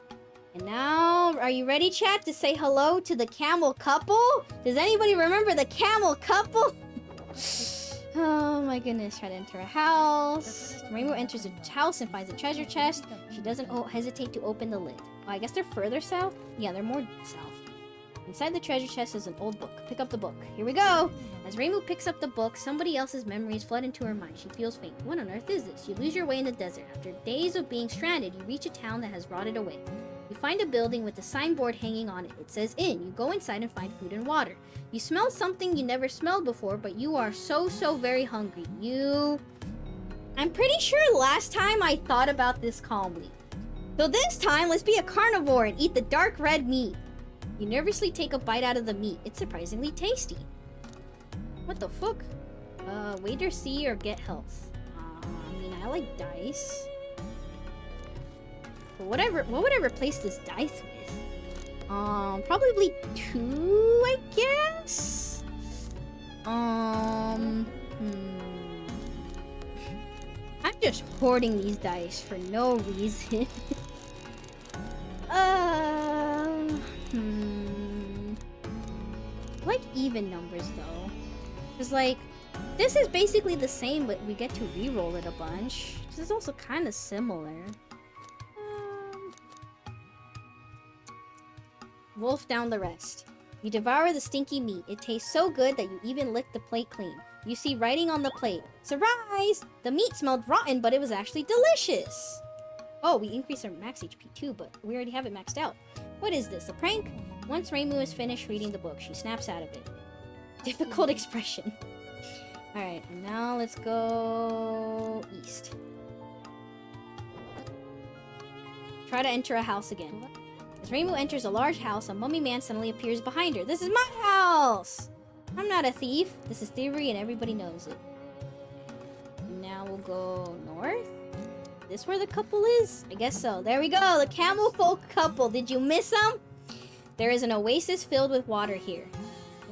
2 people who resemble camels are sitting by the shore of the oasis. They must be the companions the king mentioned who will fight the love thieves with you.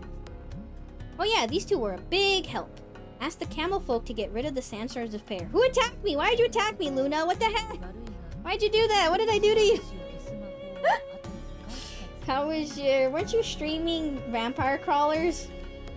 Couples. Yeah, couples. There are so many couples in this desert. Spoilers, but there's so many couples. Everybody's a couple here. I don't get it. The camel folk say, we know the spell to rid of the sandstorms of despair, but unfortunately we can only use it one more time. I only need one time to beat Chief Marisa. You do indeed seem strong, but we would rather see you prove it. Ask the king for lavender perfume. If you can bring it here, we'll take it as proof. I forgot this stupid lavender perfume gimmick. You and the camel folk must mesh well, Marisa. Huh, I got through this much faster. Alright. Yeah, a couple of yeah, I was, and then Sonic Racing. Wait, you did Sonic Racing? I didn't see. What the heck? But now I go to bed. Good night, y'all. Good night, Luna. Rest well. Good night. Alright, take me to the palace, please. Hello! When Reimu returns to the royal palace, the king and queen consort welcome her. Reimu tells them of everything that's happened. The queen consort says, please take this lavender perfume. She also mentions that this perfume bottle is very fragile. Is this the same perfume the librarian was wearing? Maybe.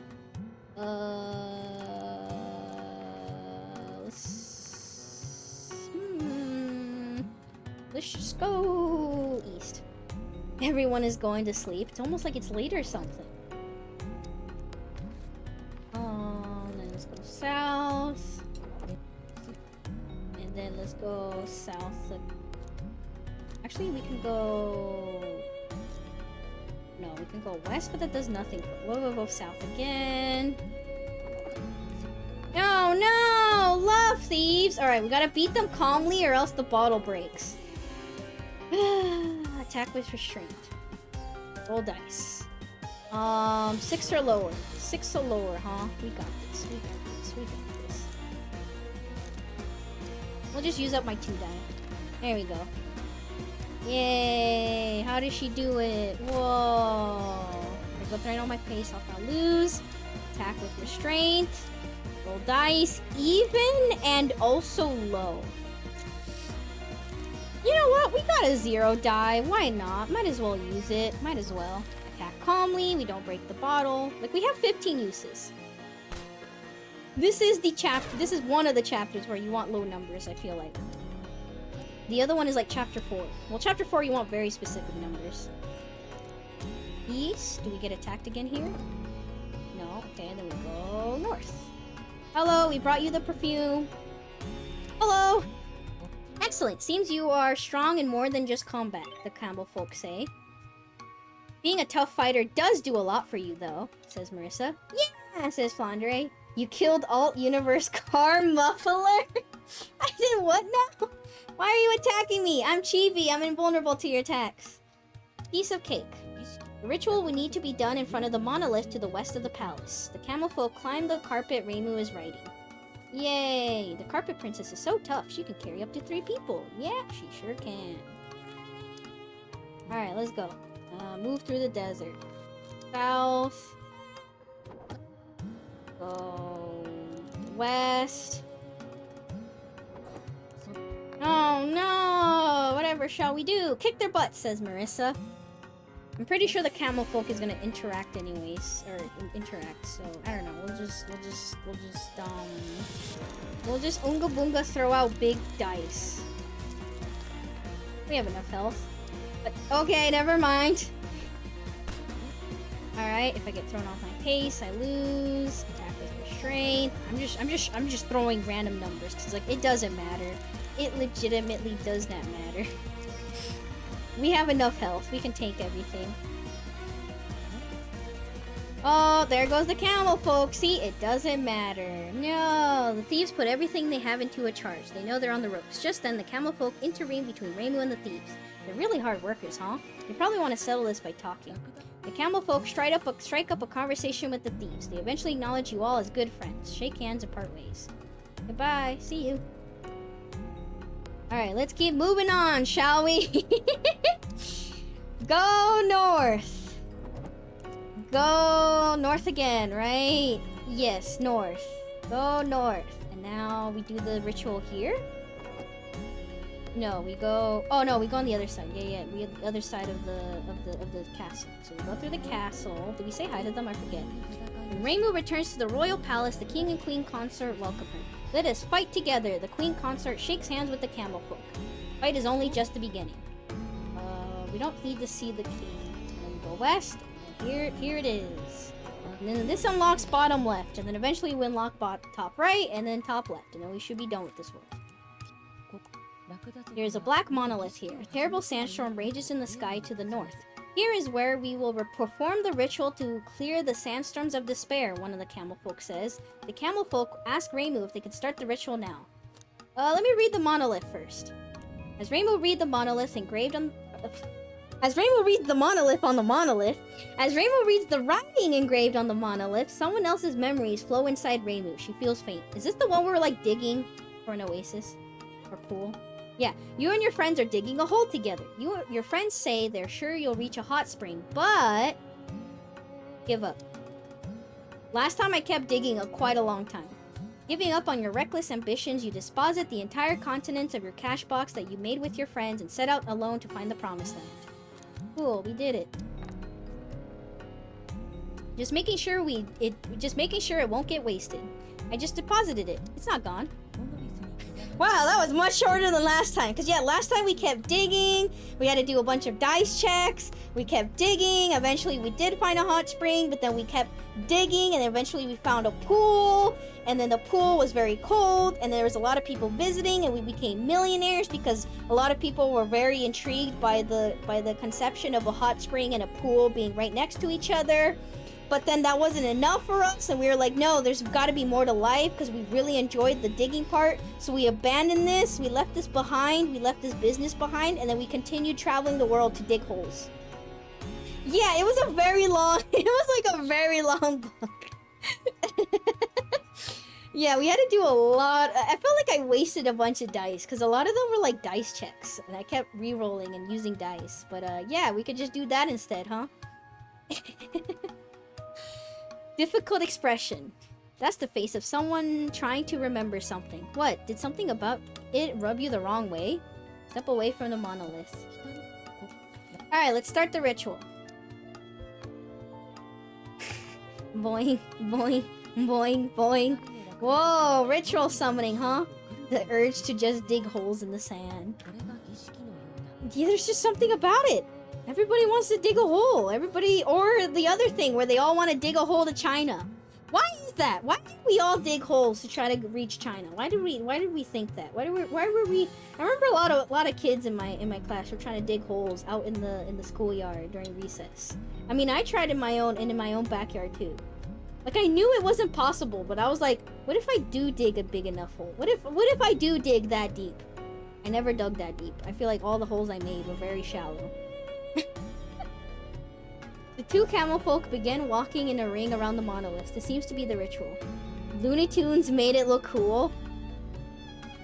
You're so right. We kept seeing it. We kept seeing it in cartoons where they would dig a hole across the world. You're so right. We really are influenced by the media we watch, huh? This diggy hole, says Pacholi. Sure enough. Alright, here we go. Oh no! As Reimu watches the ritual, the love thieves attack her. Another strange ritual, huh? It's definitely a little different from what we were expecting. No choice but to fight. I scalped the merch from my favorite shop. Interesting way to say it. Roll dice. Just fucking attack. I do not care. Just kill them. Murder them. Just attack. Whoa, we take health. Who cares? I have so much health. Oonga boonga. Did you see how cool I was? Cool? I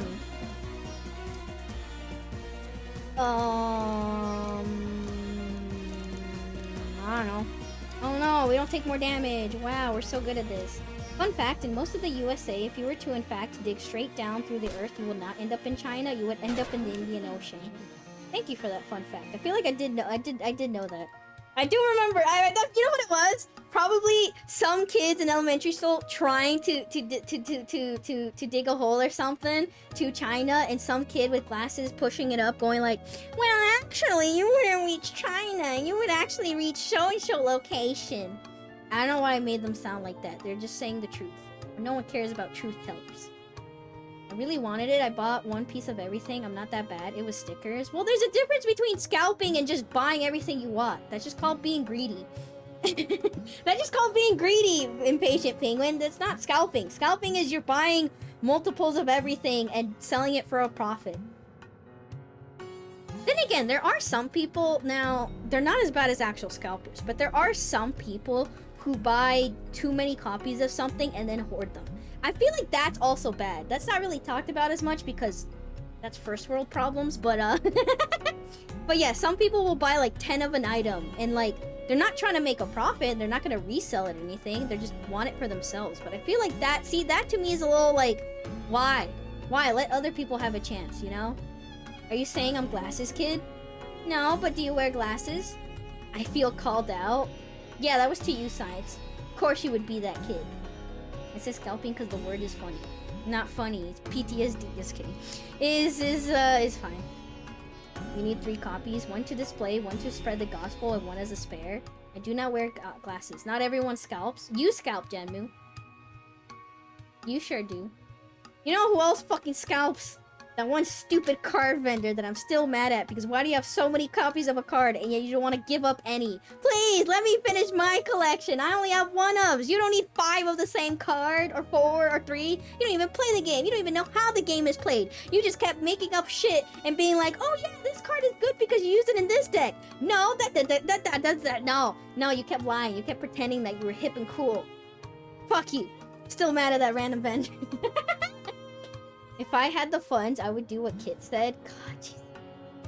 You know I don't. Genmu, you buy cases and boxes and then you resell them later because they're of higher value. You're just the same as scalpers. You're all the same in my eye.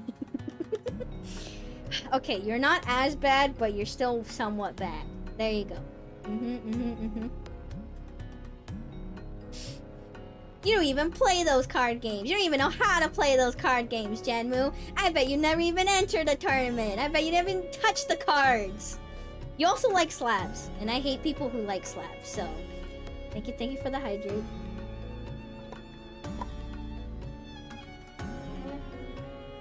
I literally bought 4 UPCSs and 4 PCPMs. That's it.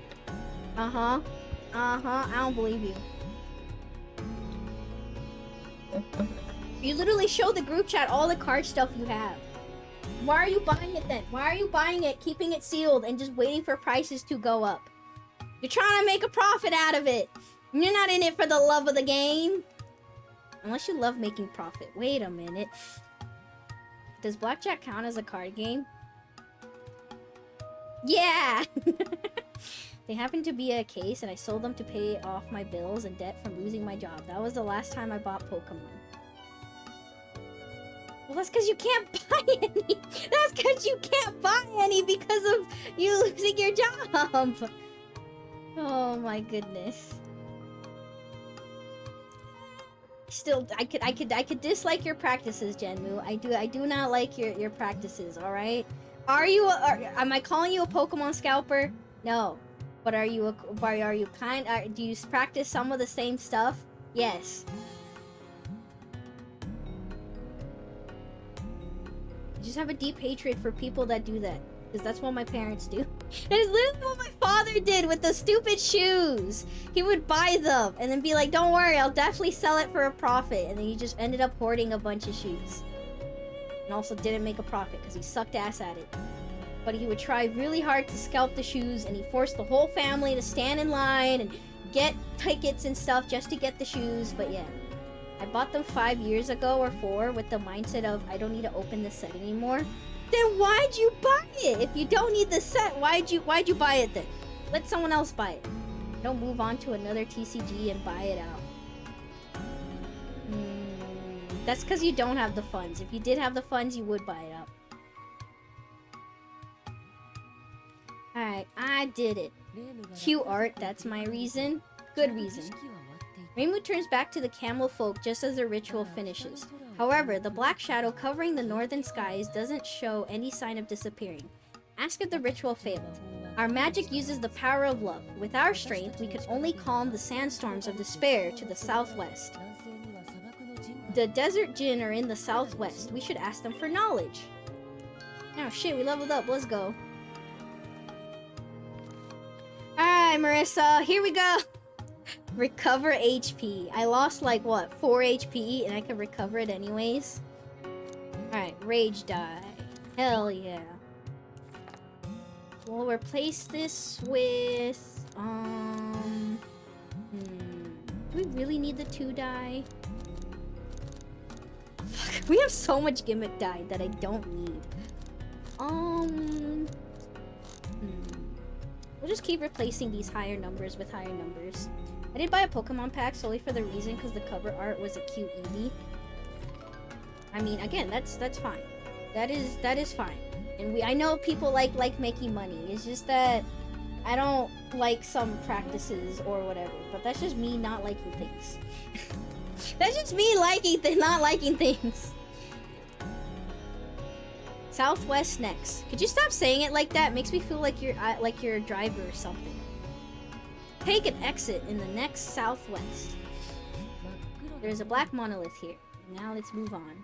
Alright, so there's somewhere. Go down. Try to enter a house. I wonder what would happen if we brought pro thieves into this house. Reimu enters the house and finds a treasure chest. He doesn't hesitate to open the lid. Oh no, a mummy! Try to talk things out. Can Reimu stay calm against this monster that suddenly appeared from the darkness? We'll try. Oonga boonga dice, go. Oonga boonga dice, go. If I were to buy every Eevee card, would that be scalping, or am I just a very specific collector? You're a very specific collector. Disturber of my slumber, you may freely take the contents of that chest. The mummy returns to the darkness. Yay!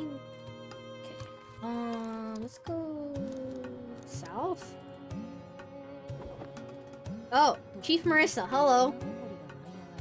A gust of wind whips up a sand cloud. When it settles, Chief Marisa appears. Didn't Chief Marisa show up top left last time? I swear she showed up top left. Because I went that way. I feel like interesting. What's this? The heroic desert. I was about to say dessert. The heroic desert savior of justice has appeared. Chief Marisa says with a nihilistic smile. Oh, this one. She was so annoying, and she wasn't very strong either. Attack her. And then she disappears. When Reimu attacks Chief Marisa, she vanishes like a mirage. Reimu hears a voice on the wind say, "You'll have to try harder, Miss Hero of Justice. You'll get what's coming to you." There is an oasis filled with water. Let's go west. A sphinx is grooming itself on the shore of the oasis. Hi! I turned 5,003 years old yesterday. You can never beat me in a context of intellect. Okay, bye. Because last time we fought it, and we kind of fought it for no reason. So, we will eventually probably have to fight it, but for now, it's not. South again. There they are. There's an oasis filled with water here. Two djinns stand by the water, side by side. Those two are the djinn of the desert, the Carpet Princess says. Rumor has it they're over 10,000 years old. Past 3,000, I doubt anybody would check whatever random number you came up with. You wouldn't be able to do a source check. The sources would all be gone. Okay, that's kind of fun. Thank you, Romelia. Alright, hello. You're the ones who calmed the sandstorms of despair, aren't you? Thank you, says one of the djinn happily. Can I whisper again from the djinn? Oh no, I'm kidding. But yeah, see, they're also a couple. You're the ones who calmed the sandstorms of despair, aren't you? Thank you, says one of the djinn. Fuck, now oh my god, I make a joke and now I'm fucking up for real. Says one of the djinn happily. Now let's go foil the thieves' plans. By doing what? We will summon the power of a royal treasure, the Bow of Love. In fact, the Bow of Love's power was what quelled the sandstorms of despair 8,000 years ago. That's a good story.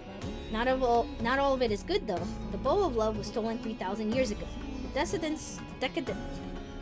descendants of the ones who said to have stolen it are in the sandstorms of despair in the northeast. I've been reading too much. My brain hurts. We'll need to calm the northeastern sandstorms of despair, then find them and talk things out. And use the spell that calmed the sandstorms again. As long as we gather enough power of love, we'll still be able to use the sandstorm calming magic. To that end, we need you all to attack the love thieves and get back the loving hearts they stole. There are 3 types. Oh, I remembered the gimmick of this one. Alright, here we go. Yay, we leveled up. Marisa, give me angry dice. Fuck do I replace it with? I like having odd, I like having Eden. I technically like this. I like having these dice. We don't technically need passive resolution, I guess. I feel like times 7 is really good. No debuffs on both of these is really good. Times 0 is also good. 2 is honestly whatever. I guess we could replace 2. Well, it's an even die. Well, 0s can work. I guess we'll replace 2. We don't need it, it's fine. We should at least ask them where the thieves are. Is there anything else you can tell me? What would you like to know about? The location of the thieves. One group of thieves is near the oasis, another is near the palace, and another is in some ruins. If you defeat all the thieves but still don't have 3 different types of loving heart, then you should go to the Palace of Sand. So one is near an oasis, one was near the palace, and another in some ruins. I kind of feel like we just wandered around and eventually found them. The Northern speaks. That youngster needs to perform a ritual to clear the sandstorms of despair, but for now you should focus on gathering the loving hearts. Okay. Let's just go. Wait, no, there might be one near, like, the mummy location where the book is. I mean, let's just go in a circle. We'll just go in a circle. Okay, go east. Ah, why'd you attack me? Oh, there's an oasis here, but it's not here. Alright. Well, shit. Okay. Should be one, like, Oh, how did I... Oh my god, I went back the way I came from! Now, I literally have the map right in front of me. So I get we're spamming too much. Okay, go here. Release again. Okay. There they are. Just then, a band of very excited thieves surround Reimu. We have to get the loving heart from these guys. They're carrying something heavy, aren't they? And if you do really good, you can get the normal one too. Okay, here we go. We are the love thieves, and we're gonna steal your loving hearts. Also, we love the really heavy kind of love. Oh, okay. The thieves mysteriously clarify. Attack them. Roll dice. Maybe we roll kind of low here.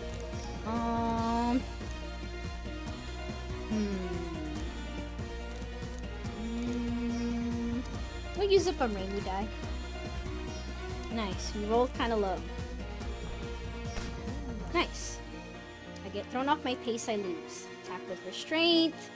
Roll dice. Even and attack calmly. Even attack calmly. Damn. Where's my two dice? I got rid of it. Dang it. Damn, we did it. First try anyways. We don't need a reroll. Oh, okay. Just then, the camel folk intertwine between Reimu and the thieves. I forgot that they do that.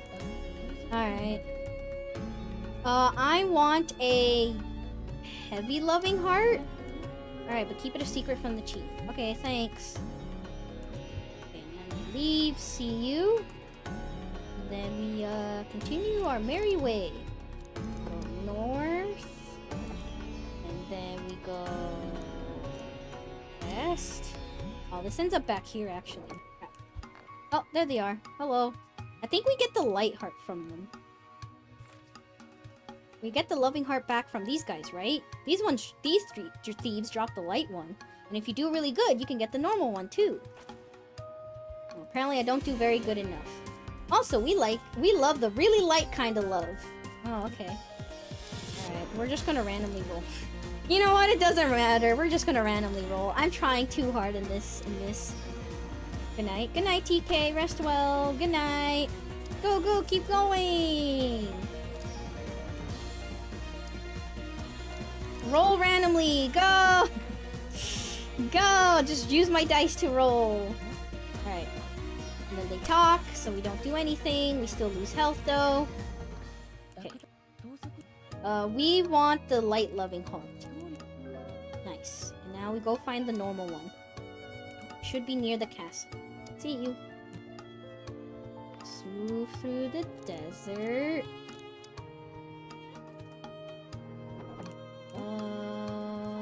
Then go up. I just want to see what this is. Is this just the oasis? Okay, this is just another oasis. We'll go east. Then we go up. Oh, there they are. Okay, no choice but to fight. Here we go. Let's get the normal heart from these guys. Roll dice. It doesn't matter. Roll. Roll. If only we had one more attack, you know? That's definitely how this works. Oh, no. That aim wasn't bad. Alright. Oh, they've intervened. Nice. We're all on the same side here. We're friends. We're friends. The thieves leave. Oh, they... Wait, what? Light loving heart. Heavy loving heart. We already have these! We already have these! Crap! We already have these ones! Shit, I forgot. I was supposed to grab a normal one. I was supposed to grab a normal one! Oh, no. We need 3 types, right? Heavy, light, normal. Well, look who's keeping track. Now we just, I mean, there should be a band of thieves on the right here, right? Shouldn't there be thieves, like, right here? Yeah, there we go. Alright, these guys should drop a normal one. Alright, attack randomly, it doesn't matter. I guess last time... Huh, there's more than one group. I guess to prevent you from fucking up, I guess, maybe. But yeah, I guess last time I happened to pick a normal heart, I think. And then a heavy one. And then I rolled for the light one. So I only had to do 3 fights.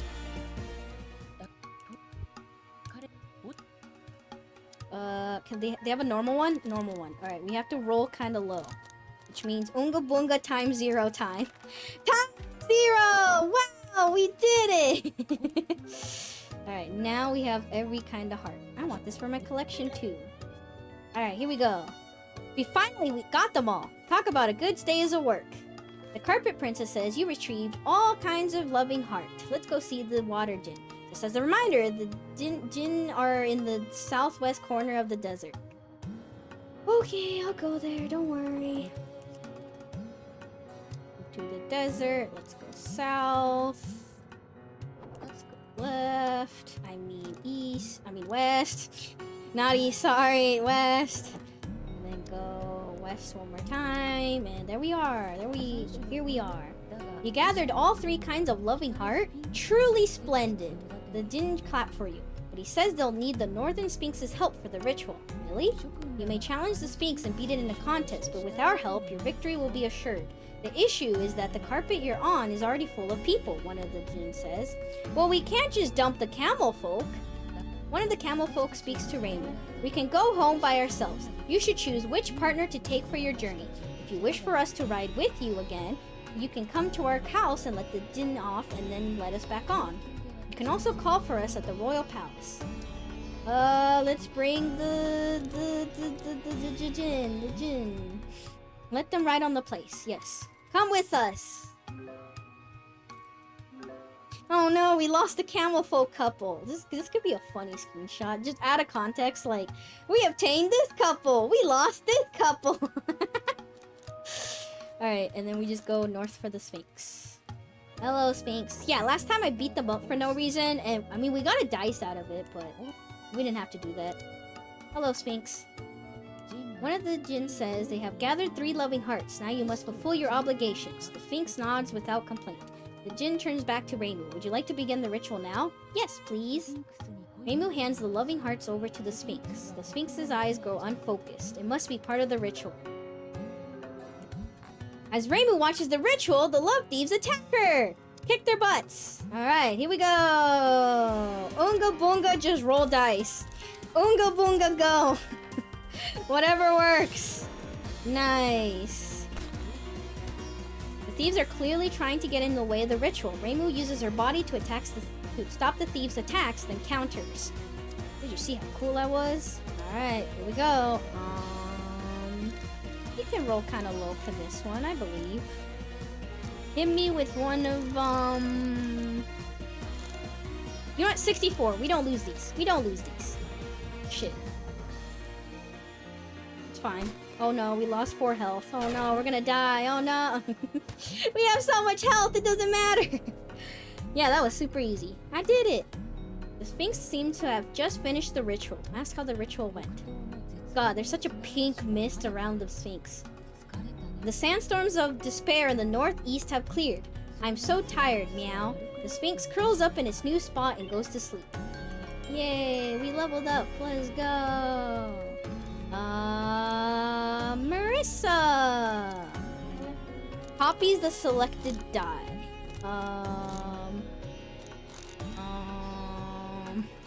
What die do I want to copy? Let us have more Fury. And replace Fury with Fury. And then Desperation we'll just randomly throw in this spot. This is a fake, isn't it? Yes, Marisa. How's she doing? Dang, she does not have a lot of influence.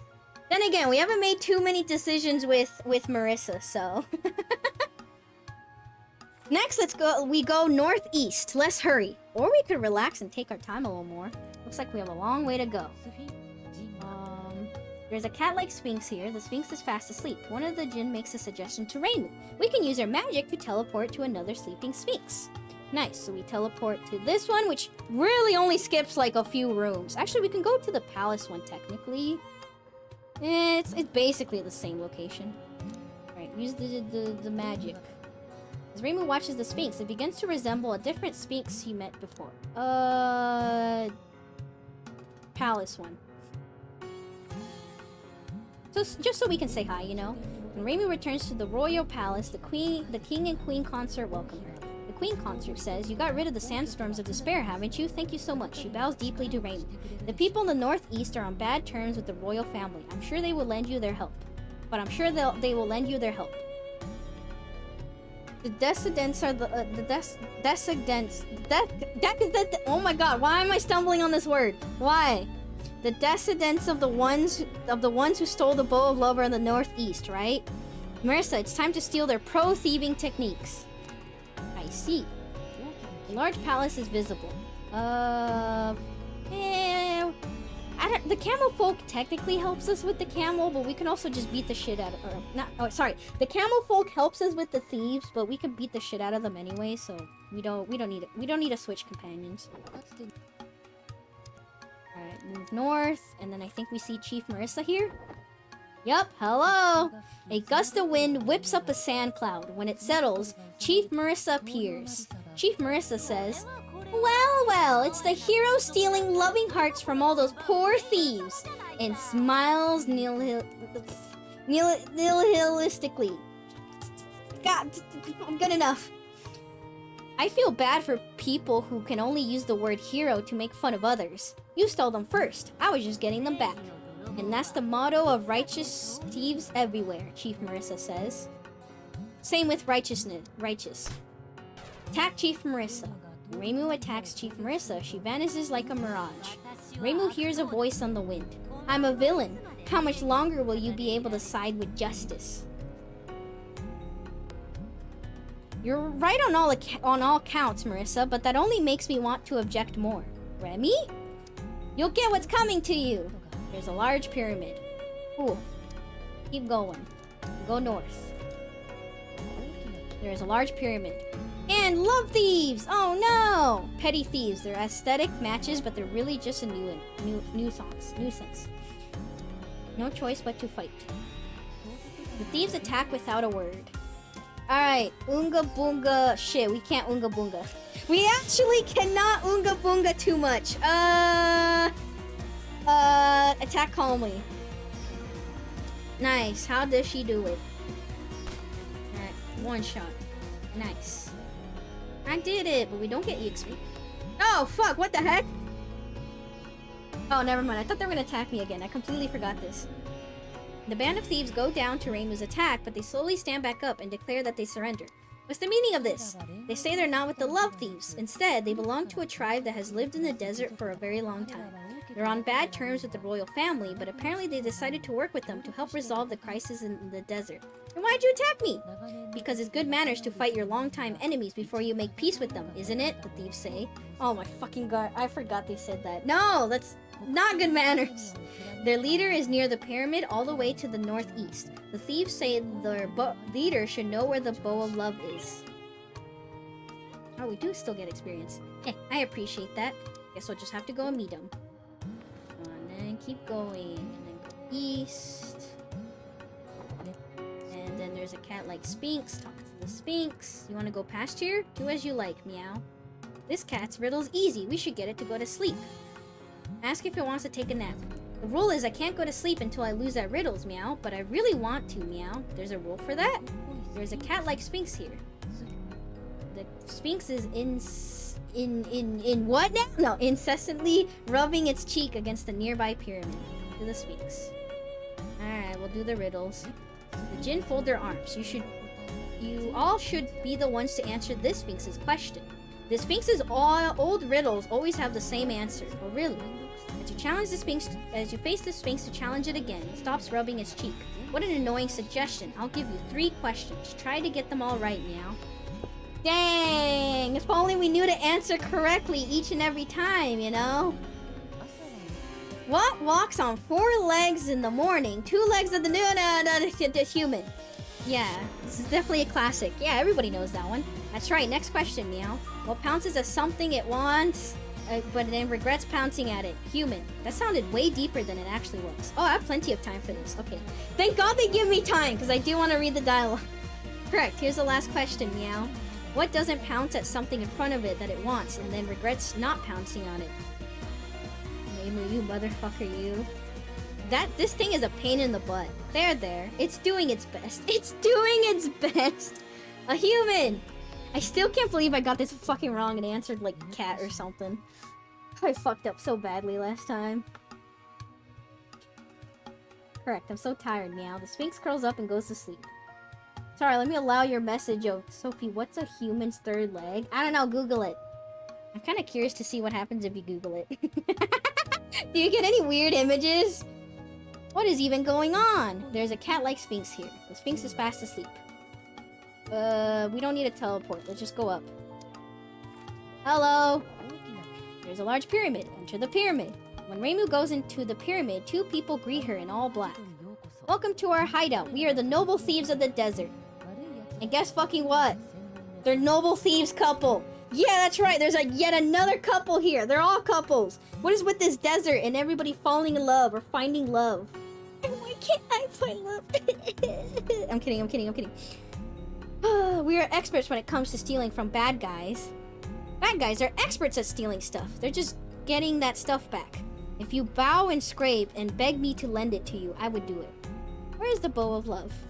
3,000 years ago, ... it is said, at least, that our ancestors stole the bow of love. But our ancestors didn't steal the bow of love at all. And I'm just supposed to believe you? The noble thieves take out a kettle. They say into it, they did not steal the bow of love. Oh my god, I forgot about this thing. How do I remember certain things and yet I forget about all this weird backtracking? I've sealed my words into this magic kettle. The queen consort will be able to use her magic to see if the words locked inside are true or not. This magic spell is kind of ugly, says Fondre. But we just have to take the kettle to the palace, right? That's right. The words will escape the magic kettle if you shake it around too much. Carry it carefully. Oy. Yeah, but, well, it's handy for sure, but it doesn't look all that great. I mean, it just looks like a normal-ass kettle. It just looks like a normal-ass kettle. You'll get what's coming to you. There's a large pyramid. Move down. And then we take a magical teleportation. Use the magic. We teleport to the palace. At least backtracking isn't too bad since we can teleport. When Reimu returns to the royal palace, the king and queen consort welcome her. The queen consort accepts the kettle and chant magic words. All of a sudden, the kettle vanishes in a puff of smoke. A mysterious voice fills the kettle. The words inside the kettle are truth, meow. Are the truth, meow. Yay, we leveled up. Alright, Marissa, let's go. Copy die. What die do I want to copy? Give me more of, this. I kind of want low numbers, maybe. This is the kind of power that needs to be used with skill. Wait then, who stole it? It wasn't a lie after all. Then where would the bow of love be? The king tilts his head confused. Everyone falls silent until suddenly black clouds engulf the palace. It's a sandstorm of despair. Run, cries the carpet princess. Last time we tried to take them and they're like, no, save yourself. If you get stuck here, he's gonna save us. So we'll just run away, I guess. Damn, we get no dialogue. Oh, that's kind of sad. With the other one, at least they were like, no, save yourself. Thank you for being so kind, you know? But, damn, we just leave them. Reimu and the others managed to evacuate from the sandstorm. The palace is completely covered in a pitch-black storm. As they gaze at the palace from a distance, Chief Marisa appears before them. Chief Marisa points at the palace. You better hurry and find the bow of love, she says, smiling nihilistically. Don't have to tell me twice. Here's a hint. The one secretly carrying the bow is pretty weak. That was blunt. In the end, she just wanted to die. When Reimu attacks Chief Marisa, she vanishes like a mirage. Reimu hears a voice on the wind. Are you trying to beat up someone weak again and steal their precious treasure? Marisa stole the precious thing. That was blunt too! Don't steal people's loving hearts then. Thieves shouldn't make an excuse. You'll get what's coming to you. The town must have been lively once, but now it lies half buried. So this hint basically tells us that we... I'm pretty sure this tells us to just go to, the one person's house, right? Oh, never mind. Okay.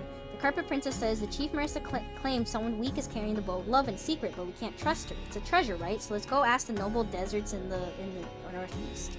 Chief Marisa wasn't completely lying, though. I guess technically we need to still talk to the noble thieves? Dang.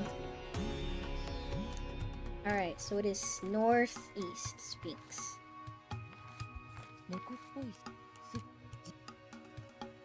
Alright, let's go upwards, north.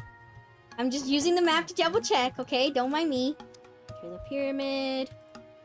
Reimu tells the noble thief about everything that's happened. The thief's considered. Where's the bow of love? My late father once said that the bow of love is hidden somewhere in the ruins of a town. If you search all the houses in the area, I'm sure you'll find the bow of love. Yeah, that's the area that I wanted to go to. Maybe I should have gone there anyways, just to see if it changes anything. Great, time to dig in some houses. If you're serious about finding it, let us help you. And as long as we're traveling with you, the love thieves won't be able to find you. But if I do that, I don't get to teleport. But being able to fight at all could be inconvenient too.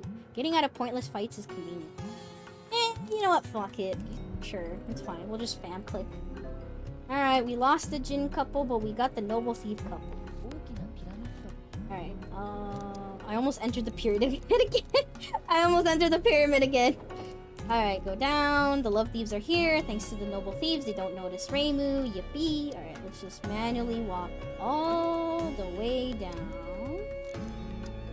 I guess maybe we still have to talk to them so that way it triggers the, like, enemies and stuff. Because once we talk to them, all these rooms are technically different because now they spawn enemies. Oh well. We go down. Then we go west. No, east. No. Oh my god, I meant to press E! How did I do this? Go south. Go east. Should be here. No. Is it one up? No, I'm too far down. I'm too far down. Oh my god, I made a mistake. Wait, no, I'm too far down. It's not bottom right. The house is literally on the left of the Sphinx. I'm dumb. I forgot where the house is. It's right where the book on the map is.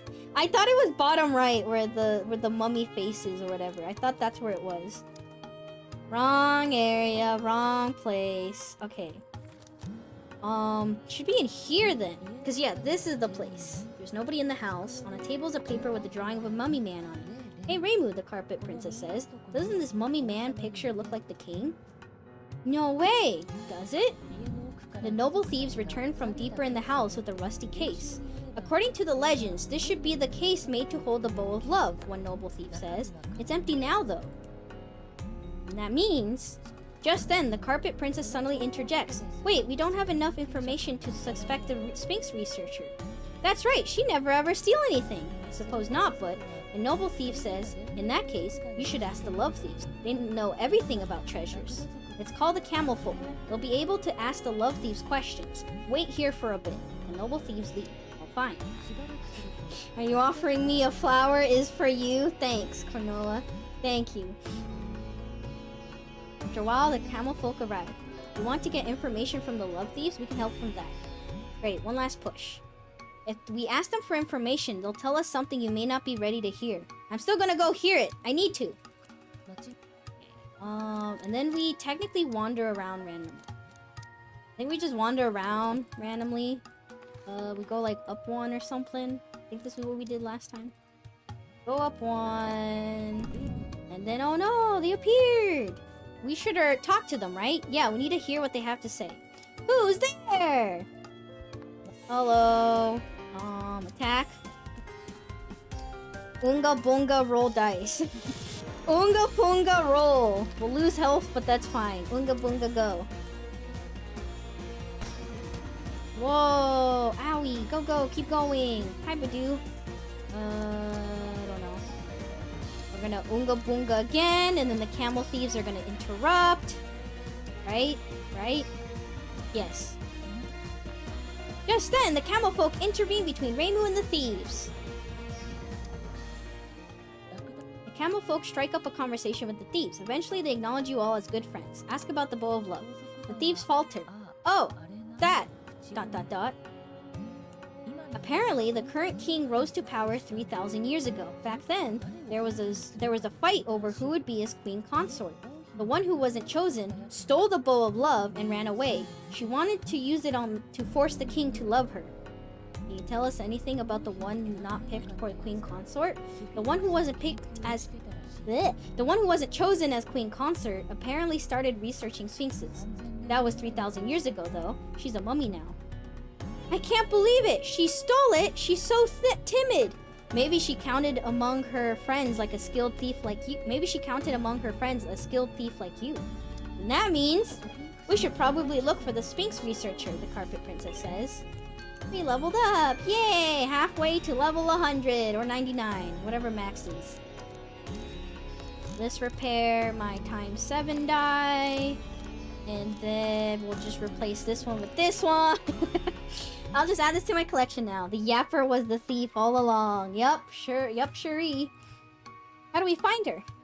The Carpet Princess thinks for a moment. If the researcher is trying to clear the sandstorms of despair, she might be somewhere well-suited for that ritual. Alright, so now we go to the monolith. Oh, I kind of forget they just tell us, yeah. Let's hurry, come on. Well, I mean, we already kind of know, because we have the knowledge. We have the knowledge already. But yeah, she's at the monolith. Damn, I am speed... I know I played this before, but I'm like, how the fuck did I spend one single stream in this? Probably because I kept going, Oonga Boonga, let's backtrack in case something different happens, or let's just explore and touch every little crevice. Is this what happens when you don't explore? When you have no whimsy in your life? It's like I have no reason to explore. I have no whimsy, because I already know what happens. I know what happens, so I could just go straight forward. Is this what it's like? Is this what it's like to play video games normally? Is this what you guys do when you play? Oh my goodness gracious. I'm kidding. I'm kidding. Maybe. Okay. Oh, there she is. Next to the monolith stands a mummy woman holding a bow that shines pink. I explore everything when I play games. Let's go! Yeah! I'm glad we're on the same side then. Leave it to those normal people who probably don't explore, who never ask questions, who never wonder what Belle thinks about all of this.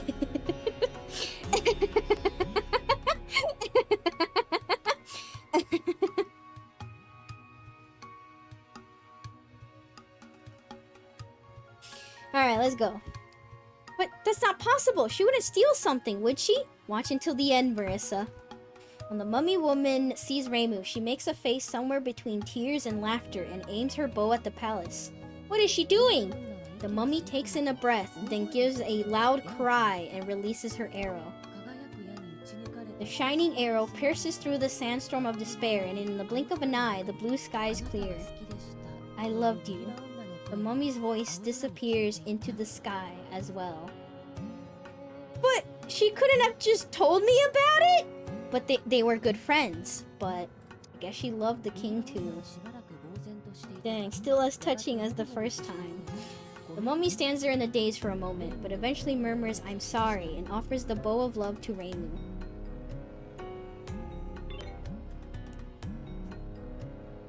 I would have taken the blame for stealing it. Ugh, Marisa. Does that mean you'll fight with us now? And then it's even more tragic. Suddenly, Chief Marisa appears behind the mummy. Chief Marisa pulls out a knife and stabs the mummy in the back. Like, what the fuck? This was so, like...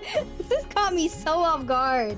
I know they're just NPCs, but, like, what the fuck? This is so fucked up. We just saw a touching moment. Oh my goodness. Nothing personal, kid. That was... also the same joke made last time, I'm pretty sure. I don't remember.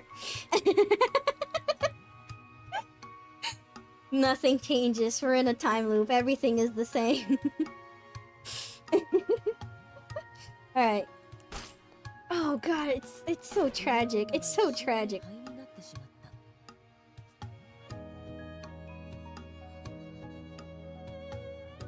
What do you... The mummy turns into ash in an instant. What do you think you're doing? What? Why the heck? Why is this happening? Oh, you know what's some more fucked up? Remelia basically told them to, like, sit there and watch this happen, huh? They were Marisa's friend. They were both thieves, you know? Thieves from another mother. And yet, she just watched her friend die. Oh my goodness. I saved her love. That's all, Chief Marissa says with a nihilistic smile. When she said I loved you before, that was her first and final confession. She had faith that even if she stayed silent, he'd recognize the love in her heart. Beautiful, isn't it? And then Marissa's just angry. What does this even sound like? Get on with it. That awesome, beautiful love lasted 3,000 years, but soon fell in love with someone else. She talked to them happily, enjoyed holding their hand, and gladly started to wear clothes with the same patterns. A filthy love. I will never, ever approve of it. And I'm gonna make the same joke as last time. Who the fuck cheated on you, Marissa? What? What happened to you, Chief Marissa? Who betrayed you like this? Why are you like this? Who betrayed you in the past? Did somebody cheat on you or something? Is that why you have this much resentment against love? Reimu, you knew this would happen, didn't you? Yes, everyone else did too. You were the only one who didn't. Attack Chief Marissa. Bye. When Reimu attacks Chief Marissa, she vanishes like a mirage. You hear a voice over the ring. Only beautiful love should be allowed to exist in this world. Don't you agree? We'll explain later. For now, we should see this story through to the end. Fine, first let's kick the crap out of this awful imitation of me. Get what's coming to you. Alright, here we go. Now we go east to say hi to everybody in the castle, and then we all use our power, and then we go attack Marissa. When Reimu returns to the palace, her companions are all gathered. Everybody's here! And I can barely breathe because of it. Go beat Chief Marissa already. Your companions all nod. The king and queen consort join hands and begin to chant magic words. Unga boonga. As they do, the bow of love that Reimu holds begins to emit an even stronger light. The king and queen consort shout, Power of love! Fill the desert! A brilliant flash of light bursts from the bow of love. Yay! And we level up again! Time to pick Marissa! Damn, Marissa's choices have been pretty solid. Fuck it. Let's get back more of these. Ooh, even numbers. Interesting. They're kind of high, though. We have odd numbers, we have whatever, we have 0, we have Boonga Boonga Angry Die. I don't know if we actually need this. I feel like making even numbers is kind of easy. We'll just get rid of it, it's fine. Even-handed, you can say. It's so bright! The light quickly fades. The king bows to Reimu. The sandstorms of despair have all disappeared. Thank you. The Palace of Sand, Chief Marissa's home base, is in the northwest. It is tightly guarded by the best thieves in their band. We'll give you all the help we possibly can. Let's deal with Chief Marissa and her lackeys. Don't rush him, Marissa. We know what needs to be done. Time for one last fight. If Reimu's gonna fight not only Chief Marissa, but the very best of love thieves, she'll need a plan. My gut tells me there's money to be made to the south. No mercy to criminals, right? We can talk things out while beating them up. Sneaking around seemed so much fun last time. Only one thing to do, punch through. Curious about the areas aside from the northwest. Try to spy on them. It's important to try to talk things out. Curious about Reimu, but I want to pick Marissa. Curious about areas aside from the northwest? Only one thing to do, punch through. And smash them to pieces. The love thieves are the enemy, and the enemies must be defeated. That's all there is to it. I wonder if picking Reimu would have gotten me, like, more stuff, you know? We wander around, would have been more prepared or something. Let's give it a try. When Reimu returns to the palace, she thinks about what she has to do. Who's my companion right now? Camel folk. Let's switch to the noble thief couple. Oh dear, we're going out? The fuck you think this is? A polygamy? No. Sorry, polygamy. I forgot how it was pronounced. We all set. When Reimu returns to the palace, she thinks about what she has to do. I guess we just manually walk there because we don't have teleportation powers. Move. Let's go north. Polygamy. The love thieves are here, thanks to the noble thieves that don't notice Reimu. The band of thieves seem to be making idle talk. Ooh, I love spying on people. Team A2 is a group of technicians. Apparently they're not supposed to be out here on the front lines. I think it's kind of fun to secretly listen on their conversations. Well, this is different. I'm pretty sure I had the Jin couple last time, and we ended up doing a lot of fights, and it was kind of meaningless. Because I don't think we even got EXP either. Alright, listen into the conversation. They're talking about how the chief might have made a mistake killing the mummy woman who was friends with the Sphinx guarding the stone doors. There's no success or failure when it comes to that kind of brutality. What do you say to that, Marissa? Oh. It's hard to know who is speaking first. Like, I have to preemptively read it before I know who is speaking. Because they, like, speak out of order or whatever. South.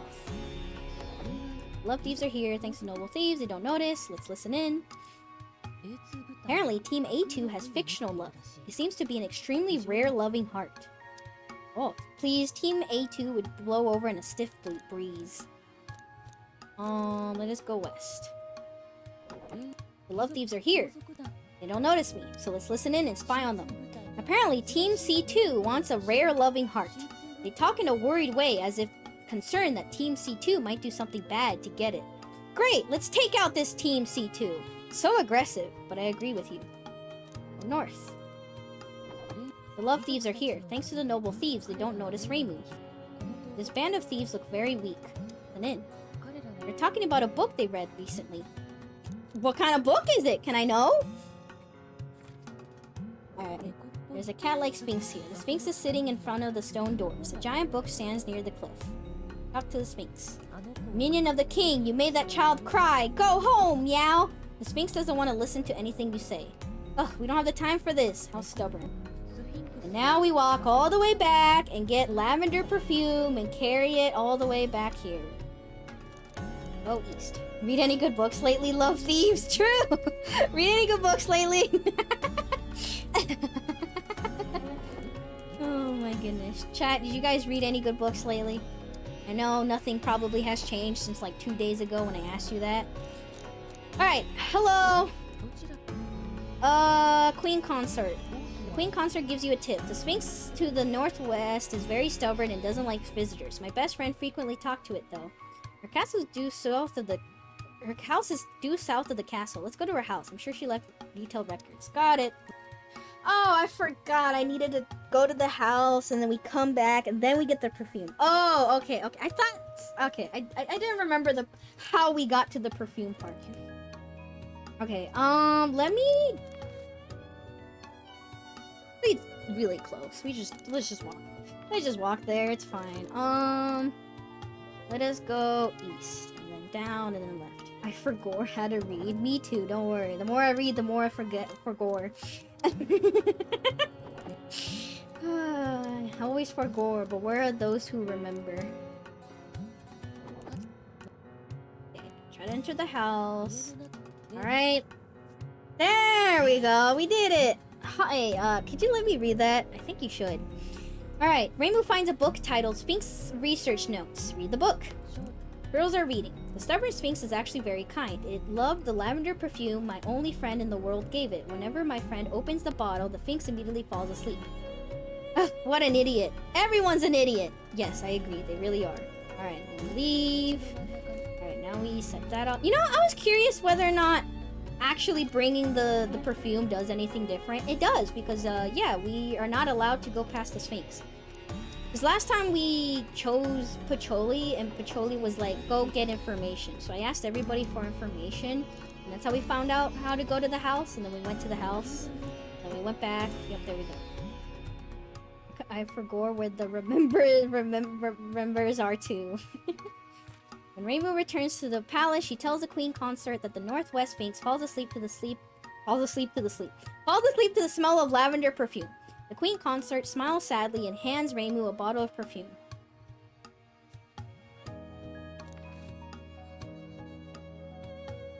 Seems popular among book lovers. Yep, come on, let's go to Palace of Sand. Now we switch partners. Oh no, we still have the Jin couple, right? No, the noble thief couple. Yeah, we still got them. Right, we're gonna manually walk so we don't fight anybody, because if we fight people, the perfume bottle breaks every single time. So we'll just do the easy way. We'll not do a bunch of needless fighting. It was really funny though, because every time we came back, the queen was... It was like, the queen didn't say anything, she understood and gave us another bottle. And every time I'm like, I'm sorry. Alright. Oh, open the bottle of lavender. The rainbow opens the bottle of lavender perfume. The Sphinx's expression softens. The Sphinx curls up in its new spot and goes to sleep. Technically, we talked to it even without the bottle. So this is interesting. It worked just like I was supposed to, huh? Now we go to the doors. The stone doors have a slot just big enough for a book. Away from the stone doors. Oh wait, we need a book? Oh fuck, we also need a book too? Oh my goodness gracious, I'm just forgetting everything, aren't I? Okay, well the Sphinx is asleep. Do we need to talk to the king then for that? Okay. Go south. Where was the book? Where was the book? Where was the book? I don't remember. I don't remember what the book was. Might be bottom left. King. The king gives you a tip. To open the stone doors, the final barrier to get into the Palace of Sand, I hear you need a special kind of loving heart. The Palace of Sand is all the way in the northwest. We need fictional love to open stone doors. Got it. I think we do gotta fight one of the thieves for the special heart, right?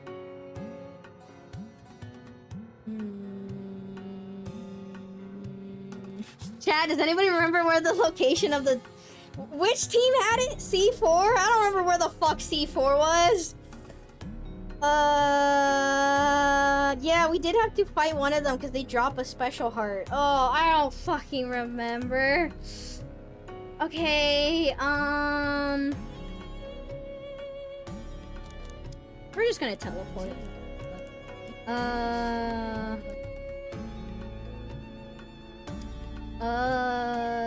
Let's switch the teleport. Bring me the gin. And we'll, yeah, and then let's, teleport. Let's, we still can't teleport. Never mind, we can't teleport, at least from the castle. Okay, you know what? Give me the camel folk. Actually, we don't even need the camel folk. Because technically we could just beat them up anyway. We're gonna beat them up. I'm gonna be violent. Alright, go west. Alright, let's beat them up until we get the book drop. Go north. Alright, no choice but to fight. Before, these guys were very annoying to fight. We'll just kill. We're just gonna kill. We're just gonna murder. We're just gonna murder. It's fine. We got health. Who cares? We got plenty of health. Murder.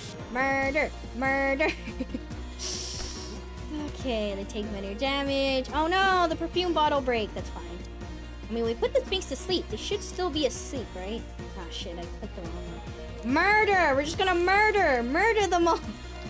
Murder! Murder!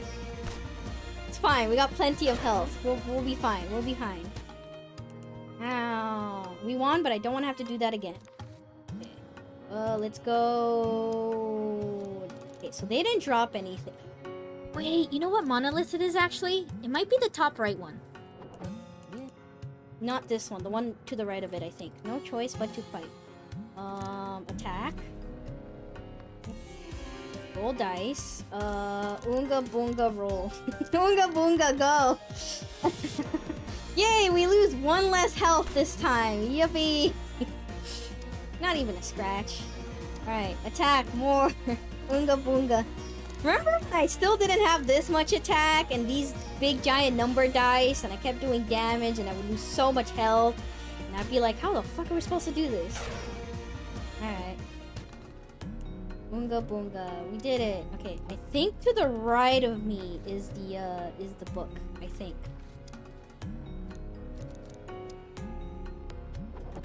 This couple should have it, I think. These ones are stronger than last time, too. Are they? Roll dice. Oonga boonga dice go. Oonga boonga. Here we go. Go like wherever it lands on, it doesn't matter. Okay. And we keep tacking.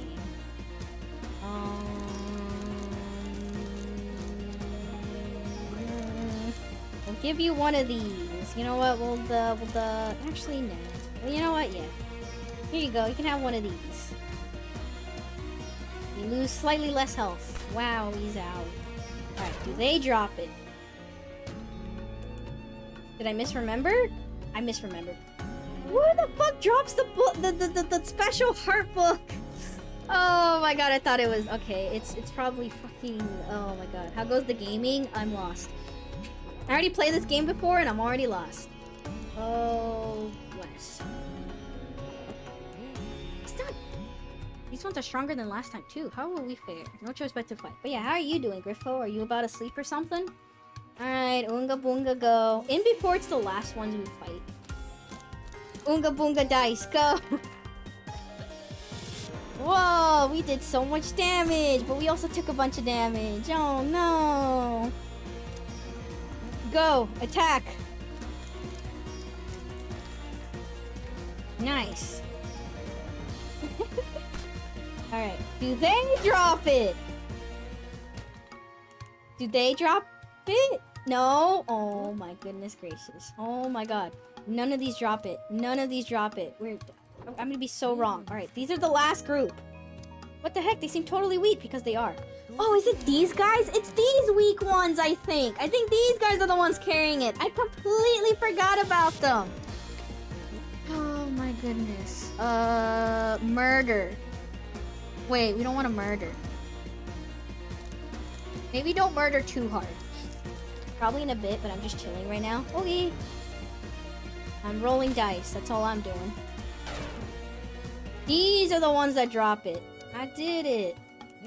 Yep, as Reimu searches the thieves' pocket, she finds a book. This must be fictional love. There we go. Now we can get into the Palace of Sand. Yep.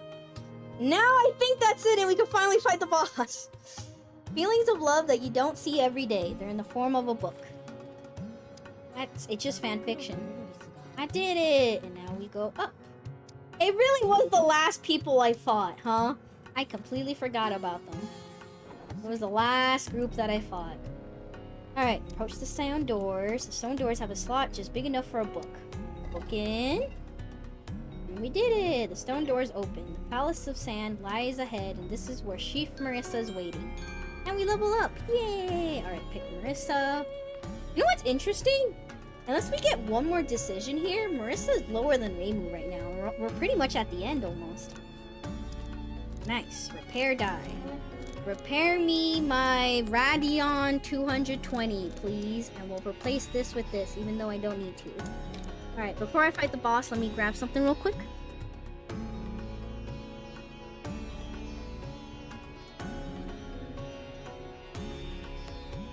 Alright, I'm back. Let's go. This one will come in handy later, too. Alright, in we go! As Reimu passes through the stone doors, a voice from behind calls out, "Don't let her in!" It's a whole group of love thieves. Oh no, whatever shall we do? The Jinj climb off the carpet. They must want Reimu to go defeat Chief Marisa and leave the thieves to them. Goodbye, couple. I'll miss you. Thanks, I'll leave it to you. Hurried onward to the final battle. When Reimu enters the Palace of Sand, she finds Chief Marisa there. I was getting tired of waiting. Let's settle things. You and me. Is Chief Marisa's special move like Master Spark? What can you do with a fake like that? Witness this, Reimu Hakure. I, Marisa Kirasami, have obtained true power. Not even close. It's just her dumb self-satisfaction lighting up. Don't have to tell me twice. Reimu thinks to herself, the first move is important when fighting this kind of enemy. Now, what will she do? Oh. Okay, I think we can hold back and still win this. I will show her how much really better I am. Let's just crush her and be done with it. I feel like Marisa and Flandre are the same, where they both want violence. Don't you think this enemy would be worth breaking her spirit? Whoa, Remelia, whoa. I agree with Remelia. Did I go with Remelia? I'm pretty sure I went with Remelia last time. Or I went with Careful. But yeah, I mean, I'll go with Marisa. Fight with the intent to defeat her in one hit. Carefully observe first. Go all out right from the start. Let the enemy go full force. 13 or higher, huh? How do we do a 13 or higher? Oonga boonga go my multiply times 7 die. Wowie zappy, I rolled a 49! Whoa! Prepare yourself, you faker! Chief Marisa tosses a loving heart, glowing pink, up above her head. Up over her head. You better take me down before I get 3 of these. Wow, the 2 of them are more savage. We did! Yes! Did you two say something? Wow, the 2 of them are more savage than Chief Marisa. Let's go. We need 13 or higher. That's easy. We just need to add. No, we do times. We do a big Oonga Boonga times 7 to guarantee. Chief Marisa dashes towards Reimu, slashing at her. Oh my goodness. Oh, I just realized what the joke was. No, I fell for it. I fell for it. Oh no. Alright, get overwhelmed. Step forward and attack. Keep distance and attack. How careful do I want to play this? Not at all. Oonga boonga my dice. Go. We could lose 4th health. We got a whole bunch of health. Chief Marisa and Reimu's attacks crossed. Their respective blows caused both of them to stop for a moment. Not bad. Chief Marisa tosses a loving heart, glowing pink, up over her head. That's the second one. I only need 1 more, you know. Well, too bad, so sad. You know what? Oonga boonga these dice. It's fine, you know. We can use a 0 dice. We can. Not done yet. Chief Marisa tosses a loving heart, glowing pink, up over her head. A 3rd loving heart flows above Chief Marisa's head, shining strongly. Witness this transcendent, vanishing eternity, this uncorrupted beauty. A fistful of ash is all that will remain after everything is burned. And then attack her. As Chief Marisa continues her incantation, Reimu attacks while searching for something to hide behind. It doesn't fucking matter. It doesn't matter. We Oonga Boonga kill her. Thank you for the head pass. Oonga Boonga, go! We kill her very quickly. Reimu's attack strikes Chief Marisa right in the heart. Chief Marisa crumples to her knees. The match is decided. She didn't even use her special attack! Now I'm curious though. Because before she kept using her special attack, which was a pink light beam going zhoo. I'm pretty sure the joke we made last time was Marisa beam or something. She kept getting weaker and weaker. So I wonder if one strategy you could just keep defending and letting her beat herself, basically. You have been avenged. In more ways than one, you picked the wrong person to fight. That should just about do it. Chief Marisa gasps for breath. She smiles weakly. Thanks for that, Reimu.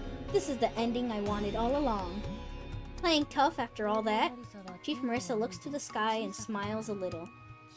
I swooped in and stole the shining love. And now, while everything is still beautiful, I'll disappear. Pretty cool, eh? No, you're fucking I'm kidding. She's so romantic. She's such a romantic. With those last words, Chief Marisa vanishes. Yay, we level up! So how are my stats looking up? Dang, we don't match. Huh. Reimu still beats us. Interesting. Which is fine, but yeah. Copy die. Let us get more... what do I want more of, actually? More copy die, just in case? I don't know. You know, I don't use copy die that often. Do I really need it? This is a fake, isn't it? It is ultimately a curse to be either fair or foul.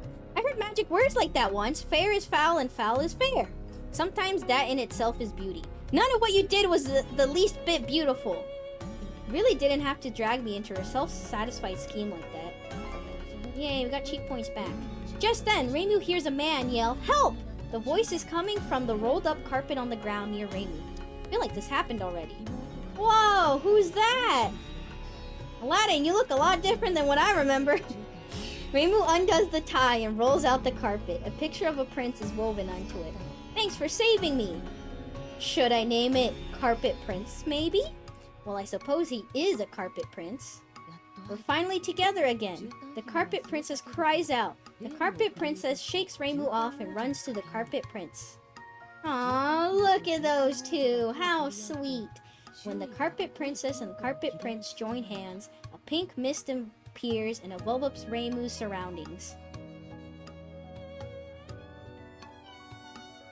Reimu, Remilia, and Flamnere all clap together apathetically. Meanwhile, Marisa claps somewhat enthusiastically. Yeah, congratulations. With Chief Marisa defeated and the prince saved, a huge feast is thrown that night to celebrate. Wowie zowie. The star of the feast was Reimu, savior of the desert, but the princess and the prince shone more brightly than anyone.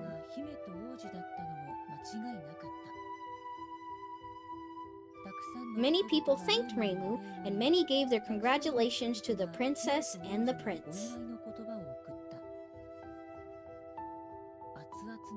Exasperated at the passion between the two, Reimu heads a short distance away to cool off.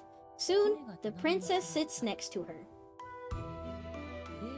Reimu asked the princess a question. Why didn't you just ask me to save your boyfriend? Good question. The princess smiles. You didn't seem like someone who appreciated passion and excitement like that. What the fuck are my arms doing?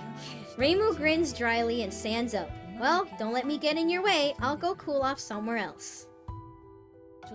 Reimu, feeling just a little thirsty for some water, heads away and goes to the oasis. I really hope Reimu doesn't accidentally slip in. That would be really stupid and clumsy. But when Reimu scoops this clear water into her hands, she loses her balance and falls in. What do you mean? How do you do that? Behind her, she hears the princess shout, Reimu! And then... I wonder what happens. I guess you'll have to find out after this tea party. Meanwhile, at the Scarlet Devil Mansion... Back in the middle I go. And that does it for Chapter 2. I have so many questions, but... ... Let's get this whole MVP thing over with. Yeah, who could be the MVP for this chapter? It's Marisa! So yeah, every chapter is whoever had the most growth. So whoever you pick the most for the chapter. But then the final MVP counts all the chapters. So, time to max out Reimu, I guess. What happens if you max out multiple characters? I guess we might find this out in this playthrough. Because by the time we're done with Chapter 5, I should have both Marisa and Reimu maxed out, maybe. I'll hard focus Reimu first. Woo! Congratulations, Marisa. You did it. Flashy die. Flashy magic. Wait, excuse me, what? Wait, why is this dice more powerful than Reimu? Well, not really, but like, okay. So at first I was like, wait a minute, don't a die already exist? There's already a dice in the game that rolls 777, and it's called like Lucky Sevens or Lucky Streak or Strike something. Look at that use number. You can use this 77 times. A die representing one of Marisa's sayings. Rolls high. Holy crap. This might replace my odd die, not gonna lie. We can roll it odd with it. We can roll kind of high with it. Sure. That die is never leaving my inventory anytime soon, I guess. Imagine we do use it up a lot, and then we just repair it, and then just all 77 uses come back anyways. No, repair only gives 5. Sorry, I think we have to copy the die in order for all the uses to come back. That's insane. Looks like I'm the MVP. Not sure I can be happy about that. Not this time, anyway. Anyway, you know what I want to ask, don't you? If that mummy woman knew Chief Marisa would kill her. Yeah, why wouldn't she try to avoid that future? Exactly. Why is that? Well, ... We could explain it if you want. Don't worry, Patroli is here to teach us. Indeed, we're all ears. Oh my god, they're still here. Oh my god, Patroli's gonna talk. Fine. It's going to be an abridged version, though. This book, no matter where you go in it, is still just a book. The story is The story is already all written down. There's really no way to change any of it. Imagine the ending of this run is where you actually can change things in the book. And then you play this game again for the third time and you fix everything so no one has to die. And you teach all the weird clone Marissas how to live their lives happily. But that would be insane. That feels like too much for this game to do. I don't know if that's gonna happen. But imagine. I am here to teach you guys, says Pacholi. Thanks, Pacholi. But we saw that in Reimu's dream at the beginning, remember? The plot was so messed up that the chapter numbers were all totally different. Yes, I do remember it, chapter 9998. To an extent, you can change what happens at specific times, but if you change too much, you probably get warped to a different chapter. Patchy does her best, but this book is still unstable. Mess with things, change the chapter order, and who knows what will happen. Let me break the game. I love breaking games. We can probably deal with unexpected events, but at that point, the book itself will definitely disappear. I get it. If that's how it is, then fine. Oh? It's not like you to give up so easily. So what you're saying is that around, say, chapter 6000, there's another story where she gets to be happy, right? ... Maybe. It's possible. That's enough for me. I still don't have the power to bend everything to my will. I'm not strong enough. I'm sorry. I made some annoying false accusations. You really never change, Marisa. Heh. Are we finished? Then let's begin chapter 3. Chapter 3 is really short. And 4. What do I do? What do we do? Do I just call it here? I might just call it here. I guess tomorrow we'll finish this out. It shouldn't take too long. I mean, I did chapter 3 and 4 in one stream, so I mean, chapter 3 is really short. Like, it's a lot of just go forward. And it's really short. It's really cool though, but yeah, it is really, really short. Chapter 4 is short in the sense that it all happens in a very small map. But I would have to remember all the puzzles. Chapter 4 is a lot of like an escape room where you have to explore and talk to everybody and do everything. Technically, we could skip chapter 4. Wait, we can actually skip chapter 4. Actually, very easily. Because if I just keep hoarding cheat points, we only need 99 cheat points. We could technically skip through a lot of chapter 4. But I like dialogue, so I'm gonna do everything. I like dialogue, so I'll probably play out chapter 4 the way it was meant to be played. But yeah, technically I realized that you can easily skip chapter 4 very easily. Finish it tonight? Then what do I do tomorrow? Then what's the content for tomorrow? If I spend another... Honestly, this is probably... Depending how fast I go, this might only take me like another maybe 2 hours. Because yeah, these next chapters are really short. Because yeah, chapter 3 is a spoilers. I already experienced this. Chapter 3 is a time loop. So you're basically doing the same thing over and over again. It was kind of simple even the first time I played through it. Chapter 4 is a little bit of an escape room where you're kind of placed in this random area and you're supposed to talk to people and you use different dice. Because the puzzle for chapter 4, the gimmick is there's a bunch of booths, and each booth requires you to roll a specific number, anywhere between a low even number or the number 49.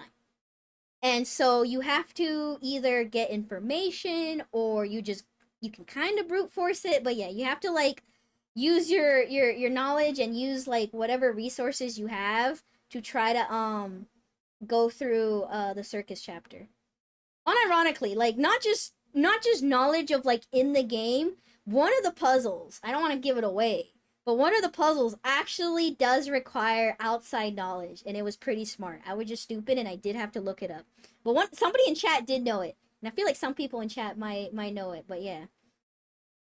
So yeah, it's like, but it's kind of short. It is kind of short. And then the final chapter is straightforward enough where it's basically a boss rush where you just go and attack and stuff. So yeah. Now that I think about it, the second half is surprisingly really short. I mean, 1 and 2 we did kind of fast, but I mean, there's a lot of back and forth and backtracking. Chapter 3 and 4, I mean, 3 is very straightforward. 4 is just awkward, but we can technically skip it. They give us the option to skip it. And then yeah, final chapter is just move forward, but there's a lot of boss rush but we're kind of strong, so this second half should go by really fast. I don't know. I'm like, it's the thing is, do I think I could finish it in like an hour or something? No, I don't think I could finish it in an hour, but I think I could probably finish this in like 2 hours maybe. It's fine. If we finish early, that just means I'll go mahjong, you know? I could mahjong or something. I technically still need to play a few mahjong games. Science, how much longer is in the event? Isn't it only like 2 days or something? Is it already over and I missed it?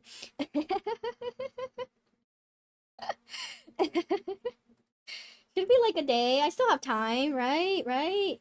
When's the event over in mahjong? Where's Science? I need them to answer. Are you eating pizza, Griffo? It's fine. Everybody will get to sleep early, okay? I could end stream early for once. The next chapters are really cool. I like to play them back to back. Cause yeah, chapter 1 and 2, they were interesting. I liked exploring, but yeah, they're a little like go this way, backtrack, okay, find the thing and whatever. But 3 and 4 had interesting gimmicks.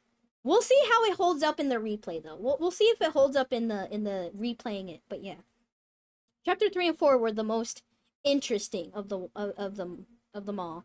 The final chapter was just kind of like go, but I mean the dialogue should be interesting. I mean, yeah, this playthrough has been relatively the same as the first time I played it, but I don't know. Just adding Marisa and Reimu to the dynamic makes it really fun. They're always bickering, which is funny, but also the fact that they're like they're not afraid to basically talk about spoilers because them in the game also have experiences before, right? So it's really funny getting Remilia and Flandre like already knowing everything and then having Reimu bounce off of that. Meanwhile, Marissa's just a little clueless and everything's happening around her. It's a really funny dynamic. It's interesting how they did this. Cause yeah, the first playthrough, you know, there's always this mystery. You have the dynamic of the 4, but there's still like a mystery. You don't know anything. But then replaying this is like you already all know all the secrets, right? So they're making fun of it. They're making jokes. They're complaining about certain things. It feels refreshing getting their dialogue. It really does change the second playthrough just enough so that it's not too boring. Where I'm like, I want to do this because I want to see how Marisa reacts to this. I want to do this to see if Reimu agrees with me or whatever. It's definitely different enough. And thankfully, this game is short enough that the replay doesn't matter too much. Alright, with that out of the way, who shall I raid? Everybody's live. No, I'm kidding. No one's live. Oh, Aros is playing Yakuza! Science, you want to see some Yakuza? Played by a penguin? Mikan is playing Final Fantasy. Final Fantasy, which one? Which one is it? Hold on, trying to see the number. Final Fantasy... Oh, 14. Okay, Final Fantasy 14, online. Who else do I have? Who else can I... we'll just raid Aros. They're playing Yakuza. You can watch Yakuza. Something I'll play one day. When will that day be? I don't know, but I'll play it one day. It feels so weird to raid early. What am I gonna do? Am I actually gonna sleep early? Am I gonna sleep early? I'm gonna be able to do all the things I need to do tonight? Like wash dishes and then sleep early? What the heck? I don't believe this. This is unreal. I doubt it. You're so right. You know me so well. You know me so well.